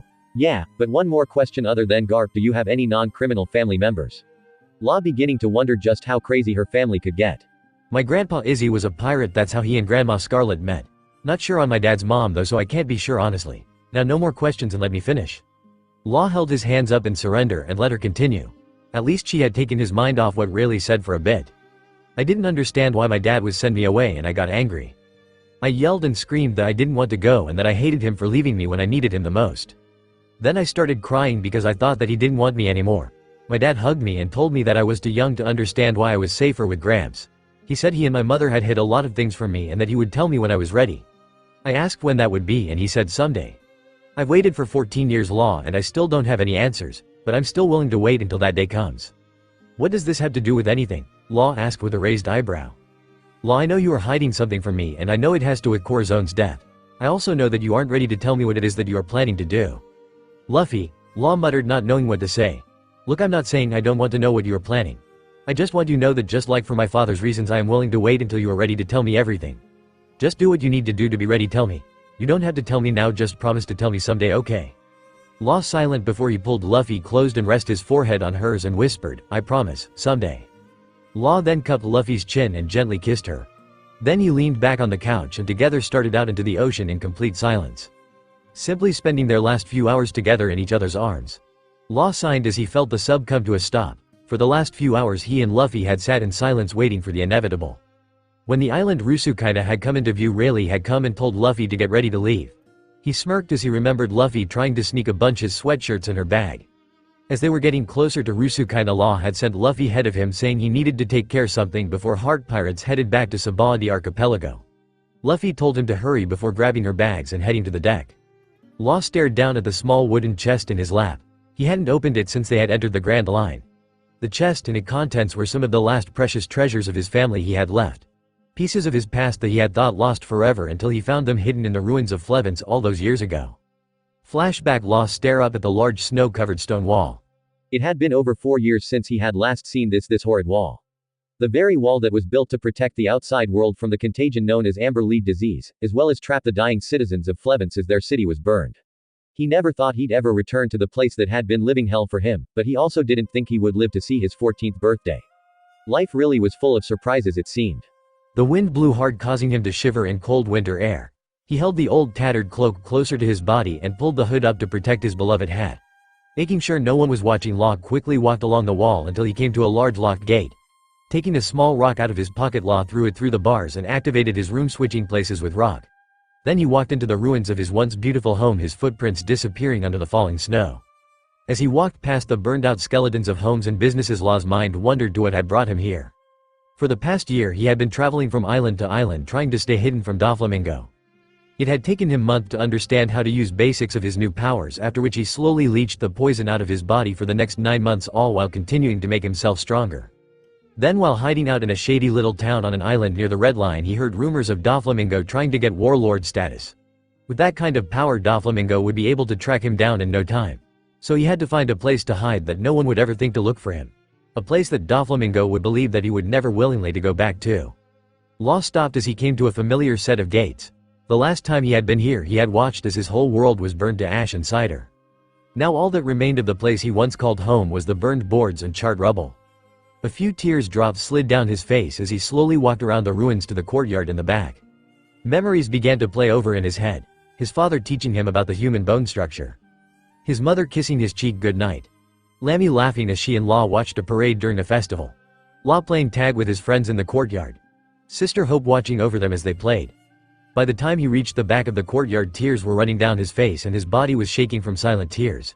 After taking a deep breath to calm himself, Law opened a small gate hidden behind what used to be a rosebush in the back wall and continued down a small worn footpath. Soon he found himself in the Whitewood Forest. It was the only place left mostly untouched by the surrounding country's attack. While the outermost trees had been burned with everything else, the river that cut through the forest saved the innermost trees from being burned. It was a small forest that just on the edge of the Flevence border. The woods were very thick and few ever went into the forest due to the risk getting lost or hurt due to the loose ground in the area, often leading to trees falling or rock slides. Even the neighboring countries knew that going into the forest was like walking into a death trap, especially during the rainy season when the river grew 3 times its already large size. As a result, even during the massacre, people steered clear of the forest. But Law's great-grandfather had been an experienced wilderness expert and construction worker before he had moved to Flevence with his family during the beginning of the amber lead boom and found a safe path in the forest that led to small clearing just far enough away from the river to not get flooded. Deciding to make a sort of vacation home for his family, he built a small cabin in the woods that no one outside of the family ever knew about. If Lammy hadn't been so sick, Law's parents would have had Law and Lammy stay in the cabin for safety when the war reached the city, but by that time she was too sick to be moved. Law soon came to the clearing and he could see the small innocent little cabin that he remembered spending many joyful holidays in with his family. Feeling the wind blow stronger than before, Law quickly made his way to cabin before the storm got worse. He came to door and quickly slipped inside the cabin. Law grabbed a flashlight out of one of his bags and made his way to fireplace. There was wood left over from the last time his family was there, thankfully, or Law would be in for a cold night.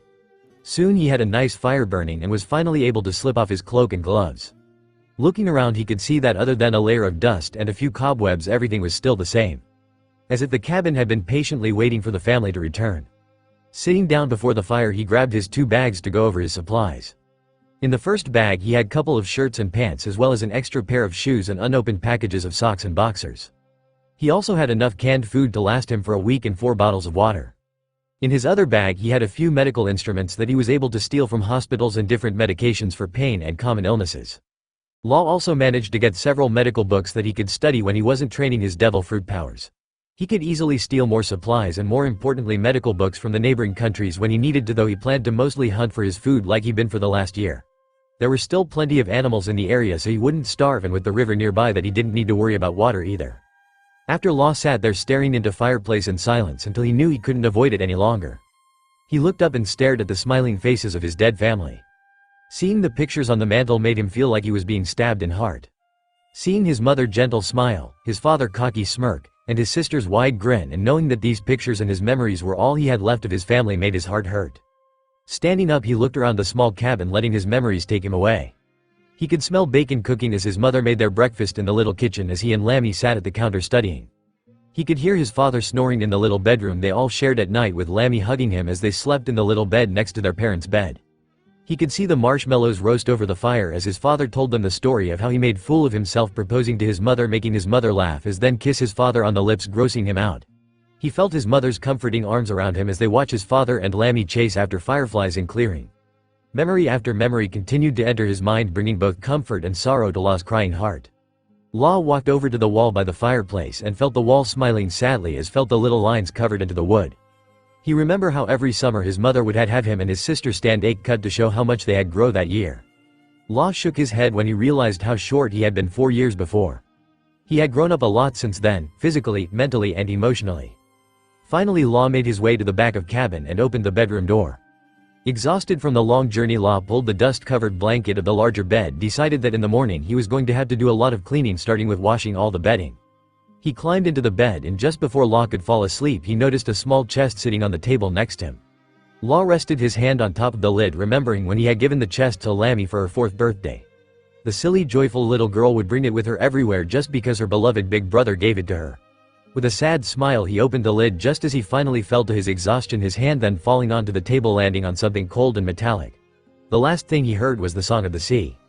End flashback. The lullaby The Song of the Sea began to play as soon as Law opened his sister's old music box. The same lullaby Luffy's music box played. Inside the box was the last family picture his family had ever taken, and under it were 2 gold bangles bracelets with a charm of the Flevens cross hanging from them. The only difference was that on one of the crosses topaz stone and on the other was a ruby stone. His father had won himself and his mother these bracelets on their first date at festival raffle. To them it had been the symbol of the start of their futures together.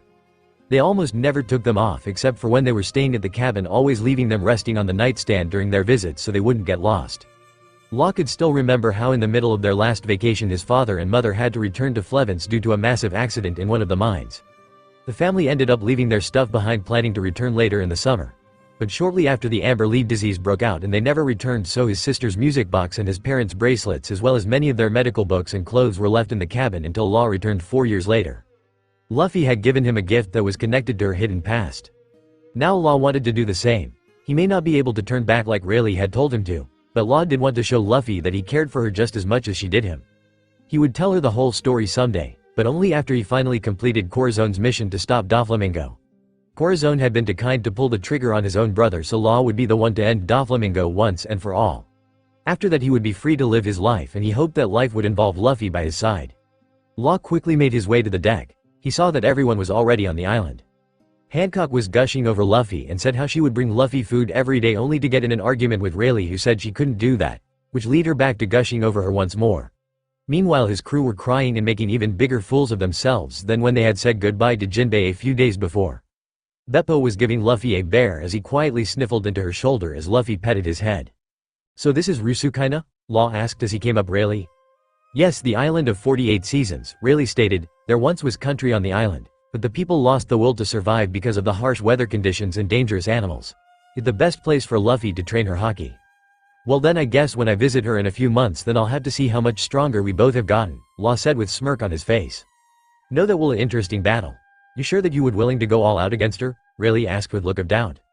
"If I didn't she would probably kick my ass for it," Law explained simply as he walked over to Luffy. "Oh, and Dark King, don't think I have forgotten what you said.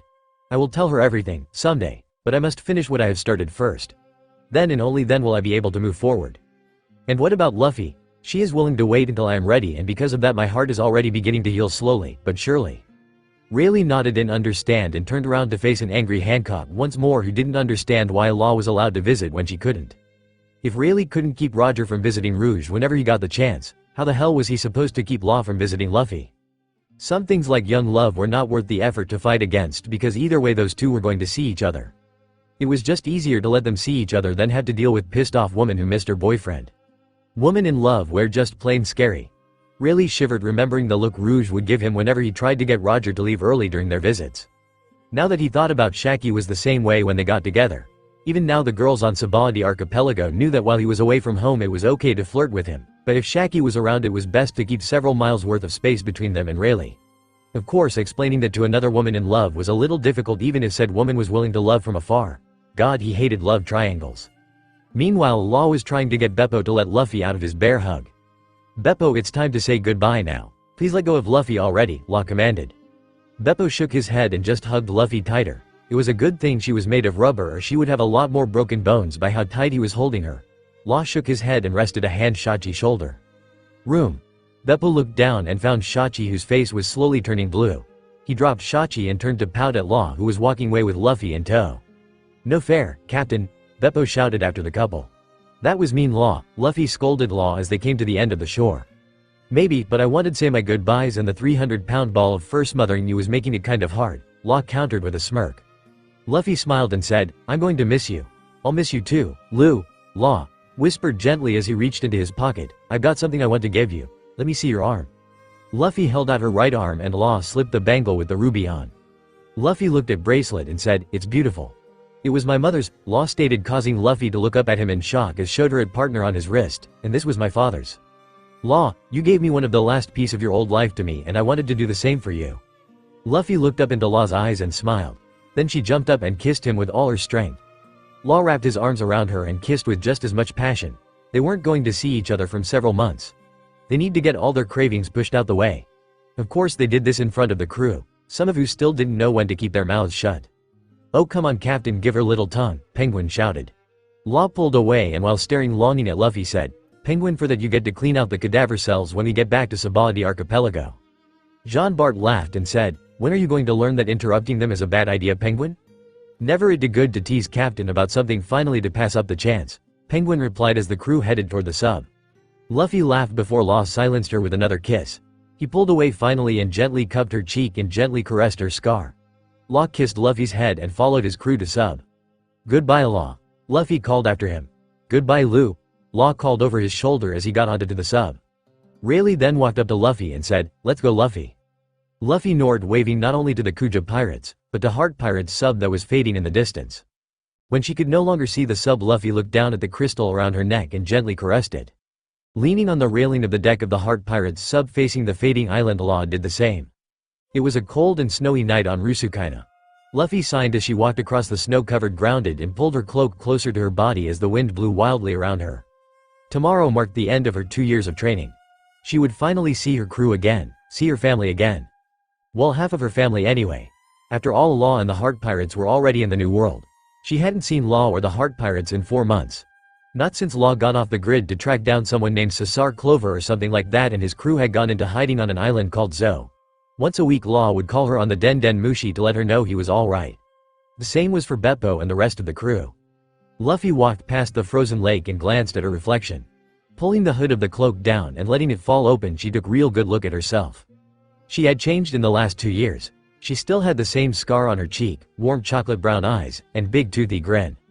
But other parts of her had clearly changed. Her hair had grown out, revealing its natural wavy and reached the middle of her back, and she had started to wear it in low and relaxed ponytail, using what was once Law's furry hat rim as a hair tie. She had stopped hiding her figure behind baggy clothes and chest bindings as well. Now Luffy wore black ankle low-heeled boots with a pair of short jean shorts with fuzzy cuffs at the end, with a long yellow sash as a belt, and a red cardigan that she left open showing the yellow bikini top and, more importantly, the scar. The X-shaped scar that rested just between her breasts and over her heart. Looking around at her, she smiled at 3 beasts that were dutifully following her. Of all the creatures she had tamed on the island the last 2 years, they were the ones she was closest to. She even named them. The blue gorilla was Saru, the alligator was Bindi, and the lion was Ari. Out of all her pets on the island, these 3 had actually followed her since they were babies. All of them had been the runts of their families and had been abandoned and left to die. Just a few months after she had arrived on the island, Luffy had found the 3 of them hiding in an old stump of a dead tree, shivering in the cold. They all had been so tiny back then that they were smaller than Chopper in his normal form. She ended up taking care of them, and in 2 years the 3 had grown to be the size of a 2-story building. Even though she joked that she couldn't eat them now that they were her friends, they knew she loved them. Still, there were some animals on the island that refused to submit to her despite how easily she could beat them now, so she still had plenty to eat even if now she was feed herself and the 3 beasts. Hancock had also refused to listen to Rayleigh and would visit every few weeks with supplies. She was partially behind the change in Luffy's appearance since the clothes she brought were always very feminine. Still, it was nice to see her and the other Kuja once in a while since Rayleigh had left 6 months ago. Law and his crew used to visit once a month for a few days, but since he had gone hunting for Cesar, it had been pretty lonely. It reminded her of her time on Dawn Island after Ace left. Still, in less than 12 hours she would be on the Kuja's ship and on her way back to her beloved crew. Suddenly she heard a growl and a large boar with a red fur came charging at her. Luffy rolled her eyes before she punched the boar with a hockey-covered fist. Looks like she and the boys were having pork for dinner. Later Luffy stared at the snail waiting for Law's call. He had promised to call at midnight just like always.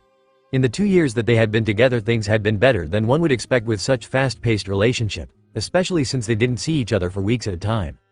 But they were both kept busy since Luffy was training her hockey and Law was busy with his warlord assignments. Still, before he went on the hunt for Cesar, he would call her at midnight 3 times a week just to let her know how things were going. Luffy was still a little pissed about just how Law got into the warlords. Hunting down other pirates and giving the Marines their hearts was cruel. But Law told her he went mostly after pirates that were real monsters that raped and killed the innocent just for the fun of it. Of course he could have been lying to her about that, but she chose to trust him. Law would visit whenever he could. It was pretty easy for him to slip away with the Polar Tang after all. The only problem they had was at the beginning the government would constantly calling him to keep tabs on him. It seemed the government had learned a lesson from Blackbeard and just accepting someone who kissed their asses by handing over a big-named pirate, or in Law's case multiple big-named pirates, and weren't taking any chances of Law betraying them. They had only let up after the Rocky Port incident, taking it as a sign of Law's loyalty. After that, Law had the same amount of freedom as any of the other warlords. Which was why he was able to disappear for months to track down Cesar. Luffy leaned back against the wall of the building that had been her home for the last 2 years.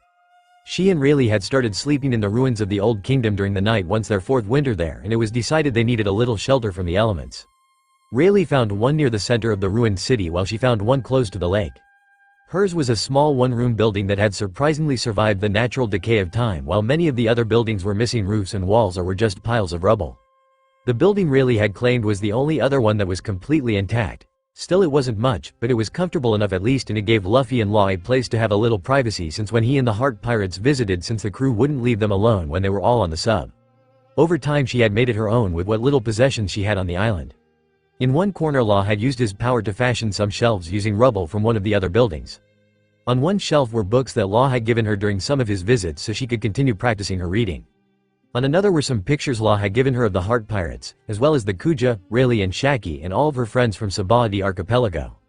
Law had even given her a picture of her crew Shaki had taken of them when they were all on Sabaloady archipelago. On the top shelf were the pictures of Ace and Kuma with sage burning next to them and vase with fire and panda lilies rested next to their pictures. In the opposite corner was a pile of animal furs for the island that Luffy had fashioned into nice soft bed. The bed didn't have any blankets or pillows, but with all the pelts Luffy was able to make nice warm cocoon to sleep in. Next to the bed was a chest the Hancock had given her during a visit. It black with gold outline, giving it the look of old-fashioned treasure chest. Luffy kept her clothes in it as well as few trinkets that she had gathered over the last 2 years from the island. All around the room were pots filled with flowers from the island. She already had plans to give them to Amazons while taking some seeds and planting them in the garden on the sunny. And lastly, by the fur bed was a small stone block that acted as a table, which held her mother's necklace and Law's mother's bracelet. Luffy picked up the necklace and smiled at the gentle glow it gave once it made contact with her skin. Puru. Purupurupu. Luffy was shook out of her thoughts by the sound of the Den Den Mushi, quickly grabbed the phone and said, "Sunny. Puller. We have to make this quick tonight, Lou. There is pretty bad storm out right now and I don't think the connection can hold out for long," Law explained quickly. "Okay. I just finished packing and ready to head out tomorrow. I'm so excited to see Evely wait. I can't wait to show them what I have learned over the last 2 years. I'm sure they are just as excited as you are, Lou. Just go easy on them with the hugs when you see them, okay? Last time you nearly suffocate half my crew because you were squeezing them so tight," Law stated with a chuckle. "Oh haha, very funny, Law," replied Luffy. "It a joke, Lou. Your sense of humor sucks, Traffy." Law groaned. "You know I hate that nickname. Why do you keep using it?" Luffy snickered and said, "Because I like it, but if you want I could start calling you Law instead." "On second thought I love the nickname Traffy," Law stated quickly, knowing very well that Luffy would do it. "That's what I thought. So how are things going with that Cesar Clover guy?" "It clown Luffy and I am just about ready for my next move." "Does that mean that we can meet up soon? I want my crew to meet you as soon as possible," Luffy exclaimed with a smile.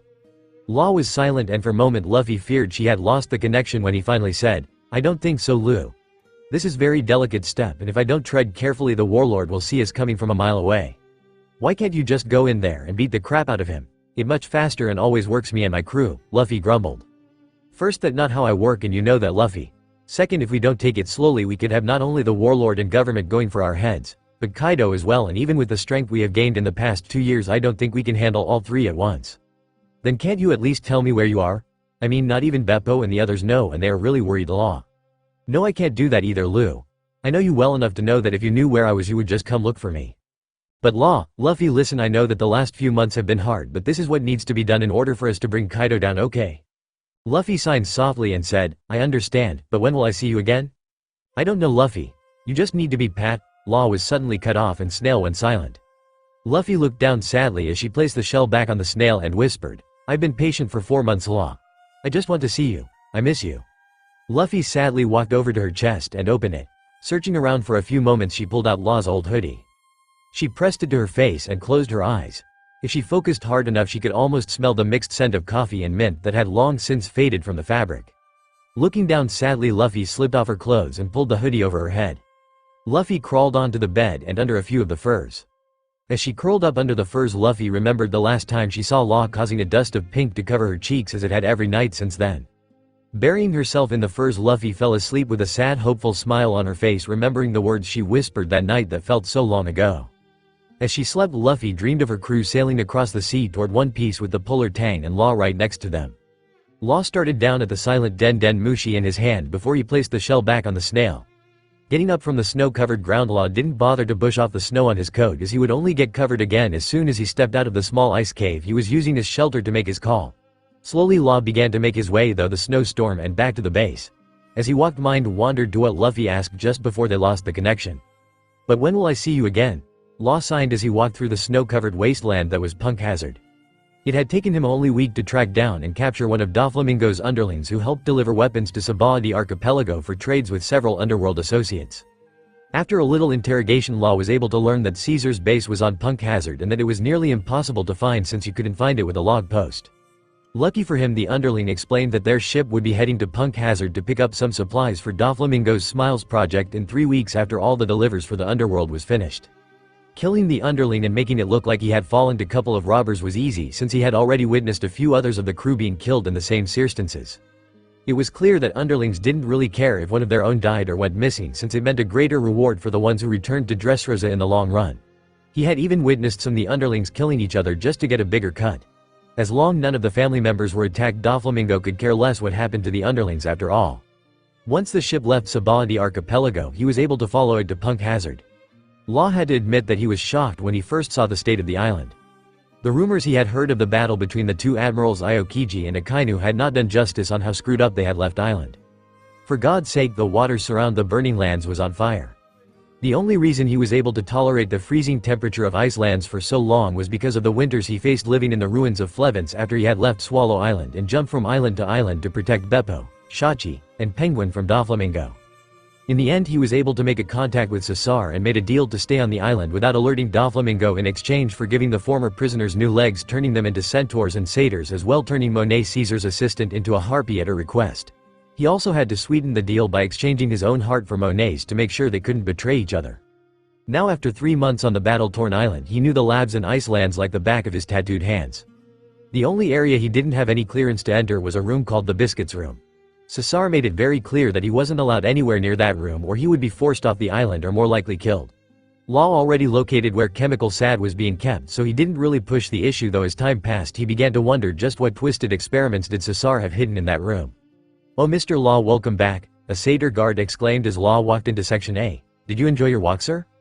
"Not really, there is too much snow on this damn island," Law stated as he wiped the snow off. "Then why do you keep going out from walks at night?" the guard asked. "None of your business. I'm going to my room. Tell your master that I don't want to be bothered tomorrow," Law commanded as he continued deeper into the labs. "Just leave my meals outside my room." "Of course, Mr. Law, I will alert him in the morning." Law signed as he walked through the many hallways until he came to his room in Section B. Walking in, he quickly scanned the small bedroom to make sure no snails had been placed while he was gone. He wouldn't put it past Cesar to try and spy on him even after all this time. Law quickly shrugged off his coat and shoes and lied down on his bed and stared up at the ceiling. Bringing up his hand to his chest, he could feel the warmth radiating from the crystal around his neck. Pulling it up to his face, he stared at the changing colors of the crystal before letting it drop back to his chest. Slipping off his hat and setting it on the table, Law crawled under the covers of his bed and closed his eyes, hoping to get a restful sleep for once. Hours later, Law was tossing and turning in his bed when he suddenly sat up and screamed, "Luffy!" Law looked around, eyes wide with terror, searching desperately for the straw hat wearing girl. After a few moments his eyes adjusted to the dark, allowing him to see the room. Realizing he was in his room on Punked Hazard, Law let out a sign of relief. Running his hands through his sweat-matted hair, Law groaned as he glanced at the clock on the wall. It was only 3:30, but Law knew he wasn't going to get any more sleep that night, not after that damn nightmare again. Getting up, Law walked over to the door that led to small private bathroom. Slipping out of his clothes and turning on the water, Law leaned his back against the cold steel of the wall and let the water run. Bringing his hand up to his face, Law let his mind wander to the nightmare. It was the same nightmare he had since the night Corazon had died, except it didn't end with Doflamingo shooting Corazon to death. Ever since he had left Rusukina 4 months ago, the nightmare had changed and happened more frequently. Dream after shooting Corazon, Doflamingo dropped Law into the snow. In terror and desperation, Law got up and ran as fast as he could. He ran and ran until all he could see was snow. Suddenly the snow blew right in his face, blinding him. After a moment he opened his eyes and found himself staring at bubbles.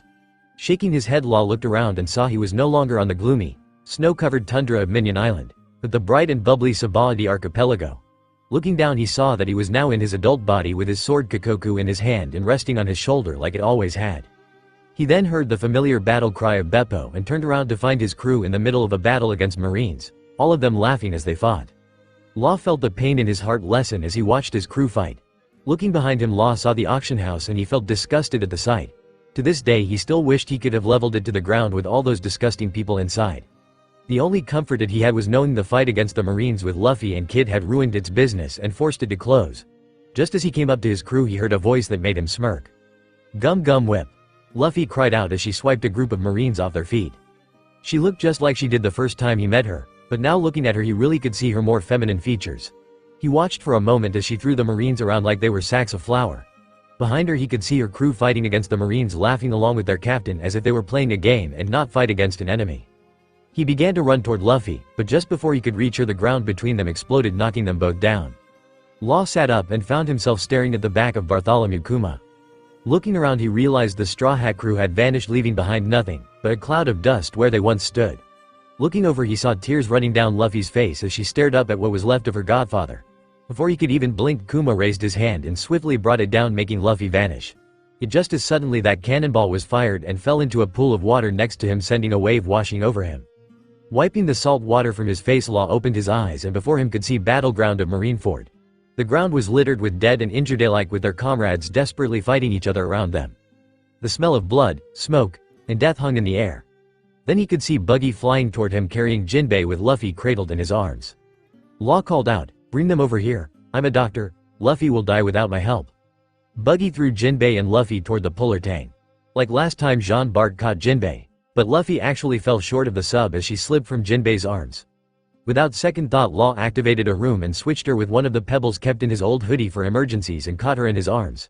He turned and began to run toward the door, cradling Luffy close, but still trying to mind her injuries. Then suddenly he felt a chill run up his spine. Law looked back toward the battlefield and met the sunglasses-covered eyes of the man he despised. He felt his heart skip a beat as Doflamingo smiled evilly at him as the door began to close. Just before it closed completely, he glared at Doflamingo and pulled Luffy closer to his chest before continuing on to the operating room. Without fail, he began to operate on Luffy and Jinbei as they escaped from Marineford. What had taken hours the last time seemed to take only minutes, and before he knew it he was collapsing in his favorite chair in exhaustion next Luffy's bed. While he had closed his eyes for only a second, he opened them and found himself staring into darkness. After a few moments his eyes adjusted to the darkness and realized that he was in Luffy's bedroom on Rusukaina. Turning on his side, he stared at Luffy's sleeping face and pulled her into his bare chest. Luffy's eyes opened slightly and she smiled sleepily as she snuggled into his chest and whispered his name softly. Law kissed her head and closed his eyes as a feeling he hadn't felt since Corazon had died washed over him. Suddenly he couldn't breathe. His eyes shot open and found himself surrounded by destruction and fire. Law felt himself being pulled up by strings and hung in the air. Looking around, he felt his heart stop when he saw his crew hanging in all around him. That when he heard it. Fufufufufu. Oh Law, did you really think that you could beat me with such a weak crew? I mean, really, other than the mink and that Jean Bart fellow, none of them are really that impressive, Doflamingo taunted. Doflamingo, Law gasped out as he struggled to breathe. Of course I must admit that while I can't understand your choice of a crew, I must say you have wonderful taste, Doflamingo said as he showed a familiar figure hanging behind him, in women. Law stared in horror at Luffy's battered form. Strings were wrapped tightly around her wrists, cutting into them and making them bleed. Her clothes were ripped and covered in blood, and sea stone collar was around her throat and piece of cloth was tied around her mouth, muting her screams. Tears were running down her face, leaving tracks, and the blood splattered on her cheeks. Luffy, Law called out when the string around his throat loosened. Yes, I must say her crew put up quite a fight. They actually gave me some trouble, but I took care of them, isn't that right, my sweet? Doflamingo chuckled as grasped Luffy's chin and forced her to look at him. Leave her alone, Doflamingo. I'm the one you want. Just let Luffy and my crew go, Law screamed. I'm afraid I can't do that, Law. You betrayed me all those years ago and came here to kill me too. So you have to be punished, Doflamingo explained with a smirk as he raised his hand above his head, 5 glowing strings on each finger. Goodbye, Straw Hat Luffy. Law watched in horror as the strings came down and screamed, Luffy. End dream. Law got out of the shower, slipped on his pants and walked back to his bedroom. He fell back onto the bed, covered his face with his arms. Never in his life had Law truly felt so terrified of losing everything since the war began in Flevens. It was why he had sent the crew to Zou, where he knew there was little chance of them being in any danger should Doflamingo try to find them. It was also why he had been lying to Luffy about needing time before he could make his move against the bastard. He knew he couldn't risk losing her to the monster, even though she was so much stronger than when they had first met. He had made this decision the last night he had spent with Luffy. Law remembered the night so well for so many reasons. That night was the first time he and Luffy had, as Luffy had insisted they call it, made love. He had memorized every inch of her being that night. He could still hear the soft moans and gasps she had made and feel how soft yet strong her body had felt in his arms. He remembered the bright red blush that covered her cheeks the whole time and soft sleepy-eyed smile she had on her face when it over. And of course he remembered the words she had whispered once she thought he was fallen asleep. I love you, Law. When Luffy had said that, Law made up his mind on what needed to be done to protect her, even if it meant breaking her heart again. She would have her crew there this time to help her cope. Because Law knew he was mostly likely going to die fighting Doflamingo. But he would do it not only to avenge Corazon, but also to protect his crew and to protect Luffy. There were only 2 regrets he would have in the end. The first was that he would never get to see the Heart Pirates or Luffy again. The second was that Luffy hadn't been awake when he had told her he loved her too. Luffy, Margaret called out as she watched a couple of beasts fight over some cooked meat. I'm coming, Luffy answered as she walked toward a large tree surrounded by pointed rocks. Time really sneaks up on you, huh? She whispered to herself as she stared at the snow-covered hat sitting on one of the rock. Still hard to believe it has been 2 whole years already. Luffy picked up the hat and began to walk toward the coast. As she got closer she could see Saru and Bindi fighting over food once again, while Ari was staking toward Margaret, who was preparing to shoot him with an arrow. Luffy shook her head and sighed. Those 3 were always causing trouble. Ari, back off. Margaret, my friend, so don't go trying to act tough, Luffy snapped as she walked toward them. Ari looked down guiltily and backed away. Luffy knew he wouldn't have eaten Margaret, as he knew her and the other Kuja pirates quite well by now. It just that he liked just how strong he was now that he was fully grown. He had done this a few other times with Heart Pirates and other Kuja members, and she didn't really feel like pulling another warning arrow out of his nose just because he wouldn't learn from his past mistakes. "Oh Luffy, the ship is ready to sail. As soon as you give us the word we'll be off," Margaret stated as relaxed her. "Got it, just give me a minute," Luffy answered as she walked up to the three beasts. Hancock laughed and said, "Oh Luffy my dearest. She really has become the boss of the whole island," Sandersonia stated with a smile.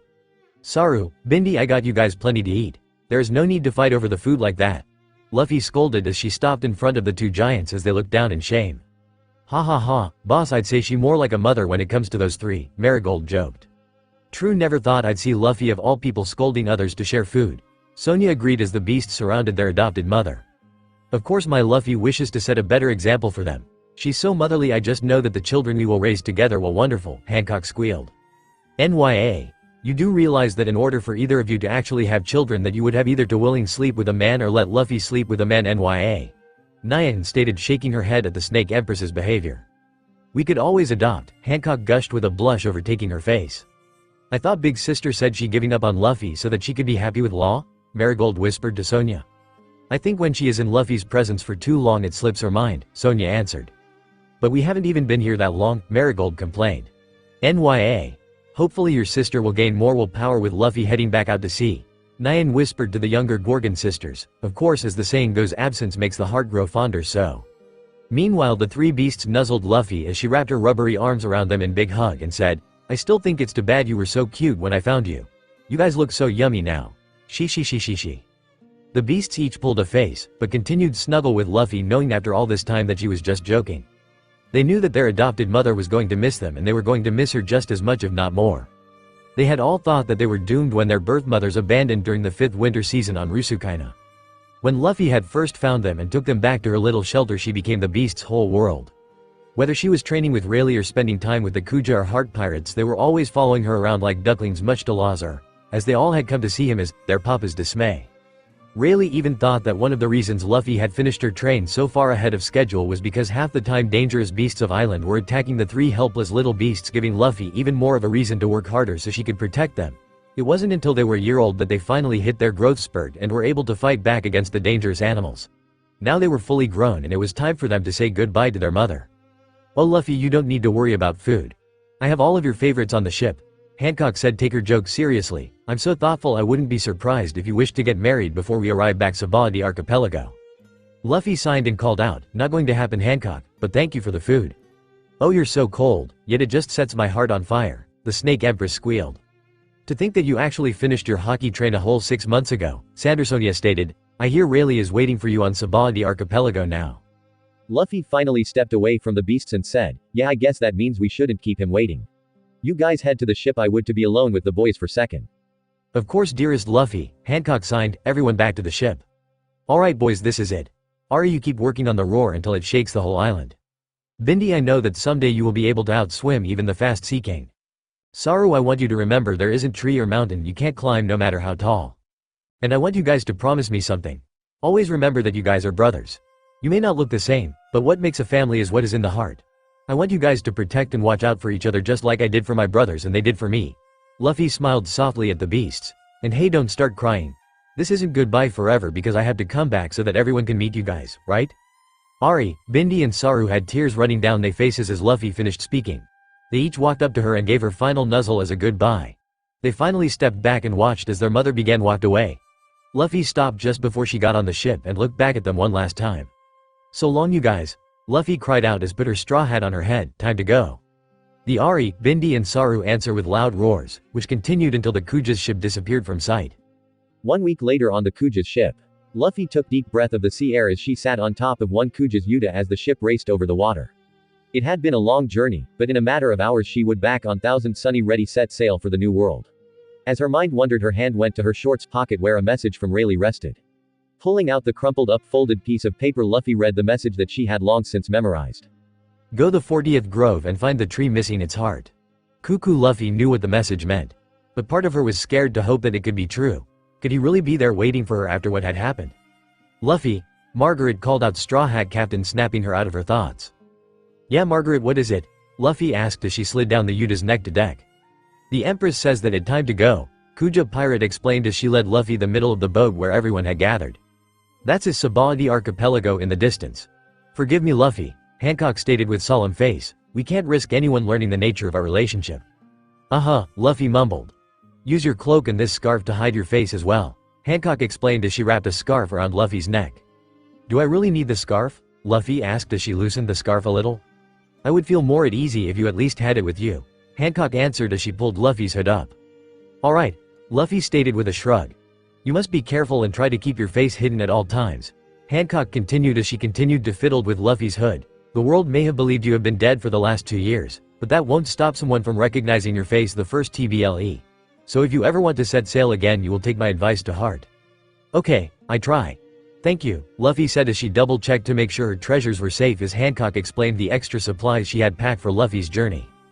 As Nyan chewed Hancock out for overpacking, Luffy slipped a large backpack on and said her goodbyes to the Kuja, who warned her of the rise in crime on Archipelago and how the Marines had been keeping close watch as of late. Just before Luffy got into the boat the Kuja had lent her, Hancock asked that Luffy not say goodbye. So Luffy instead told that she wished to see Hancock again, sending the Snake Empress into another one of her proposal daydreams. With that, Luffy hopped on the boat and headed toward Sabaloady Archipelago, waving goodbye to her friends until they were out of sight. An hour later Luffy hopped up the boat and looked around to try and figure out where she had landed. After a few moments she spotted a tree marked 40 GR.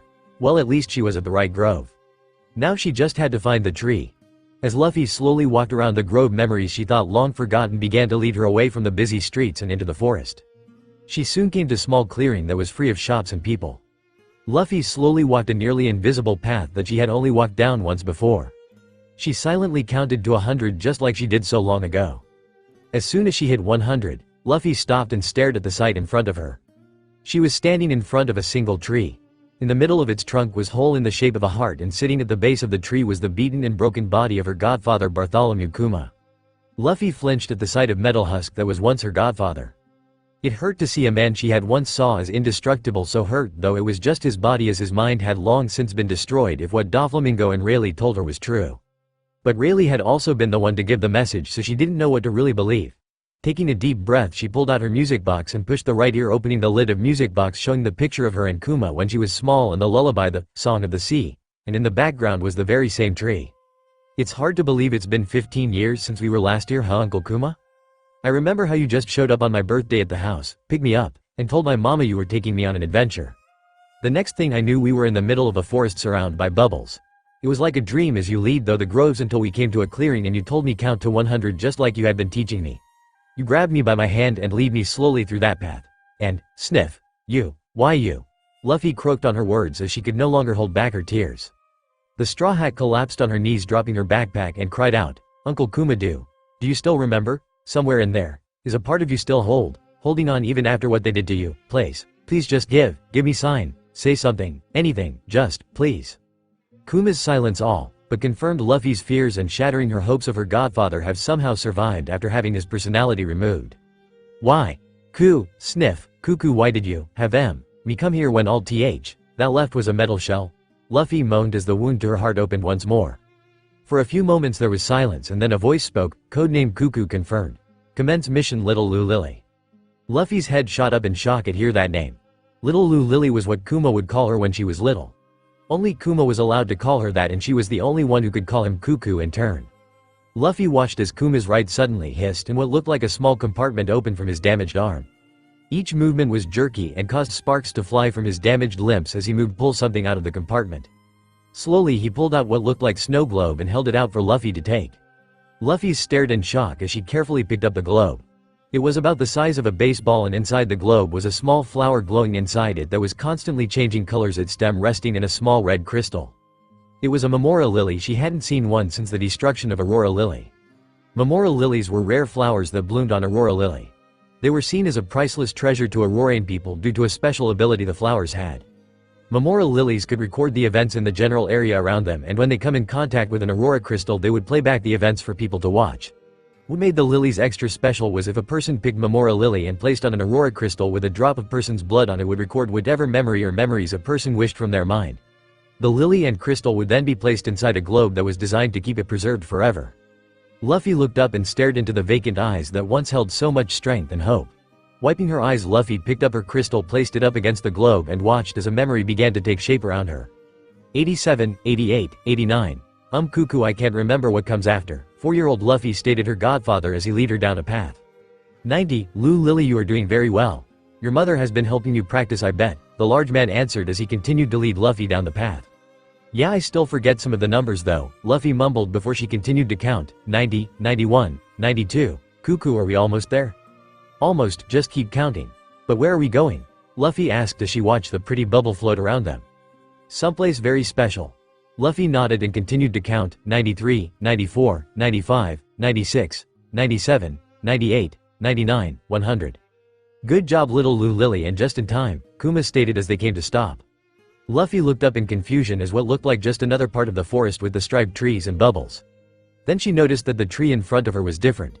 In the middle was hole in the shape of heart. She watched in wonder as a bubble appeared from the hole in the shape of a heart and floated down in front of her before floating away. This place is known to people as a place to make promises that come from the heart. It is meant to represent the strength of the bond their heart have for each other. Be that a bond of friendship, a bond of family, or bond of true love, Kuma explained as picked up Luffy as held in her in his arms. Cuckoo? Luffy questioned as she had never seen her godfather like this. My little Lou Lily, I want to make a promise to you here. That even when you can't see me, know that I will always be with you. When my time comes to leave this world, I want you to remember that my spirit will continue to watch over you and protect you. I will always do what I can to protect you and all that you love, even if at times it will seem that I am not. My little Lou Lily, I promise to you that I will also be with you here in your heart as you are in mine. Kuma finished with a smile as he pulled his hat off and placed it on Luffy's little head. Luffy looked in awe at Kuma before breaking out in smile and cried, I promise to Cuckoo, I love Cuckoo, and I promise to always remember that you are always with me. Luffy then jumped up and wrapped her little arms around Kuma's neck the best she could. Kuma placed his right hand on her back and then pulled something out of his pocket with his left. Luffy pulled away and looked down and smiled at the sight of a panda head-shaped box in Kuma's hand. Happy birthday, Luffy. I had this specially made just for you. You press the left ear and it will become a little treasure for something special, and press the right ear it become it is missing as a picture to put in the frame. Kuma explained. She showed Luffy her gift. Kuma then pulled out a Den Mushi Mushi camera and placed it on a rock not far away. Backing up, the two smiled at the camera with Luffy held in Kuma's arms as she struggled to keep the hat out of her face. As the camera flashed, the memory began to fade with Luffy's joyfully laugh and Kuma's quiet chuckle echoing as they faded away. Luffy could feel the tears as they ran down her face as she looked up at Kuma's blank face. Walking up to the cyborg, Luffy jumped up and wrapped her arms around her godfather's neck and hugged him tightly. Her body shook as she felt Kuma's hand gentle rest on her back, returning her hug before she pulled away. Mission accomplished, Kuma stated as he rose up and began to stomp away. Luffy watched silently as he disappeared before she grabbed the Memora Lily as placed it in her bag. She smiled sadly as began her journey to the Thousand Sunny and her crew. Kuma had indeed accomplished his mission. His mission was to remind Luffy that even in death he would always be in her heart, just like he promised. Chapter 28. Straw Hat Luffy meet Straw Hat Luffy. Luffy frowned as she tried to find her way to Grove 41. She was already in Grove 40, so it should have been easy, but sadly her luck had ended after finding Kuma. She had hoped that since she was able to find Kuma easily that her navigation skill had improved a little, but it was becoming clear that was not the case and she would end up having to use Rayleigh's Vivre card to find the Sunny. Looking around, she couldn't see any signs to tell her if she was even still in Grove 40 or not. So focused on trying to figure out where she was, Luffy didn't notice the chaos being caused right in front of her by a group of people led by a large man wearing a straw hat. As she continued to look around trying to figure out where she was, she felt her bag hit something and heard someone hit the ground with a thud. Ops, I didn't see you there. Sorry about that. See y'all, Luffy apologized as she glanced back at the large man on the ground before she started walking away. She only got few steps in when the man called out, "Get back here." Luffy stopped and looked back in confusion as the large man in a straw hat, who was wearing clothing that reminded her of one of her old outfits, stalked angrily towards her. Behind the man were three more people. A woman with a potbelly with the same hair color and tattoo as Nami, man who looked like Sogeking only fatter and taller, and another man whose hair and clothing kind reminded her of Frankie. Luffy didn't have much time to focus on this, as the first man got closer and she remembered Hancock's warning. Not good. Hancock told me I have stay out of trouble and lay low. I don't want to fight this guy, Luffy grumbled as the guy walked up to her side. Hey, baby, did you walk into me on purpose? The man asked as he leered at the shapely girl in front of him while shoving his gun in her face. Luffy could hear people around her about how this guy was going to kill her or worse. But Luffy could already tell that the guy was nothing but full of hot air. He was just a bully with heavy trigger finger that he used to make the weak fear of him. How he managed to survive this far into the Grand Line was shocking. So what are you going to say for yourself? The man taunted as he pushed his gun into Luffy's cheek as his friends surround them to make sure Luffy didn't escape. You can't say that you didn't know who I was when you crashed into me. So were you just trying to make a fool out of me? Cause if so, I don't like being shown up in public. After all, I have a reputation and 400 million berry bounty to uphold. But you can make it up to me." Luffy remained silent as the man's eyes roamed over her body that was only partially being covered by her cloak. "Oh great, another pervert," Luffy thought with disgust. "You see, I've been looking for this hot piece of ass who dared to insult and run out on me with this skinny long-nosed wimp. I've been looking for her, but it seemed that she's flown the co-op with her little friend. So how about you come with me so we can have a little fun together? I'll even promise to be gentle at first," the man crackled with glee. "Please miss, just do what he says," someone called out from the crowd. "Yeah, don't you have something you want to live for?" another person exclaimed. "Well sweetheart, what do you think? You screwed up, now's the time to pay. Whether it's with your body or your life is up to you. So what do you say, huh?" the man asked as he wrapped his arm around Luffy's shoulders. "Oh give the girl a break, Captain, you've obviously scared her so much that she can't answer," the woman said mockingly. "I can't blame her. After that guy with schnoz and chick with the long hair picked a fight with us, we are in a worse mood than usual," the man dressed like Sogeking said. "Now why don't you just listen to the captain like good girl before he decided to put bullet through that pretty face of yours? Yeah, come on baby. Is keeping your pride really worth throwing your life away over a small mistake?" the Frankie wannabe exclaimed. "You better decide fast, cause the captain's trigger finger is a little twitchy." Luffy glanced up at the man leering at her before she took a deep breath and said, "Look, I'm very sorry that I bumped into you and would love to make it up to you."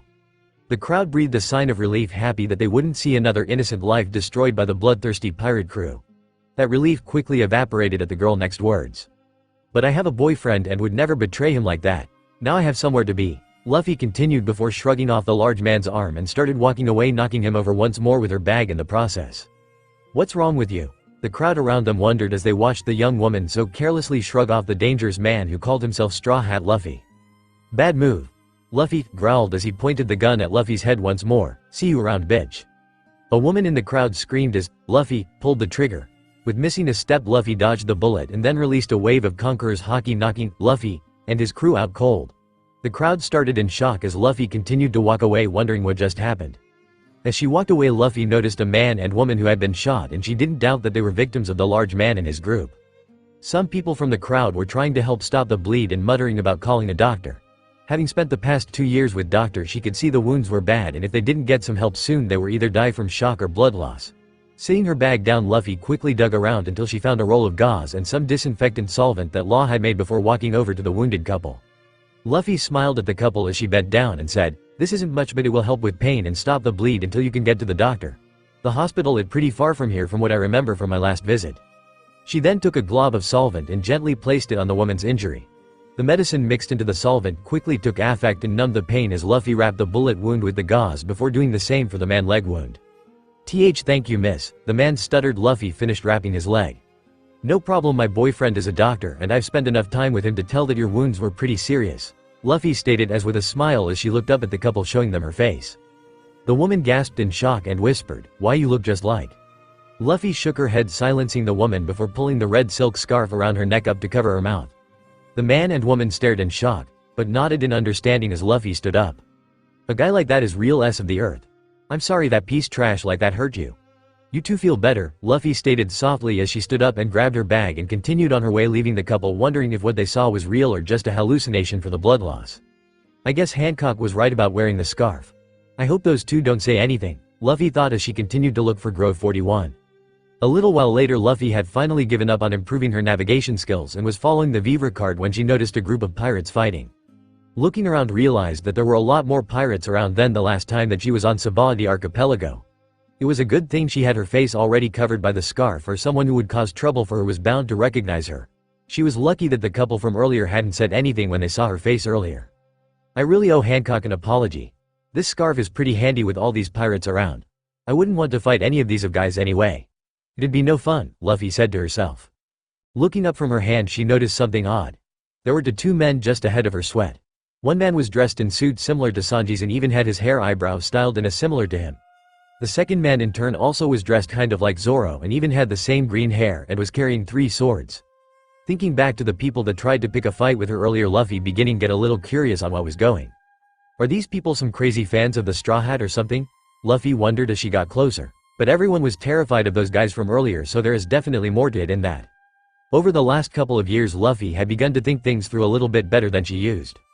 Before, Luffy didn't doubt she would have just assumed that these two were really Sanji and Zoro, either in disguise or they had just changed quite a bit over the last 2 years. She would admit that she was really gullible at times and still was, but if she gave herself the chance to think something through and seeing the flaws to what was being said or done, she could figure it out. Like how the Heart Pirates tried to hide how Law was planning on becoming a warlord. She was able to buy their explanations at first, but once she stumbled upon the box of hearts with the list of names and remembering just how Blackbeard got in, she was able to put everything together. Now she was curious to just what was going on with knockoffs. "Hey you two," Luffy called out to the two men, deciding to test a theory that was forming in her mind. "Oh hey there Missy," the Sanji lookalike said as they came up to Luffy, "you need to come with us." "Yeah, just come with us nice and quietly, okay," the Zoro wannabe grunted, "we don't want any trouble." "You really pissed off our captain Missy. I'd prepare for the worst if I was you," sneered the Sanji wannabe as he put his arm around Luffy. "What wrong sweet cheeks, don't tell me you are so scared that you can't even talk." "Hey Sanji. How's it going?" Luffy said excitedly, testing her theory, and Zoro too. "Wow, I've missed you guys so much."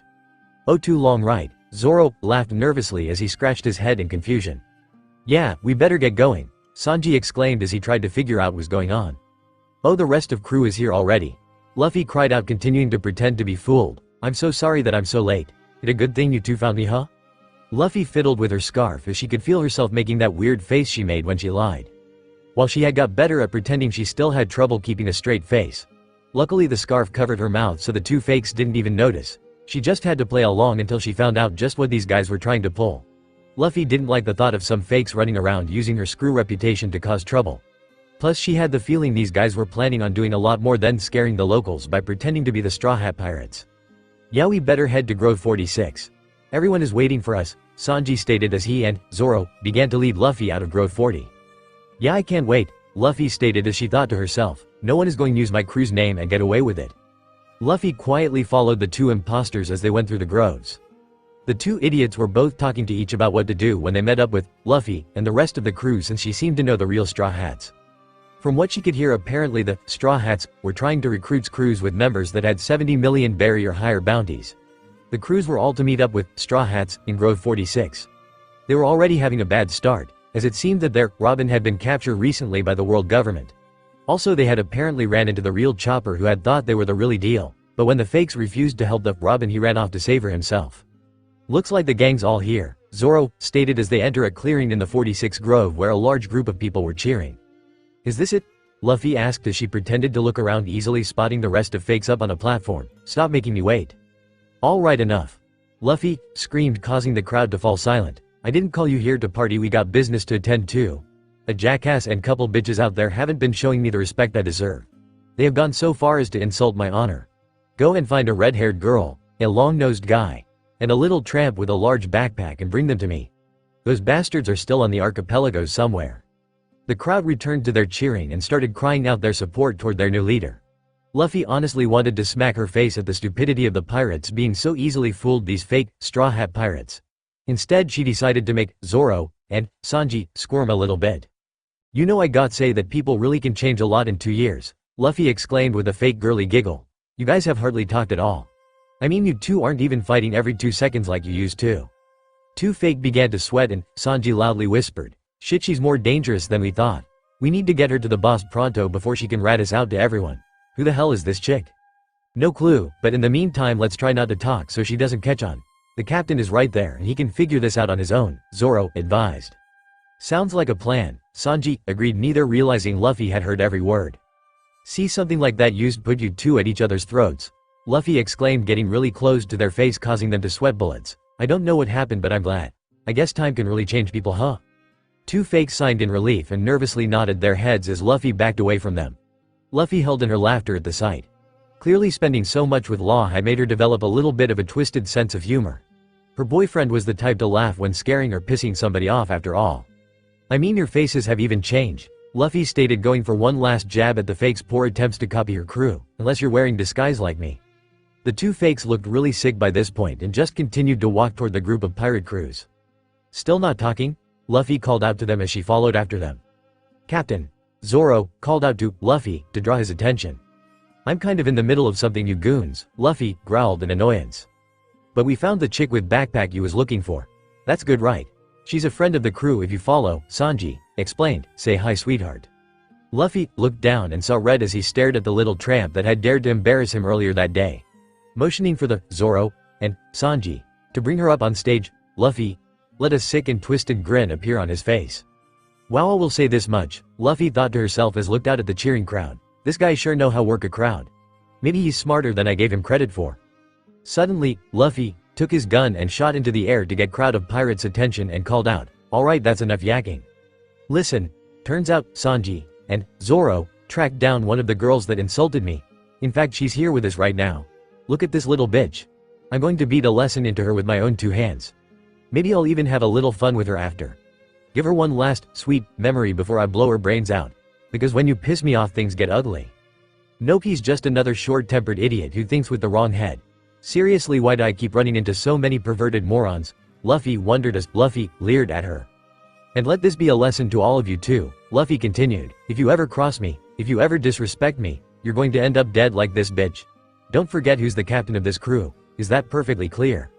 The crowd broke out into cheers once more as Luffy decided that things had gone far enough. She wasn't about to let this poser continue using her crew's reputation. It was time to show this weakling and his friends what the real Monkey D. Luffy was like.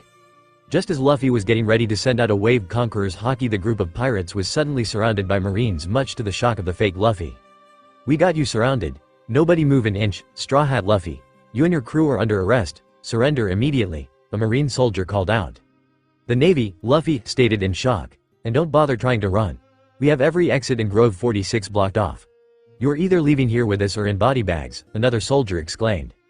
"Damn it, my disguise isn't going to do me any good if I get caught by marines because of these idiots," Luffy grumbled under her breath.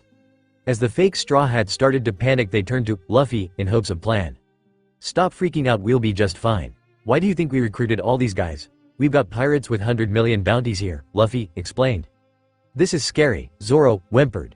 "Then just sit back, watch. Caribou, you're up. Use that marine as a shield and make us a path out of this dump," Luffy ordered, much to the shock of the marines. "Huh? I didn't quite catch that one, boss. Want to run that by me again?" Caribou mockingly asked, holding his hand up to his ear. "Get with the program. Use that marine you got as a shield and get us out of here," Luffy snapped. Luffy watched in horror as Caribou walked over to a marine that was pinned to the ground by stake in his abdomen. Caribou lifted stake into the air with the marine still hanging on the end of it for all to see before dropping him on the ground once more. "What the hell are you doing, Caribou? We need him to escape. Did you even hear me?" Luffy snapped. "Kahihihi. Although that would terrible convenient, I'm afraid that it's simple won't do," Caribou replied. "Why not?" "Because he told me he hadn't called the Navy yet and that make is a filthy little liar," Caribou explained with cruel grin as he pulled out a gun. "Caribou number!" Luffy cried out. The marines and pirates watched in shock as Caribou shot the helpless marine, killing him. Luffy clenched her teeth in disgust. While she had no problem beating up her enemy and leaving them severely or even permanently injured, she and her crew had never set right out to torture and kill someone who wasn't even a threat. Hell, Luffy herself had never actually killed anyone. "That crazy bastard, who's the captain here? Damn it," Luffy complained as the pirates charged at the marine. "If you've got a plan, I'd hurry," Nami whimpered as she clung to Luffy's arm. "Hey, listen to you, Captain. You guys are really starting to piss me off," Luffy called out as the two groups clashed. With seconds, the battle between the marines and pirates was in full swing. While at first the fight was pretty even between the two of group with members of both sides been taken out, things shifted into pirates' favor when those with high bounties stepped in. Once they saw this, the Straw Hats began to relax so far as make the battle into a contest to who become his second mate, much to shock of his crew. Just when looked like the pirates were about win, a familiar laser beam was shot into the middle of the battle, blowing both pirates and marines off their feet. "Pacifistas!" a random pirate cried out as the cyborgs began to attack the pirates. "Just great," Luffy whispered. "Looks like I might have to break my promise to Hancock. Though I really want to beat those robotic posers into pulp anyway. Those things would vaporize you before you even land a punch, you crazy broad," Sanji snapped. "Did they really make them all look just like Kuma?" Luffy groaned as one of the pacifistas focused on the stage. As the fake Luffy began to panic, thinking that the pacifistas were after him, one of the pirates' captains, Lib Doughty, tried to attack the cyborgs but was quickly defeated. Soon the marines followed after the pacifistas, attacking and capturing pirates as the cyborgs headed for the stage. Seeing this, the fake crew ran from the stage, leaving Luffy alone and the other pirates to fight for themselves. "Aw man, my side is killing me," Zoro whined as they ran. "Screw your side, the lasers are going to kill you," Luffy snapped right before he ran into someone and was knocked to the ground. "Get your fat ass out of my way." "Huh, who is this idiot?" Sentomaru asked as he looked down at pirate he had knocked down. The pirate, seeing Luffy, began to cheer, believing he could easily defeat the marines. Luffy and the rest of the fakes nervously looked around as everyone's attention was drawn to them. Luffy, seeing the commotion, decided it was best to try and escape while everyone was distracted. Sentomaru looked around in confusion before focusing once more on Luffy and asked, "Am I mistaken, or did they just call you Captain Luffy? Why wouldn't they call me that?" Luffy snapped, desperately trying to continue with his charade. "I mean, you realize who you're talking to right now, don't you? Go. Get out of my way before I grab your intestines and pull them out of your ear. I'd run if I were you. You're face to face with the son of Dragon the Revolutionary. That means I'm grandson of the hero Garp. I stared down the 3 admirals in the War of the Best. Oh, and my bounty clocks in at 400 million berries." Slamming his axe down a pirate's head, Sentomaru shouted, "You're not Straw Hat, you human pile of garbage, not even close." "What?" The Marines and pirates cried out in absolute shock as the one they believed to Straw Hat Luffy was defeated with a single hit. "That guy just took out Straw Hat," one pirate screamed as Luffy collapsed to the ground. "So that's it," Sentomaru stated in understanding. "Fools, they thought that they could join the Straw Hats and enter the new world. PX5, who is this imposter?" PX5 scanned the downed pirate and said, "Confirmed. He is triple-tongued Damaro Black, a pirate with 26 million berries bounty." "What?" the pirates cried out in shock. "He's a fake." "Book it, guys. The jig is up," the fake Sanji cried out before he and rest of the fake ran off, leave their captain behind. "What the hell are we supposed to do now? It's bad enough this guy tricked us, but now we got the Navy called on us too," a pirate complained. "Guess the really Straw Hat is dead after all," another pirate stated. "What the hell? You mean that Straw Hat didn't get fat and gross? This guy just was fat and gross to begin with?" a pirate captain called Alboin declared. "Oh, looks like the cat's out of bag," Luffy mumbled as she quickly worked her way through the stunned group of pirates. "I know you aren't real Straw Hats, you're just victim of this fool," Sentomaru exclaimed to pirates. "But you're still pirates. That means the lot of you are coming with us." The pirates grew nervous as the pacifist stepped toward them, preparing to attack. "And although I can't imagine why the real Straw Hat is here somewhere too," Sentomaru continued. "Huh?" the pirates and marines gasped. "When we entered the area, PX5 detected Straw Hat on the stage with the imposters. Fire on Straw Hat Luffy PX5, Sentomaru ordered.